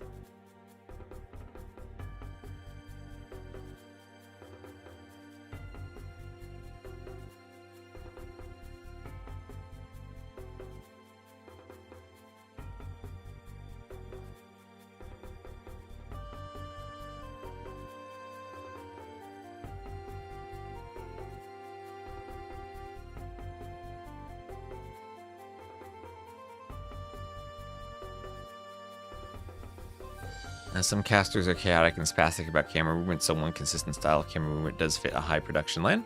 That's very true too. And there are people who probably jump around a lot on the minimap. That can also be disorienting if you're trying to cast with 2 people right next to each other, as you're jumping around so much. When you're controlling it yourself, you know exactly where you're going to jump to, but when you're co-casting, you're not that in sync with people.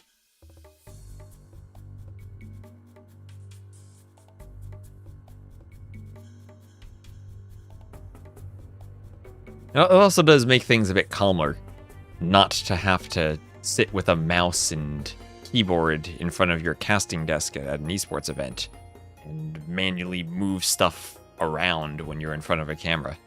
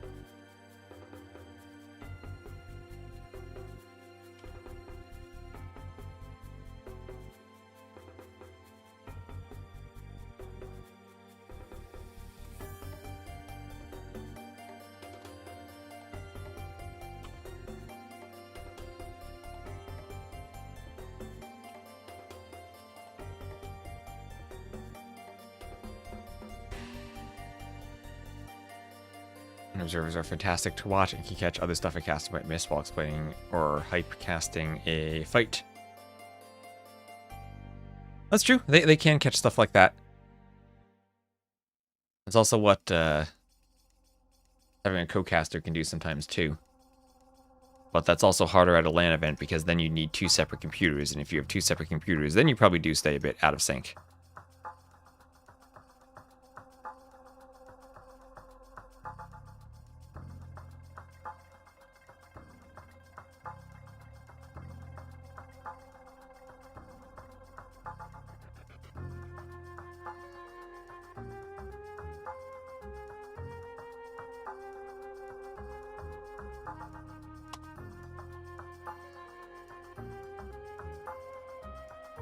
Let's see if Jade's gonna stream more after he casts too.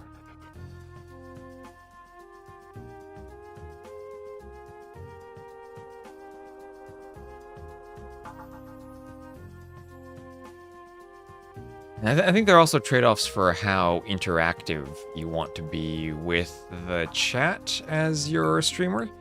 When you have a larger LAN event where you have more thousands of viewers, then you can't really interact with the chat because it's going too fast. So in that case, having an observer, I think, makes more sense. Whereas if we have a few hundred viewers here and I can interact with everyone, it's much easier for me to interact with you by scrolling around the map and pointing at stuff manually.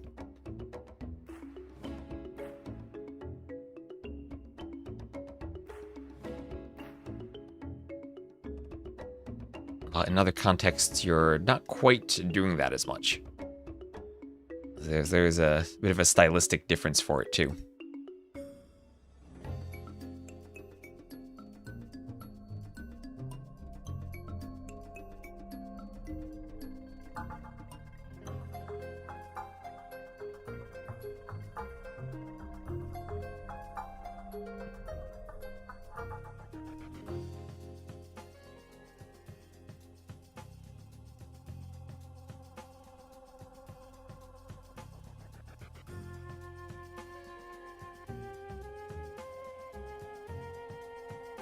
Alright, so reverse acropolis, they're in the lobby. Looks like they just restarted their lobby. KingstoNe right now, 2,620 elo, Uzzi 2,545. So almost a 100-point advantage for KingstoNe. These are, I guess, the top 2 players from Mexico. His Kambito's up there too. Don't know if he or Uzzi are better. KingstoNe I definitely would put as number 1. And failed to download match content. That's okay, because I can just rejoin right away. And here we go. And alright, chat. Take your guess for Reverse Acropolis. What do you think the civs will be? We have their drafts 5 civs for 3 maps. And this is honestly perhaps the toughest map to pin down the civs for. Because we've seen quite a different combination of civs on it so far. I think Way versus Hindustanis. The Way are definitely gonna be picked for maybe almost all the maps at some point. I guess maybe less so the hybrid maps, but they have been dominant. If they're on a map where they can get to the Tiger Cav, they should be strong. Hindustanis, would Hindustanis be a counter to Way if they go camels? How would camels do against Shinbei raiders? Is that a Cav Archer situation where once you get enough raiders, they'd pull back and be able to pick off the camels? Might be. There's no particular eco bonus for Reverse Acropolis. It's a very standard map with even fewer golden stone tiles by your normal base, or by your home base than you normally would have on Arabia. You're here to see the Britons. Hello, Spartan. Feels like the best civ versus Way, unless you want Roman Scorps. Well, Britons are drafted. Britons have definitely fallen off quite a bit compared to some of the newer civs. Khmer for Mudflow? I agree with you there. Being able to go scouts there. We've seen Magyars too. Magyars for when you don't have a bunch of gold in your map are nice.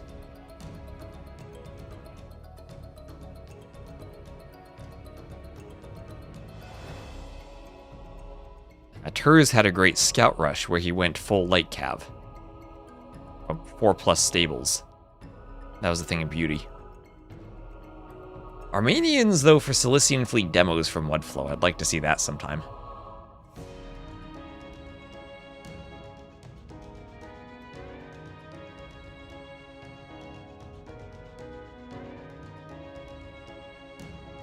And here we go. What color should we do? We'll put Uzzi in... I see Uzzi play yellow a lot. Would cyan versus yellow be okay for colors? How's this, chat? Is this fine, cyan versus yellow? I can also give them their flags. They're both from Mexico.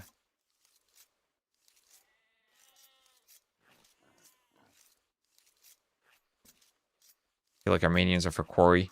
Maybe some type of fortified church push if you chop through the sides on quarry. Anyway, the map is Reverse Acropolis. This was an idea by Young Panda that he had for TTL. He made an initial version, and then I rewrote it into the map script we have here. It was a very tricky map to get generating properly because of the hills. Hills being this high do not spawn properly. I had to copy and paste the create elevation command 256 times until I was satisfied it wouldn't break. It does make the map take quite a while to generate, but quite a while is still a few seconds. Much faster still than an Arabia 4v4 these days. So, Romans Way. What do the Romans do against the Way? Do they go Scorpions? Is this some type of Pikeman Scorpion Castle Age? I'm so scared of the Shenbei Raiders and the Tiger Cav and the Huiguang Cav that I'm not exactly sure how to counter them at all. The Way also with an incredible eco bonus. 1 free vil for every eco upgrade researched, and the only upgrade that they miss is 2-man saw. So that's 5 vils in feudal, another 5 in the Castle Age if you do all the techs, wheelbarrow, and handcart to do count. They miss guilds. I actually don't know. Does caravan count? Do coinage and banking count? Can you get an extra 3 vils there? Would it be worth it to research them in a 1v1 to get extra vils? Banking not an imp. The Castle Age maybe. I actually don't know about that. I haven't seen someone do it. Reverse Acropolis should have been named Valley. We already have Valley in the map pool, though.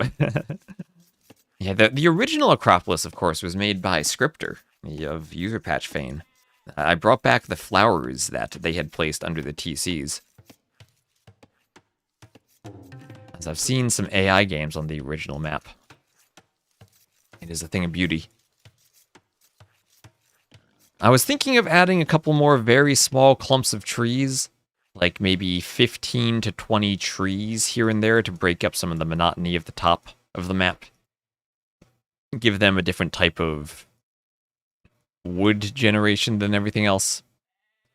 I am using these rocks a bit. I don't want to make it too closed.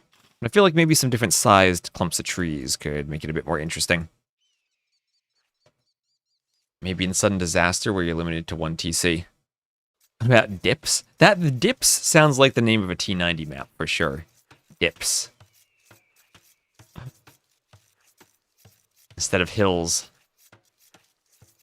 You can't really do them in the map engine though. That is unfortunate. Usually the maps start at the base terrain, and unless I specifically place a land and then do some hacking to get stuff downhill, I can't really make downhill creations. So my stuff like Golden Pit is kind of hacky.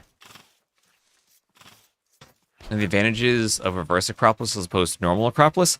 So the hills are facing the opposite direction, which means it is in some ways very aggressive to push someone who's down at the bottom of the hill, rather than being a more defensive spot. It is essentially the same thing with wood. You don't have much wood at the bottom, and when you build a lumber camp, you're getting 8 trees, 10 trees, not that much wood per wood pile or wood clump. So you have to move from one wood line to another. Maybe put shallows into the side corners and generate wood and hunt around. Could make it look cool and be a nice optional TC spot. I can't really do that. I don't really have enough control. The TCs are spawned randomly in a circle, so there is a good bit of randomness to the TC location. So I don't have the precise XY coordinates of which corner is occupied and which one is not to place stuff. I would have to go really deep into a rabbit hole of map hackery, and this map already takes a long time to generate, so I don't want to make it any worse. I definitely could use ideas for something for the corners of Coast Arena, though. Some type of deep... Maybe I could put Nessie in one of the corners. Or in all 4 of the corners.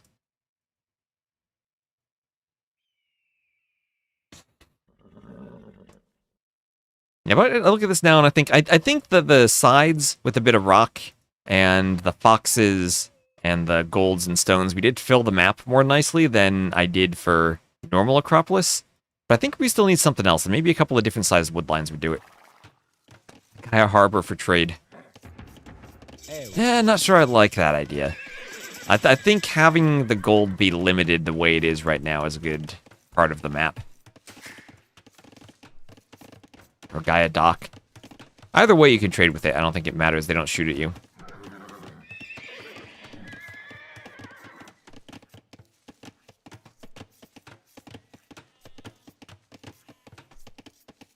On a land map, I could fill it with mountains or some other scenery, but we're more limited on water, and I already have some rocks spread about.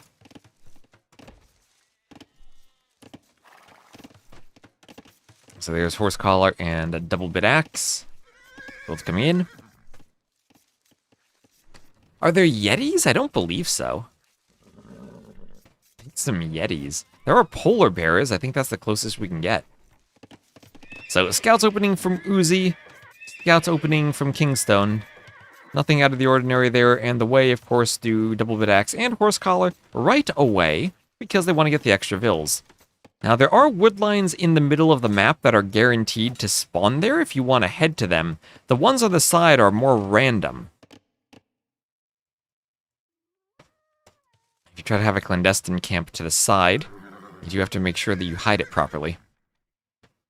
At Furious, the monkey boys were an iron boar. But one of the other differences is that you can wall to the edge of the map at the bottom of your base. On Acropolis, we usually have the rock extend all the way to the edge. That is, one, much more difficult to do with the downhill version. And two, as some spearmen get pokes. We felt that, well, maybe it's better players can wall to the edge, because the map is hard enough to defend at the bottom of the hills as it is. That top corner looks problematic for raids. You mean this one? It can be. Now, you can also have corners in the back of your base. Another way Uzzi could have walled is to go to this wood line and then over here to the edge of the map. And then he'd have that corner secured. It can also be good for defending if you yourself take the hill bonus and you're prepared for the raid. And you keep your enemy out.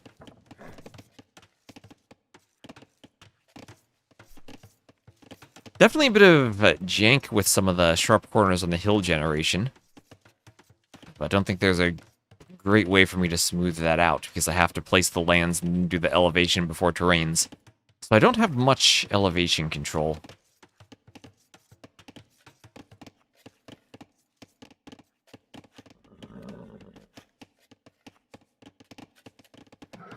The spear will be chasing the scouts around on said hill.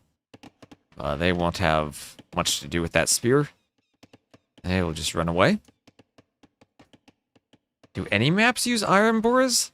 Some custom maps do, but nothing that I've ever seen in a tournament. 10 out of 10 for sledding.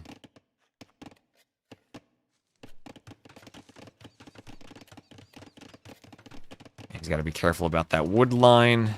KingstoNe doing some palisades near this wood line to keep everything out. It's my... I forgot to play ads before the game, so we might get them during the game. In fact, would it help? There's nothing going on right now, so I think I'm just going to manually do the ad so that we don't have it when something is going on later. So apologies for that on Twitch. And again, you can always hop over to YouTube if you don't want to see them. Right now, they're just booming up and not really fighting. Gonna have a long feudal age. It'll be a long feudal as a couple of scouts get in, try to harass a villa, but KingstoNe knows how to do his Alcatraz. He's played enough Rage Forest, I'm sure, that he's familiar with that. Uzzi's scouts won't get in. And we will have a nice and simple boom war between the Romans and the Way. Now, the Romans themselves have a good eco with their 5% faster gather bonus. We see they're actually ahead in eco right now, even though Uzzi's down in vills, both with pretty similar idle times in their TCs. Certain versions of Holy Crest that have Iron Bore at the top of the hill. I've never played that map, now that I think of it. So archer transition from Uzzi, but still not a very heavy feudal investment.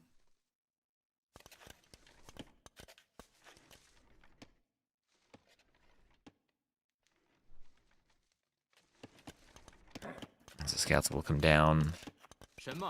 Spear archer around the top of the hill.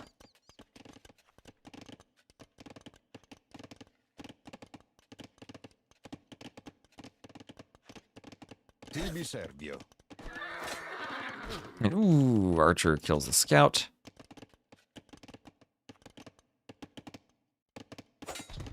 Scouts will get through the palisade. Quick wall behind. Quick wall behind. Those spears really want to get some pokes. And 2 scouts, 2 spears, 2 archers for both players. So we've had both players going for an archery range transition. And Uzzi maybe getting a bit too far forward. Runs into the spears of Kingstone. His second scout gets sniped off. And now they run all the way to the corner. Roman's one of the few civs around at the same time as the Wei. That's true, you gotta keep the historical matchups in the right time period. The Wei are probably earlier than AoE2's Romans, though.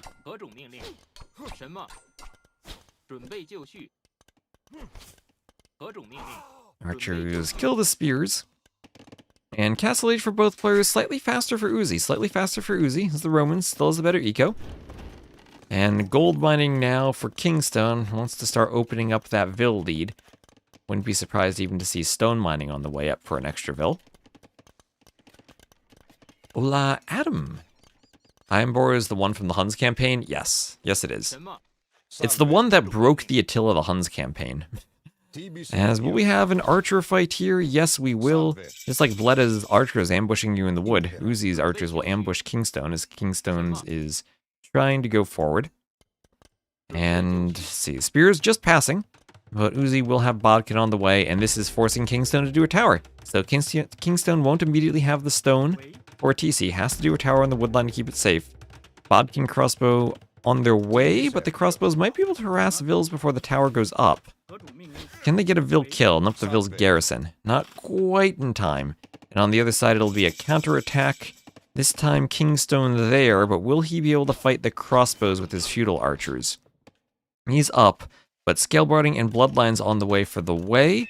Does that mean Hui Wang Cav? Crossbow on the way for him. Uzzi gets a nice Vil pick. And we'll try to get through the palisade wall. And it will be a TC at the back for Uzzi if the units can get their way off of the foundation. Yeah, the Iron Borer course has, I think, 700 food on it, so if you use it in a map, you're giving a player tons and tons of food. But it's a huge difference now since it still has the food on it when you kill it with the TC. That broke the Attila the Hun campaign, because when you killed it, you had to wait for all the food to decay before the triggers progressed. And the crossbows there from Kingstone do manage to kill a Vil. Uzzi not quite getting the woodline chopped the way he wants to, but does have a TC up. Up and running. And in the bottom, Hui Wang Cav killing some crossbowmen.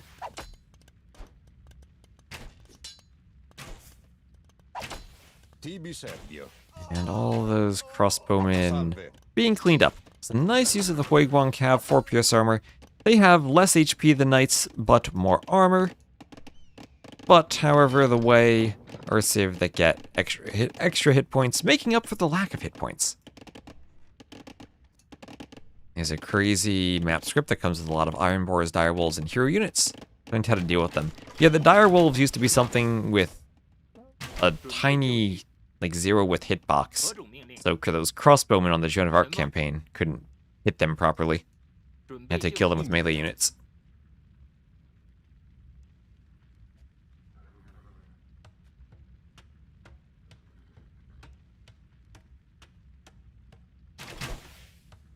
So crossbows exchanging fire as the Hui Wang Cav still hoover around.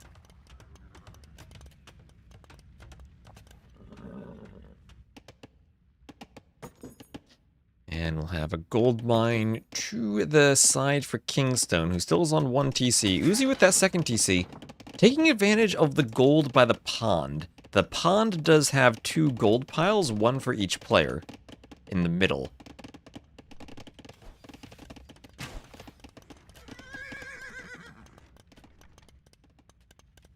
And that does help you balance out your eco. Knight's looking to break through, but Vils will house wall, and it looks like KingstoNe is circling in on Uzzi's military. However, Uzzi will get another Vil pick. KingstoNe actually down by 5 Vils and down by 500 res collected. Will he be able to clean the army? Quaguang Cav killing the crossbows, Knights killing some other crossbows. Ultimately, though, most of the crossbows on both sides go down, but not enough Knights from Uzzi to finish that off. And the Quaguang Cav proved to be pretty darn strong. 5 melee armor. 6 if they get... Wait, 6 to 7? They get 7 melee... Wait, no, never mind. Looking at the infantry armor. Yeah, they get 6 melee armor. 4+1, that goes up to 4+2. With the blacksmith techs. They're crazy good. Three Kingdoms ended in 280. Alaric begins in 394.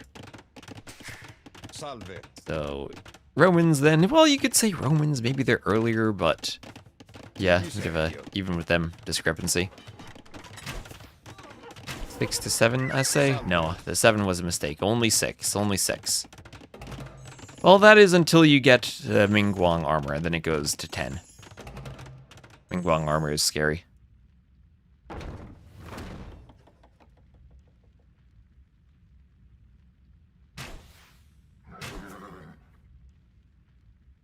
So, crossbows fended off by a mangonel. KingstoNe just getting his second TC as Uzzi gets a good 9+ Vil lead. Although he loses one, 8 Vil lead. You're disappointed to see the map is not entirely water with a tiny island in the middle? I'm glad it's not that, personally. So, a villager killed by a mangonel, and we'll have more mangonels out as Uzzi's on 3 TCs booming away. And KingstoNe will have to apply some pressure.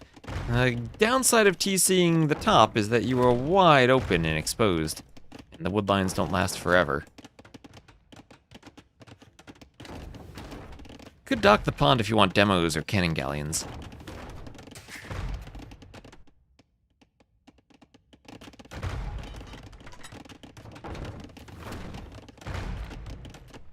And padded archer armor there for KingstoNe.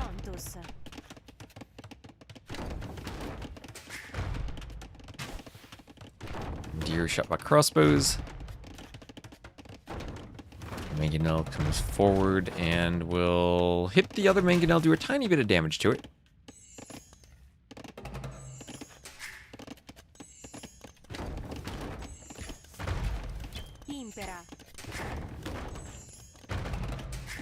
Mangonel hitting the TC. And some more crossbows being chased away. KingstoNe still has a good score lead with his KD, but I do worry about that eco discrepancy. Military numbers maybe if Cav raiders Cav numbers are growing. And will this be enough crossbows to win the fight under the TCs? The defensive Mangonel goes down, so this Mangonel will keep pressuring. A couple of F1Re raiders dying to the TC.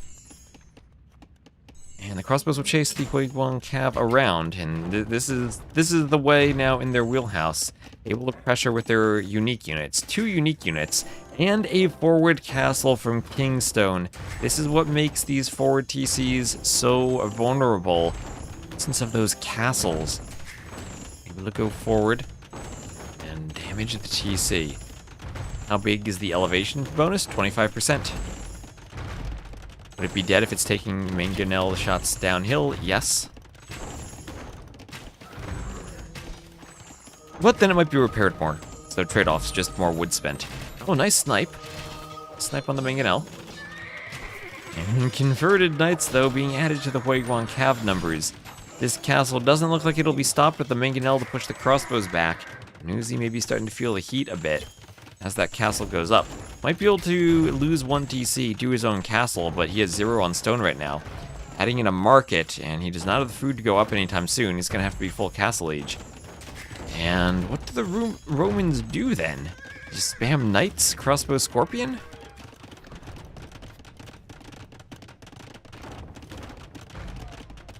These 2 armies missed each other by 4 years.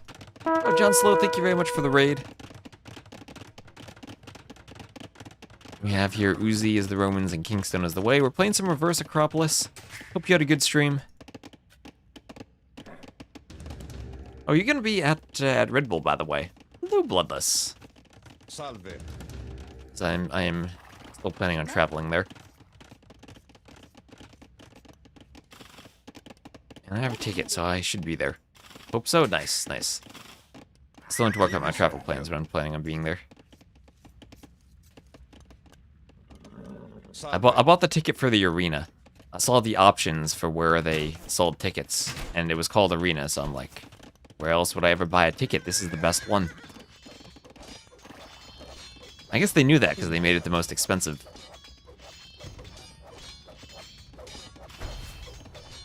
Seating location. So this army now has to do damage. I think it's going to be destroyed once the Huiguang Cav catch it. And the knights are... Can Uzzi fight this? I think he needs to run and try to pick Vils. Maybe he was just doomed being that far forward anyway. How do knights versus Huiguangs do? I think the Huiguang are armored enough that they should kill the knights, and yes, they are. And now KingstoNe has to run off of that lumber camp, but loses only 2 Vils. Maybe the knights bought enough time for the crossbows to do damage as they run around KingstoNe's base. KingstoNe has to garrison all the Vils, so pretty nice eco damage done, at least by Uzzi. As the Huiguang Cav will come forward and try to clean up the crossbows. Crossbows doing what they can to out-micro those Cav. And this has actually been fairly decent of a raid from Uzzi. I thought he was going to be caught out of position and slaughtered, but no. Everything there gets to the back of the eco, causes some disruption, and now is 2k res ahead with almost a 20 Vil lead. But it's time for the Tiger Cav. Time for the Tiger Cav. I think you need knights to fight these. They have low melee armor, high pierce armor. So a bit of a slightly different design than the Huiguang Cav. Give themselves up more HP.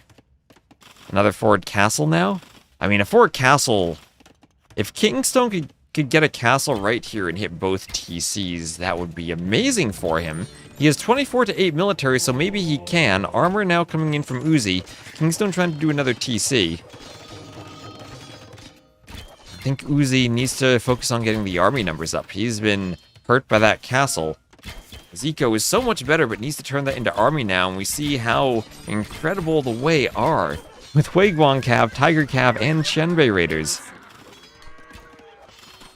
KingstoNe should build a dock and go imp, and there we go. Called it. Castle right between the TCs. What type of range does it have? Range to hit both of them. Oh, look at how perfect that is. That is a work of art right there. Making DauT proud with that castle location. Uzzi saying, the only thing I can do now is hope to deny the castle with towers. Somewhere he needs to do a university and guard tower right now, but his eco is completely out of whack. Floating wood. He has bodkin at least for the towers. There aren't that many Vils, actually. Wait just a minute. Does the double tower defense work here? Needs to be able to right-click the Vils. Maybe it does. Wait a minute. Is this a DauT castle? Is this a DauT castle? Oh my gosh, it is a DauT castle. KingstoNe has to fall back. He's losing his Vils. This army is now under 2 towers. How did that happen? All of a sudden, no army from Uzzi, but he constructs 2 towers and stops the castle. Yeah, if you ever want to stop a castle, you almost always have to do double tower. And I still think it needs to be guard tower, but triple tower as a Mangonel is forward now. His Vils are completely idled while this is happening. Mangonel gets a hit on a Vil.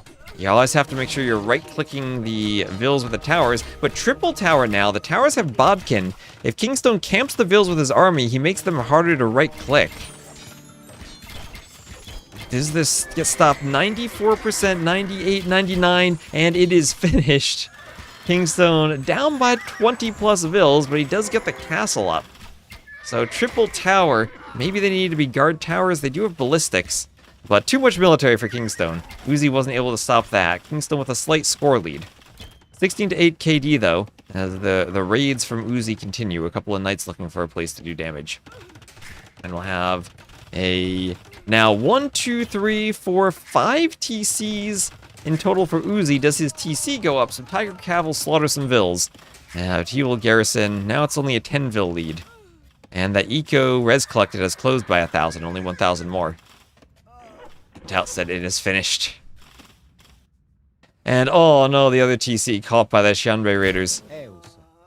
KingstoNe in the right position, anticipating the TC from Uzzi and getting there to pick off all those Vils. Well done there. Well done. And Now 23 military to 10 as the way of a lead wheelbarrow on the way. KingstoNe now ahead in res collected. Remember he was down by 2k res? And things have shifted all of a sudden thanks to the way getting their castles up. Second time I've seen this map where the way get castles in the middle, make Tiger Cav and win. The way are a pretty darn strong civilization. Who's he sending more vills to that TC? They will be found, though. They'll be found and killed. Had to play KingstoNe on DM. I did beat Mihai at deathmatch once.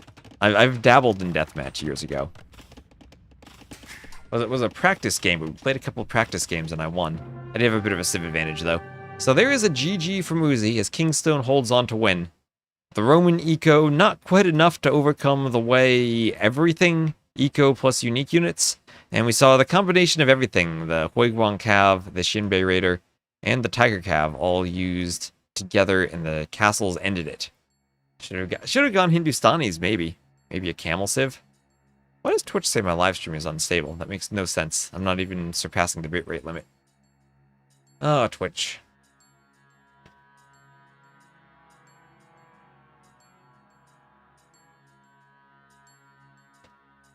Anyway, that's a win for KingstoNe. I think we do expect KingstoNe to win this.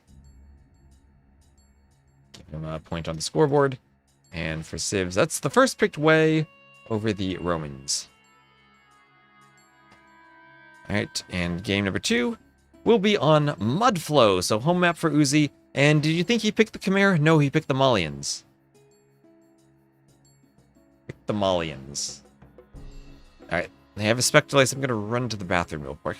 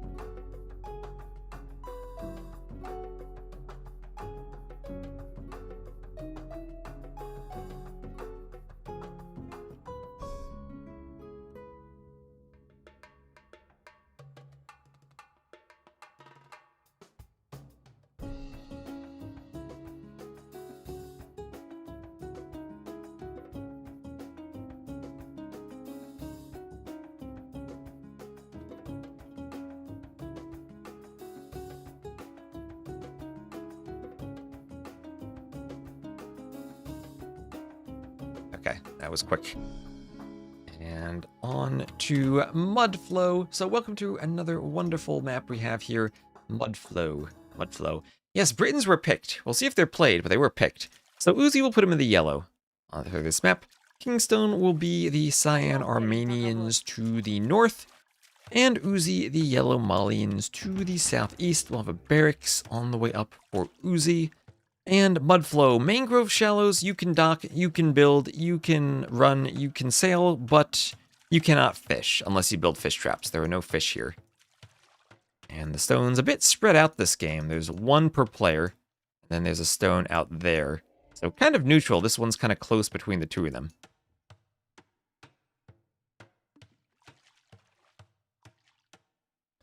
Will April 6th. It is, the finals are on a Monday, and it is Easter Monday. I'm not exactly sure what the date is. I will be sure once I double check all my flights and stuff, but off the top of my head, it is early April. That sounds accurate. And then the playoffs, of course, will be the few days before that. A mule cart for KingstoNe on that front wood line as the buffaloes walk in towards the town center, and the scouts will chase each other around the side.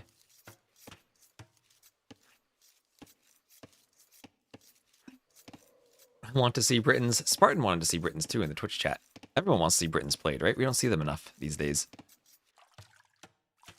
I'd love to see some more Britons. Okay, let's go. Uzzi, this is his home map for a reason. Malians have a discounted barracks, and he is going for an instant drush, along with all of those salmon he has near the TC. Luring in the elephant, he'll need to chop the reeds. You have 250 food around your TC with the reeds. He'll need, or 250 wood with the reeds. He'll need to grab a lumber camp, but it is a 2 militia drush. Can you drush in time to hit all the food under the TC? I don't think you can. He wants to drush the mule cart of KingstoNe? KingstoNe's walled up. I mean, I'd imagine these two players are familiar enough with each other that KingstoNe knows Uzzi wants to do this.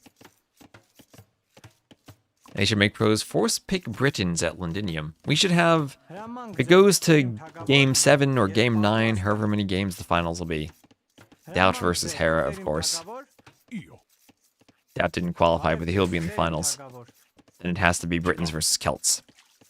It has to be Britons versus Celts.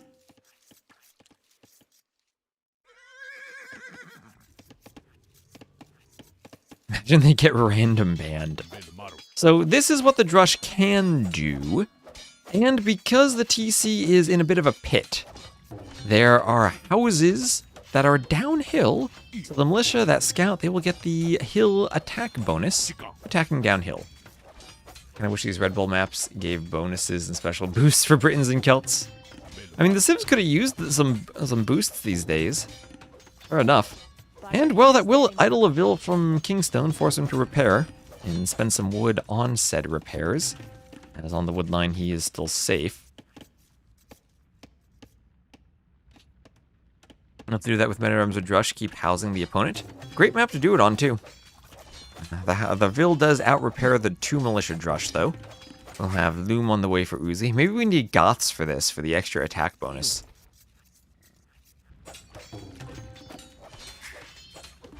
And there's Loom for KingstoNe, who will go to do a mule cart on the gold.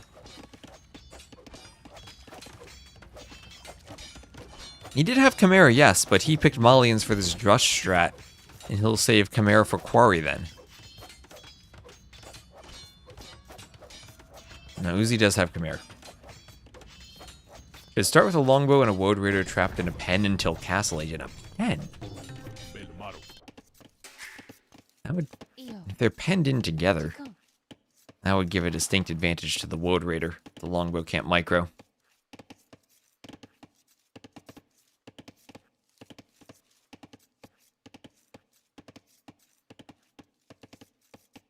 Like 20 extra sheep hidden around the map and inside woodline pens. Getting crazy there. So barracks on the way for KingstoNe. And he will be ready maybe to fight the drush soon. We'll see if he goes scouts or archers with Vils on gold. I imagine it's archers. Could also dock, but could have docked in the Dark Age already. So 3rd militia over. Now we're checking for a forward Vil for a tower. Tower here could be great.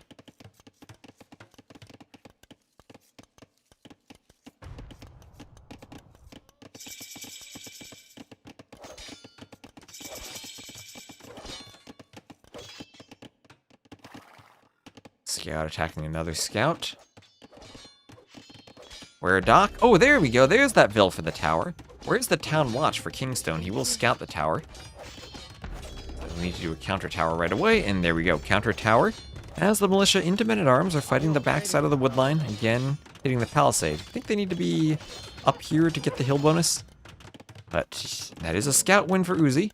And now the militia will go to fight the spear, or they won't. They'll just take a walk right past the spear. This is a demo map. We have seen demos. We have seen attempts at demos. Both attempts and connections. But being able to wall them out, I think you need 2 demos, one to get through the palisade, one to kill the Vils. It's pretty expensive, but worth it if you kill a lot of Vils. So that tower does go up. Another tower for Uzzi, but tower rushing the Armenians doesn't work all that well if the Armenians have the mule cart and simply can run to other wood lines. Imagine a demo on Uzzi's woodline? What about a demo on KingstoNe's woodline? Shouldn't we be imagining demos on both their woodlines? Why only Uzzi? He's already down 1-0. Give him a shot. Give him a shot, Huggy. Get coming back. He needs arson. Yeah, still doesn't have arson. His wall, then 2 demos. Break through the wall, then hit everything. And double bit axe on the way for KingstoNe.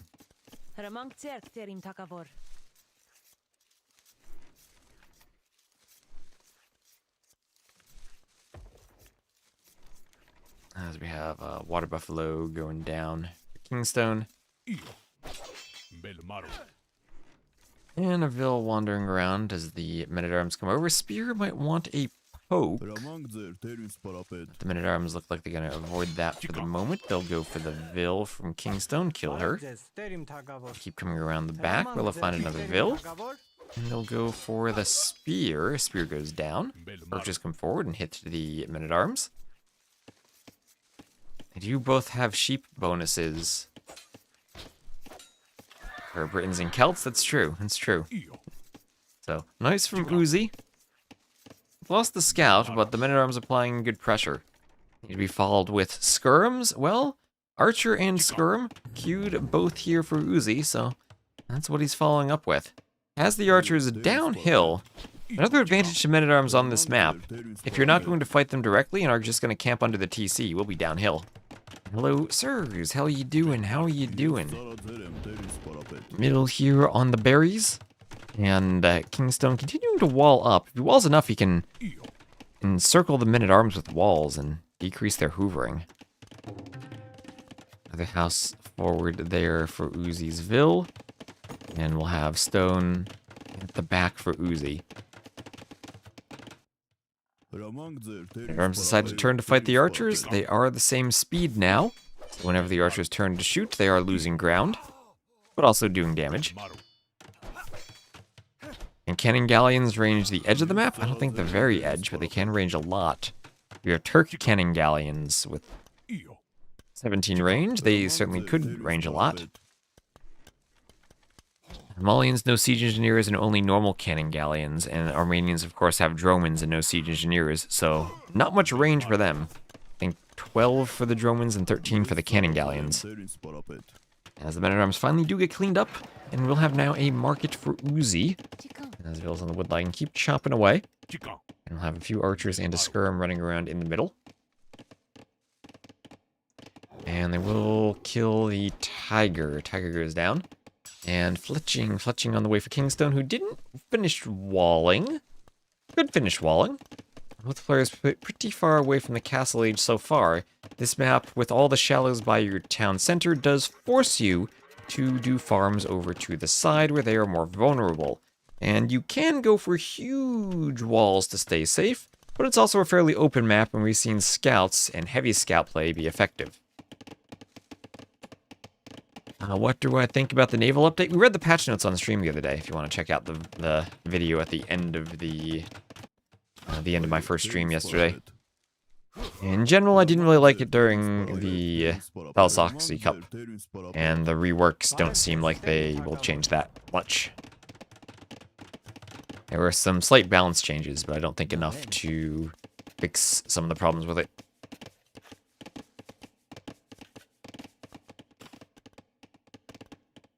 I'm scared that we will have maps broken in TTL when it comes out, but hopefully I get some type of access to the patch soon to be able to investigate that more thoroughly. Fish boom in TC pond. I would love to see a fish boom in the TC pond, but so far no one's delivered that yet. We'll have to wait for Platinum for Viper to play. Demos, they look like they'll still be dead. Apparently they said that the demo explosion was a bit better than it was in Thalassocracy, but I'm still not convinced we'll see them. Oh my gosh, there is a hole. There's a hole for Uzzi. Oh, not like this, on the hill between the houses. And those are some deadly archers. That is a group of 9 archers. And there are hills everywhere for the archers to have hill bonuses as they shoot the Vils. Oh, that is not good for Uzzi.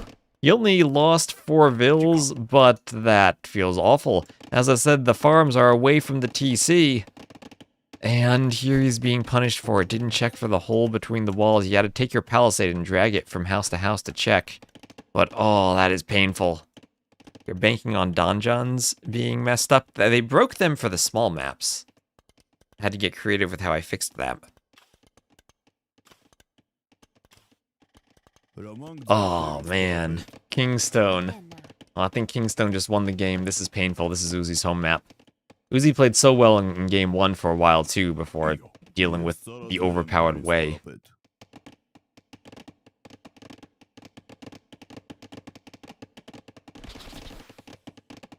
That's a hole you actually can see.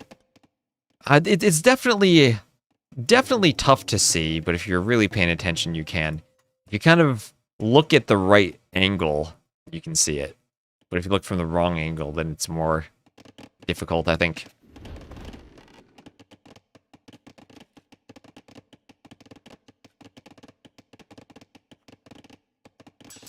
The padded archer armor there for Uzzi.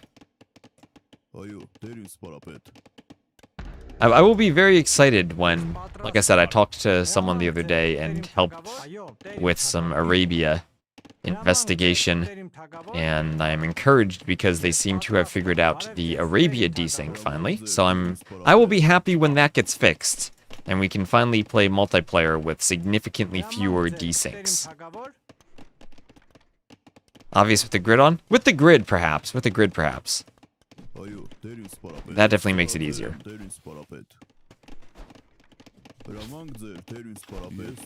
What do you people think about? What do you chat, you people? I should be more polite to you. What does every single lovely, wonderful viewer in the chat think about casting with the grid on? Personally, I prefer having it off, but I understand there's more that you can see and reveal with the grid.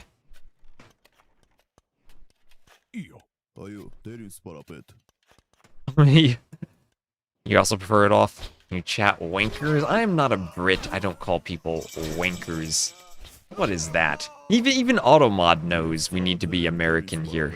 So, archers for Uzzi finally go down.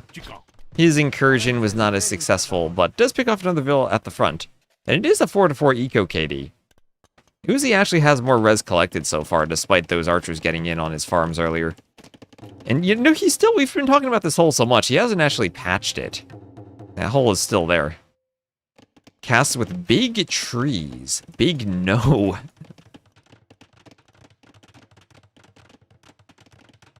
Oh, I gotta allow the chat, all your UK slang. Oh, it's Lidicor. Hello, Lidicor. How you doing?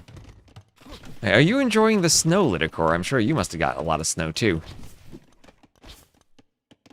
And Warrior Priest picking up a relic in the middle, bringing it back to the fortified church.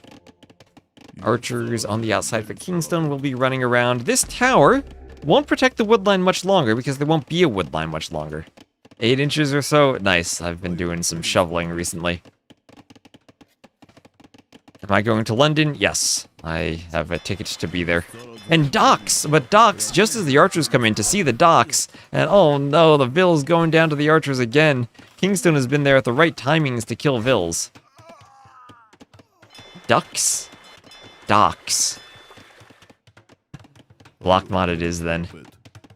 Ducks would be fun. We should add ducks to AoE too.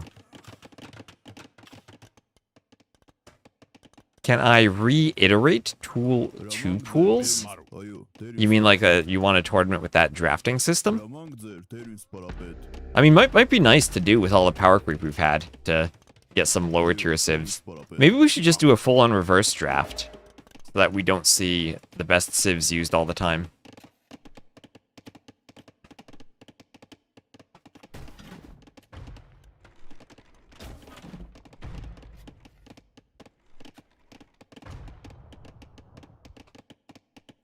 So here we are, 3rd relic for KingstoNe, who has a pretty good score lead thanks to that KD. And now we're seeing galleys though, versus a demo. Okay, will the demo find the archers? Will it find the archers? There are several groups of archers that it could demo.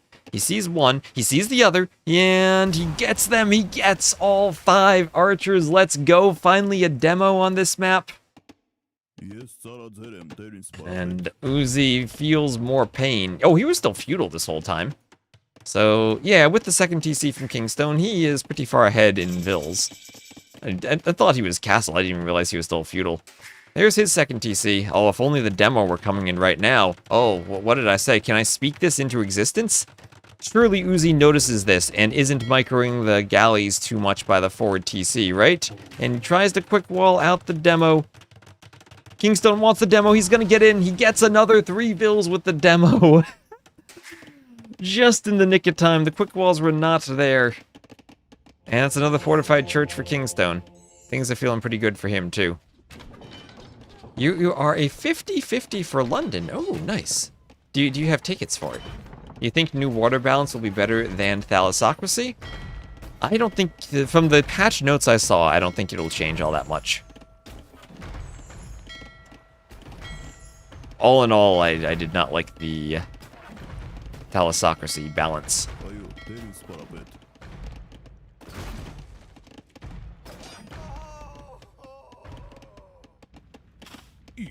And Uzzi running into the TC. The Malians are not a particularly good water civ. The Armenians are a great water civ.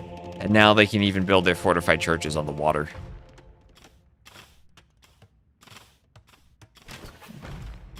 You're there for the F1Re broadcast. Ah, okay.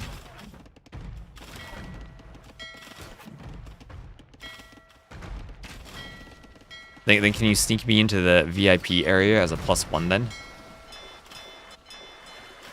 Because then I actually have tickets that I could give away to other people.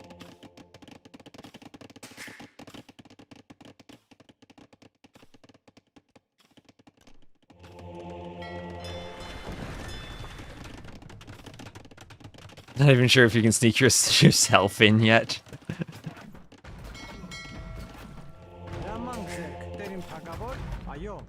Like, I could have snuck you into the Gamer Legion LAN last December if they didn't cancel it. So War Galleys pushing the Vills back here. Nice water control with the War Galleys. And good thing is that the fortified churches, like the TCs, do not gain extra range from Fletching and Bodkin. They only gain attack. So the War Galleys from Uzzi can sit outside and deal damage to these Vills, idle the wood lines. And this is some good pressure. What do I think of the idea that Armenians, Georgians should build regular monasteries and pay stone and maybe fill work time to make into a fortified church? And I've never really liked that idea of individual upgrades in AoE 2. I think that gets a bit too clunky with micromanaging the buildings. I didn't really like that when AoE 4 had that mechanic. From the little I had played. So, War Galley addition for KingstoNe now is he's adding a castle to the middle. And it'll be a naval fight, but the Malians have quite the sad dock. No galleon, no shipwright, and no bracer for their galleons. The best thing they can do, fast fires and heavy demos. Or maybe if they're in the right position, they could deny a castle. KingstoNe gonna say, you know what, I'll win this fight with the ships. I'll pull back for a moment, don't need to sacrifice the Vills. And I'll go build that castle.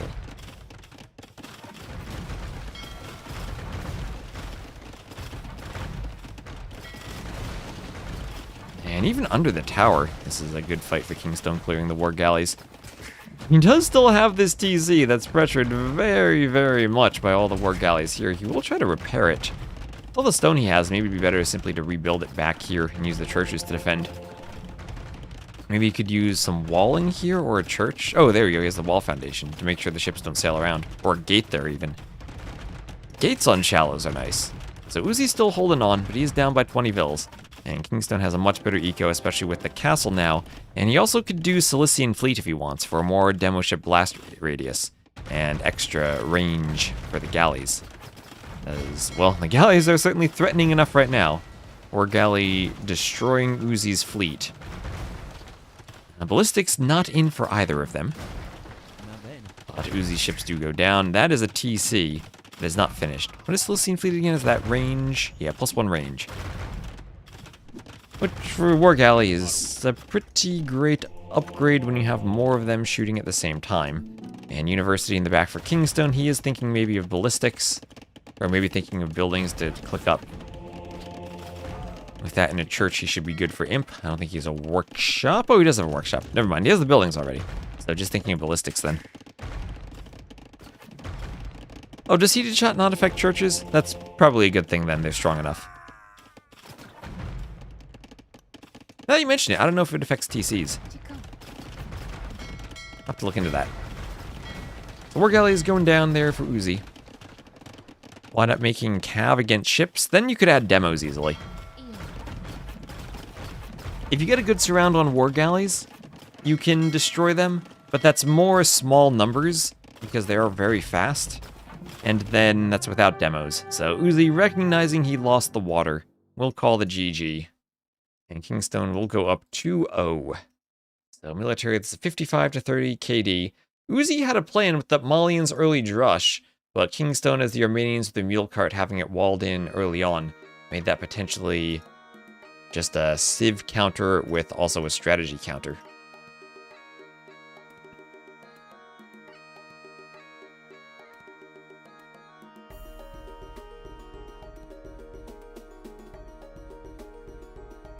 And for maps, that is a loss of Mudflow. And a win for KingstoNe. And that is Armenians over the very last picked Malians. So he didn't go Khmer. Interesting. I wonder if we'll see Britons on Quarry. I hope we do see Britons. I miss when we saw Britons more often. Also, they're playing on West US. Interesting, that's the Mexico server. I guess they don't really have a server. It's West US, East US, or Brazil for them. Not sure geographically where all those servers are located.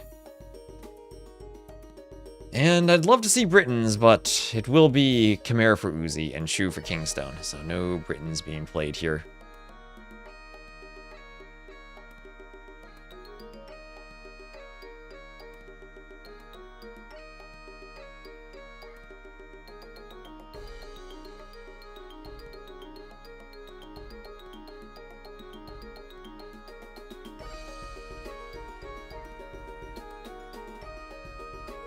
Does not affect TCs. Okay, okay. This is the one map where it is vaguely irrelevant.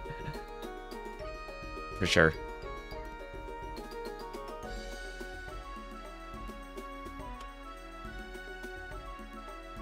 I would love to see the Britons too. I feel you're a pain, 7 Polar.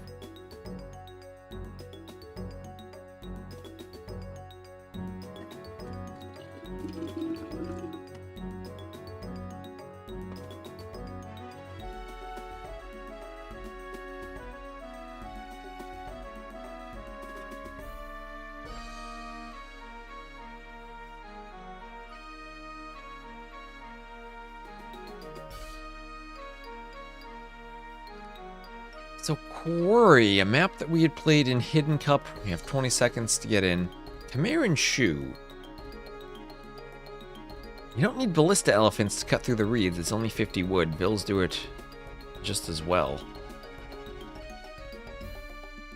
Okay, Civ picks here. Interesting. We'll learn more about the map and the style of Civ that's good on it.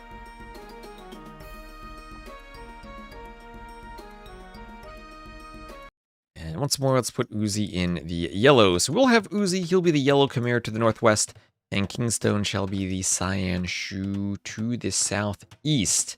This is Quarry, where there is a 50 wood reed through which you can chop to go to the other side. You may want to do some outposts here to scout. You may want to do some walls to block so your opponent cannot chop through. In the middle, there are quite a bunch of deer. I did update the map slightly. There were, in the past, this cracked terrain did leak out to the sides here. So I patched that up, so we're no longer going to have one player with holes in their palisades due to the weaker terrain. And then I also took some of this terrain masking and I removed it from the cracked terrain so it's more clear which bits of terrain are cracked and which aren't. The boarding galley, an armored boarding galley used for the Swan in Drake. in one of the custom scenarios. So I don't have Victors and Vanquished. I never got that because I played the custom campaigns years ago, so I didn't see any reason to buy it. I remember that scenario already had been remade into an AoE 3 scenario at one point. It worked for the purposes of that scenario, but I don't think you'd necessarily want to see those for a normal game. Is it less gold compared to last season? It's the same amount of gold the map has always had. Same amount of gold as always. 3 gold tiles in the middle, and I made extra sure to ensure they always spawned back when we did Hidden Cup. Those will always be there. It's 3 relics in the middle, and then 1 relic on each side.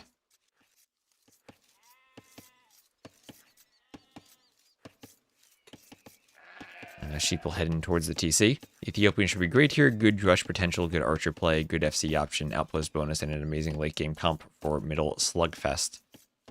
Ethiopians, interesting. We don't really see them in 1v1s all that much. Although I do feel they're maybe a bit better for the closed maps than for open maps. They're a civ that feels like they have a lot of options, but don't really click all together for some reason, and I'm not entirely sure why. Maybe it's just being outclassed by some of the eco bonuses a lot of the new civs have. Nope, and we have a slight pause here. Tell me the map isn't bugged. Paused by KingstoNe. He says, sorry, freeze. Okay. Sorry, freeze, go. All right. So, not my bad. Map's not bugged. Here's just a freeze. Yes.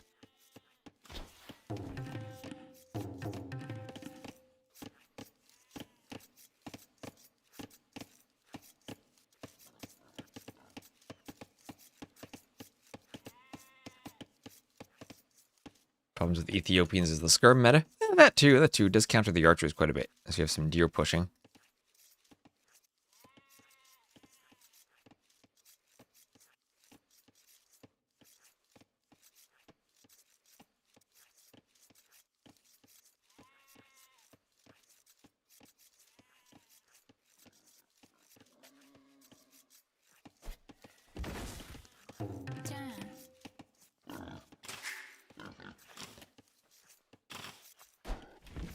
So villagers take the boar. Focuses on nerfing stuff. New civs and fire lancers. Well, there will be new civs, so hopefully there's a patch afterwards. Oh, Phosphoro, thank you very much for the raid. You were casting a bit earlier. Saw some conquistadors. Welcome in. We're here casting, this is game 3 between KingstoNe and Uzzi in TTL. Nice game of Quarry we have in front of us.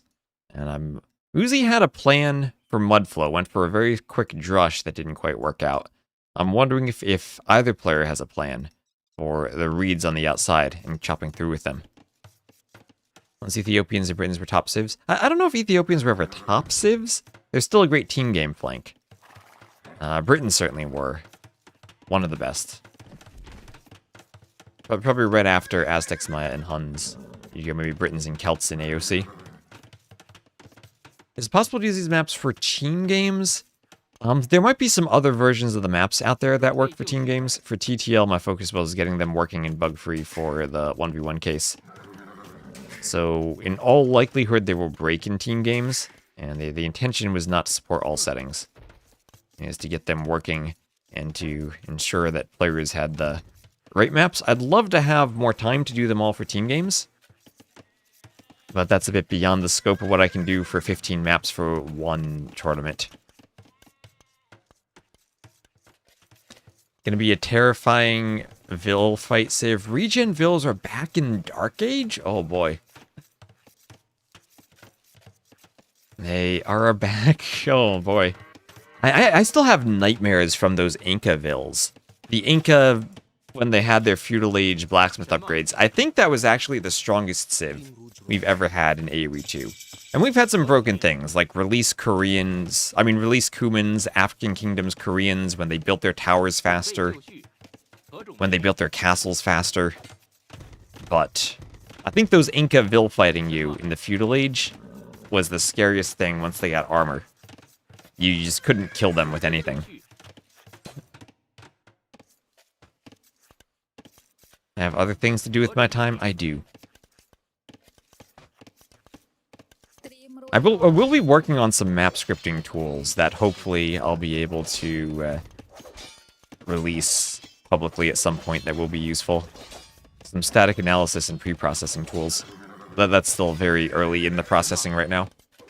Think release Kumans was worse? I would say that, however, I did have a 2v2 tournament where I played with ACCM, and I was matched against Vinchester on our side of the map. And I was Incas and he was Kuman. He was the Kumans, and I went for that Inca Vil Rush, and I played pretty evenly with him. And if I am even with Vinchester for any type of strategy, that strategy is massively OP.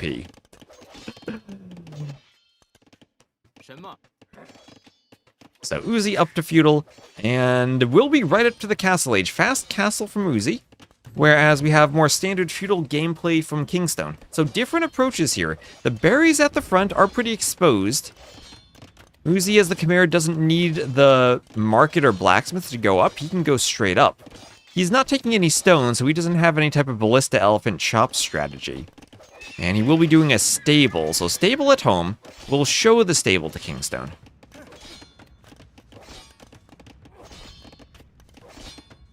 Inca Vilrush between Viper and Yo is one of the first competitive AoE games you'd ever seen. Oh no. I still remember that African Kingdoms tournament where the finals were Game 7 Arabia, Kato and Melkor picked mirror Koreans to Tower Rush. So there's the stable from Uzzi. What is he gonna do when he's up? Is he gonna hold and do knights then? He will need a couple of knights to clear this. Vils can garrison in the houses here, so a bit safer to use the Vils to wall. And when they're low HP, you can hop in and out to dodge arrows. And can he get away? Looks like he can. Oh, that one can't, though. That one didn't hop inside in time. Khmer Vils do not heal while inside of houses, but you can hide from the archers. And some house walls in the back. Uzzi 20 seconds away, then we'll need to train a knight. These two Vils, I'd say they'd be trapped, but they could build the house and then hop over to this side and not be trapped. But men-at-arms and archers are in. Now is probably Uzzi's turn to go and wall them in so they are trapped and can't escape. It's just like Cav Rush. It has to be knights. It has to be knights. And, okay, not getting them walled in. Uzzi maybe missed an opportunity there. Tries to keep everything walled in the back, and now has to add more houses. Vils on the front, though, at least are working on the berries and are not harassed, which if you want to pump out knights is great. Doesn't have any blacksmith upgrades, doesn't even have a blacksmith. And the question is, can he get a workshop now, maybe, to continue the pressure when he's up this fast? Is that just because the Inca strategy was a good counter to the Kumans one, because the Inca one hits earlier? I think in some sense you were, remember, because also the towers were discounted. You could tower rush the second TC. So what's the saying? They who tower second tower better? Same thing goes for TCs. They take a wood line, then you tower the wood line. AoE3 release Incas were the strongest thing ever in an Age of Empires game, though. Better than Teuton Death Stars. Better than anything else.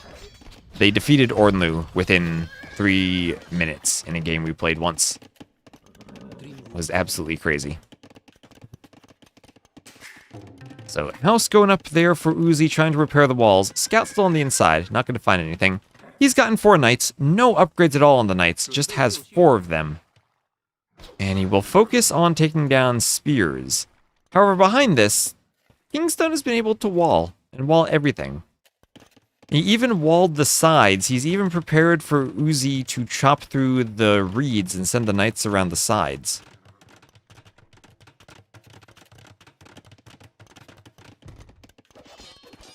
And palisade walls hit by knights. As KingstoNe's still trying to break through, and I am not seeing much success from this fast castle so far. Good military numbers from KingstoNe, stymieing any advantage that Uzzi might have had. Just to bring the knights back, doing a scorpion now. Doesn't have any more knights queued. And the army once again breaks through. And Uzzi will have to run, and at the very least, idle the vills. It's super cold where I am. You're dying by heat there. Hello, Dio. I take it you just messaged me on Discord? I'll respond later tonight when I'm done streaming. And if I forget to respond, just message me again.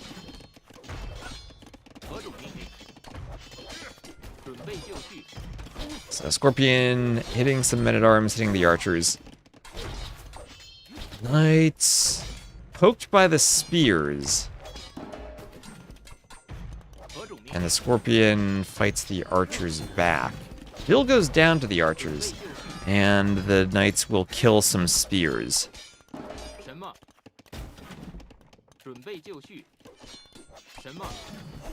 And now Knight plus Scorpion, can they kill the feudal army? The Scorpion's getting a nice shot. 2 Knights go down, but everything now is cleared from KingstoNe. However, KingstoNe did kill 2 vills in the process while he was raiding here, and he's up to the Castle Age himself. Second TC for Uzzi, and so far, because KingstoNe has stayed in the feudal age, he has had more vills. And because he's had more vills, he has a much better economy than Uzzi does. The res collected over 1,000 more for KingstoNe. Is there a hole here? Okay, there's no hole. I was worried for a second.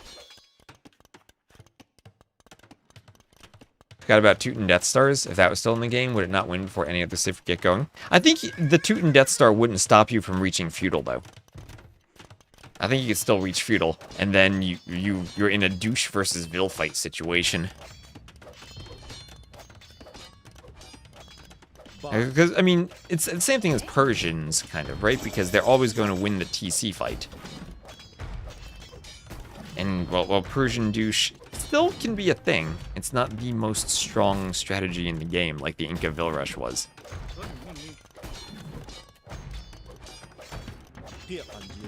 So Ram pushing through the barracks.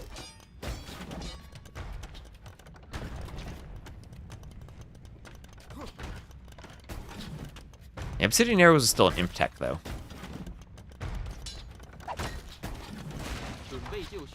So double Scorpions on the Archer.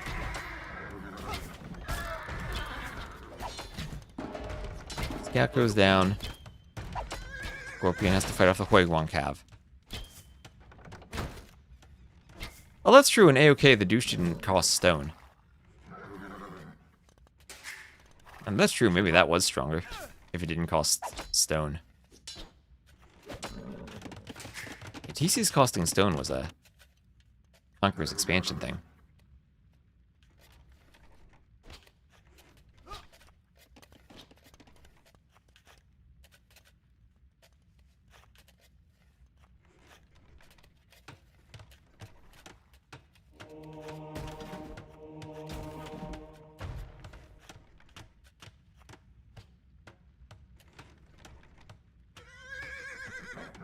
These Huiguang Cav still, we've seen this unit effective for the Wei.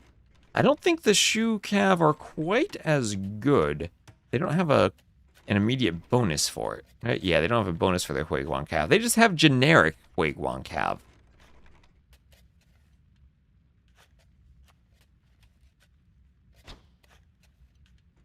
But still strong with all the base armor they have, if not the HP that the Wei have. Yeah, bad upgrades, no bloodlines either. So they changed something about the Persian douche? I think the Persian douche is... If the Persian douche were the best strategy in the game, and you got it every single time you played Persians, then yeah, it probably would need a change, but what it is, I think it's better to leave it in. It's a bit of fun if you see it. You'll have some fun with it on 4v4s if you play African clearing. There will be some players who practice it and learn the nuances and get good at it. But it's never going to completely dominate the game, like the Inca Vils did, or those African Kingdoms arrow slits did.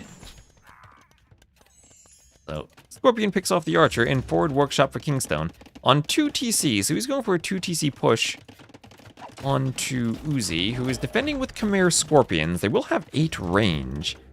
I don't know how War Chariots do versus Scorpions. I don't think I've actually seen that. Chimera Scorpion should have good range, and they will even outrange the Mangonel. So Scorpion's in some ways a good Mangonel defense for the Chimera.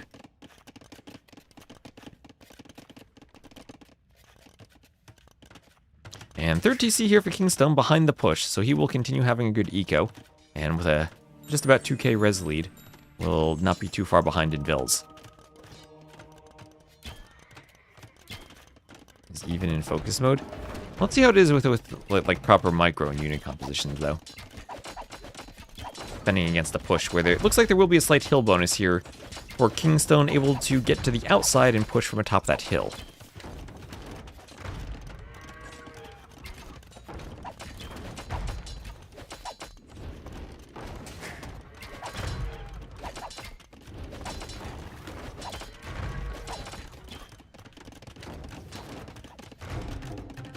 More houses going up for Uzzi, and we'll have light cav on the way.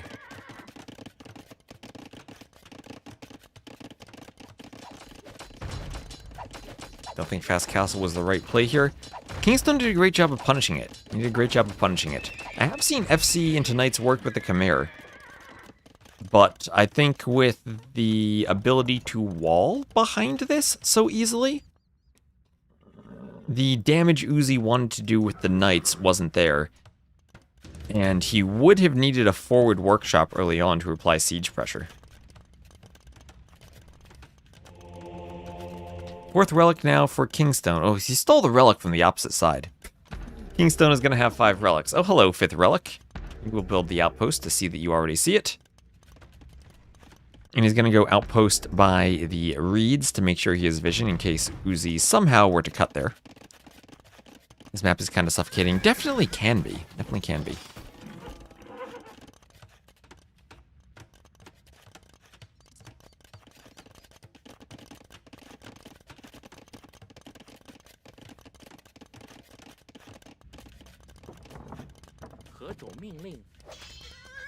Vil hit by the light cav. Vil goes down.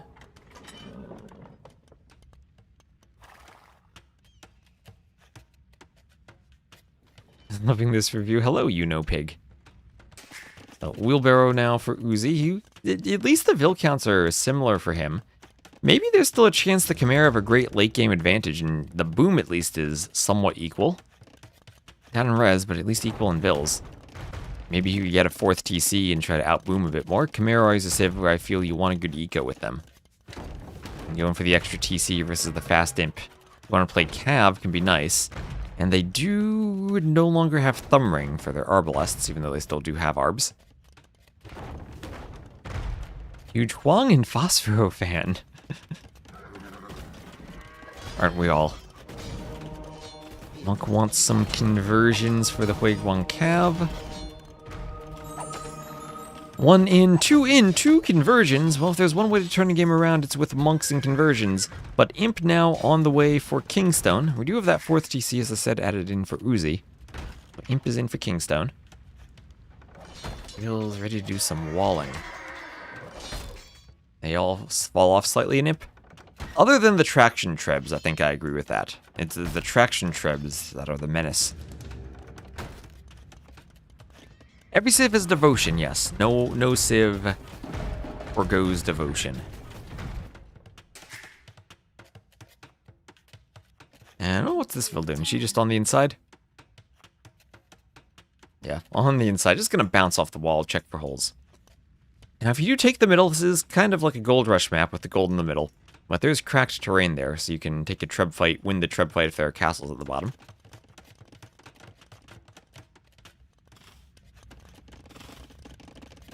And light cav getting in. Uzzi with a slight raid. I might find a Vil or 2, but crossbows will be right there. I might find a Mangonel. Crossbows will be right there to clean this up. As they will escape through a hole in the wall and find some Vils on the outside. Vils that have to quick wall themselves. Nice Alcatraz, though, from KingstoNe. A bit messy, but well, I would say he gets the job done. He keeps walling. Lots of micro in the back here, too. Looks like there was a Vil stone walled in. Will be rammed down through the stone. Neat skirm there for Uzzi. And up to Imp is KingstoNe.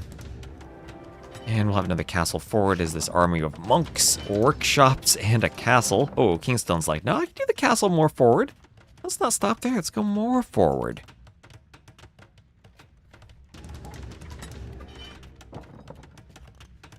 As the workshops come up, and the crossbows rotate around, light cav, circling the back. Oh, and the Vil deleted his Alcatraz, but won't be punished. The crossbows are there in time, and they even pick a light cav. Handcart, padded archer armor, and the eco lead keeps growing. I'm still waiting for the castle location from Kingstone. Maybe he wants 3 workshops for the traction trebs first. Traction trebs worse versus buildings, but better versus units, and generally how they function. Both players outposting the sides near the reeds.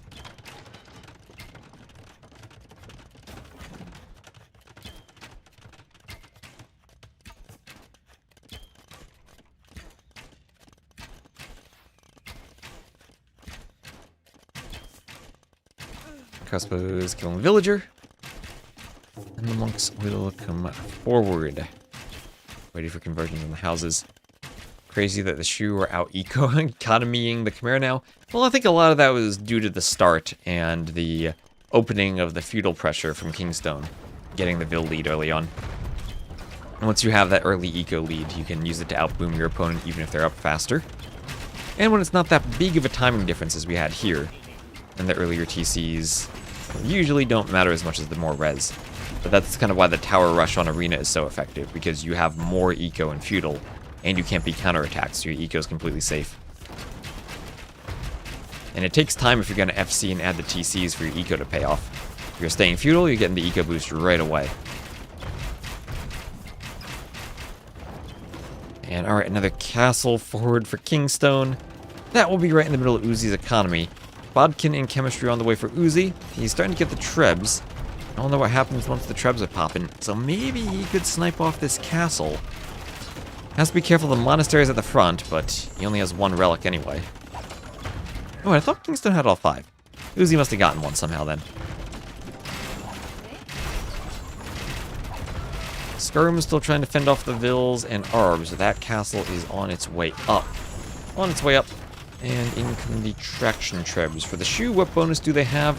They move faster, and... Let's see, Bolt Magazine doesn't apply to them. So they move faster, that's all that happens there. They move faster. 0.66 speed. And we'll have the TC being mangonel down and trebbed down, traction trebbed down. As the trebs are attacking the other castle in the back of Uzzi's base.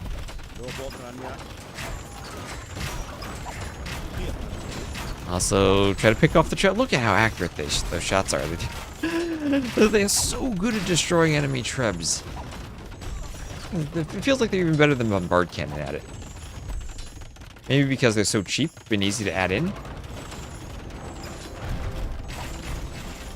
That castle will be repaired for a while. There are now, what's that? 5 traction trebs. So quite a few out. And they can also turn to hit some of the skirms if they want to.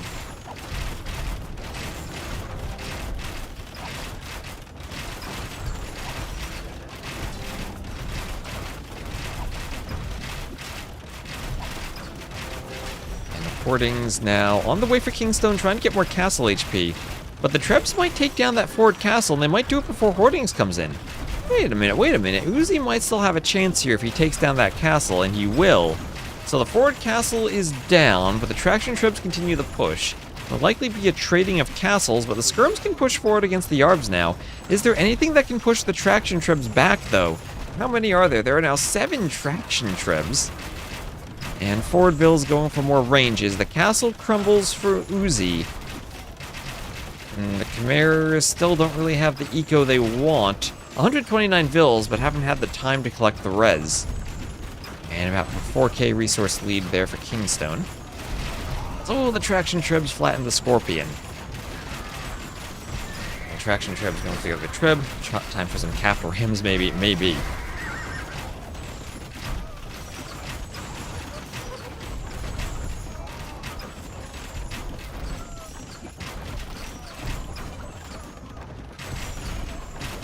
And, well, one of the reasons traction trebs are so good, they demolish normal trebs. In the castle fight, you can put the trebs behind your castle to keep them safe from the traction trebs. But once the castle goes down, the traction trebs destroy trebs. And it's not even close. They're inaccurate, but I think the projectile's large enough that it still makes up for some of the inaccuracy in hitting the treb. It's a weird unit that's somehow both very inaccurate, but also very accurate at the same time. So I think it's a lower attack dispersion and larger projectile.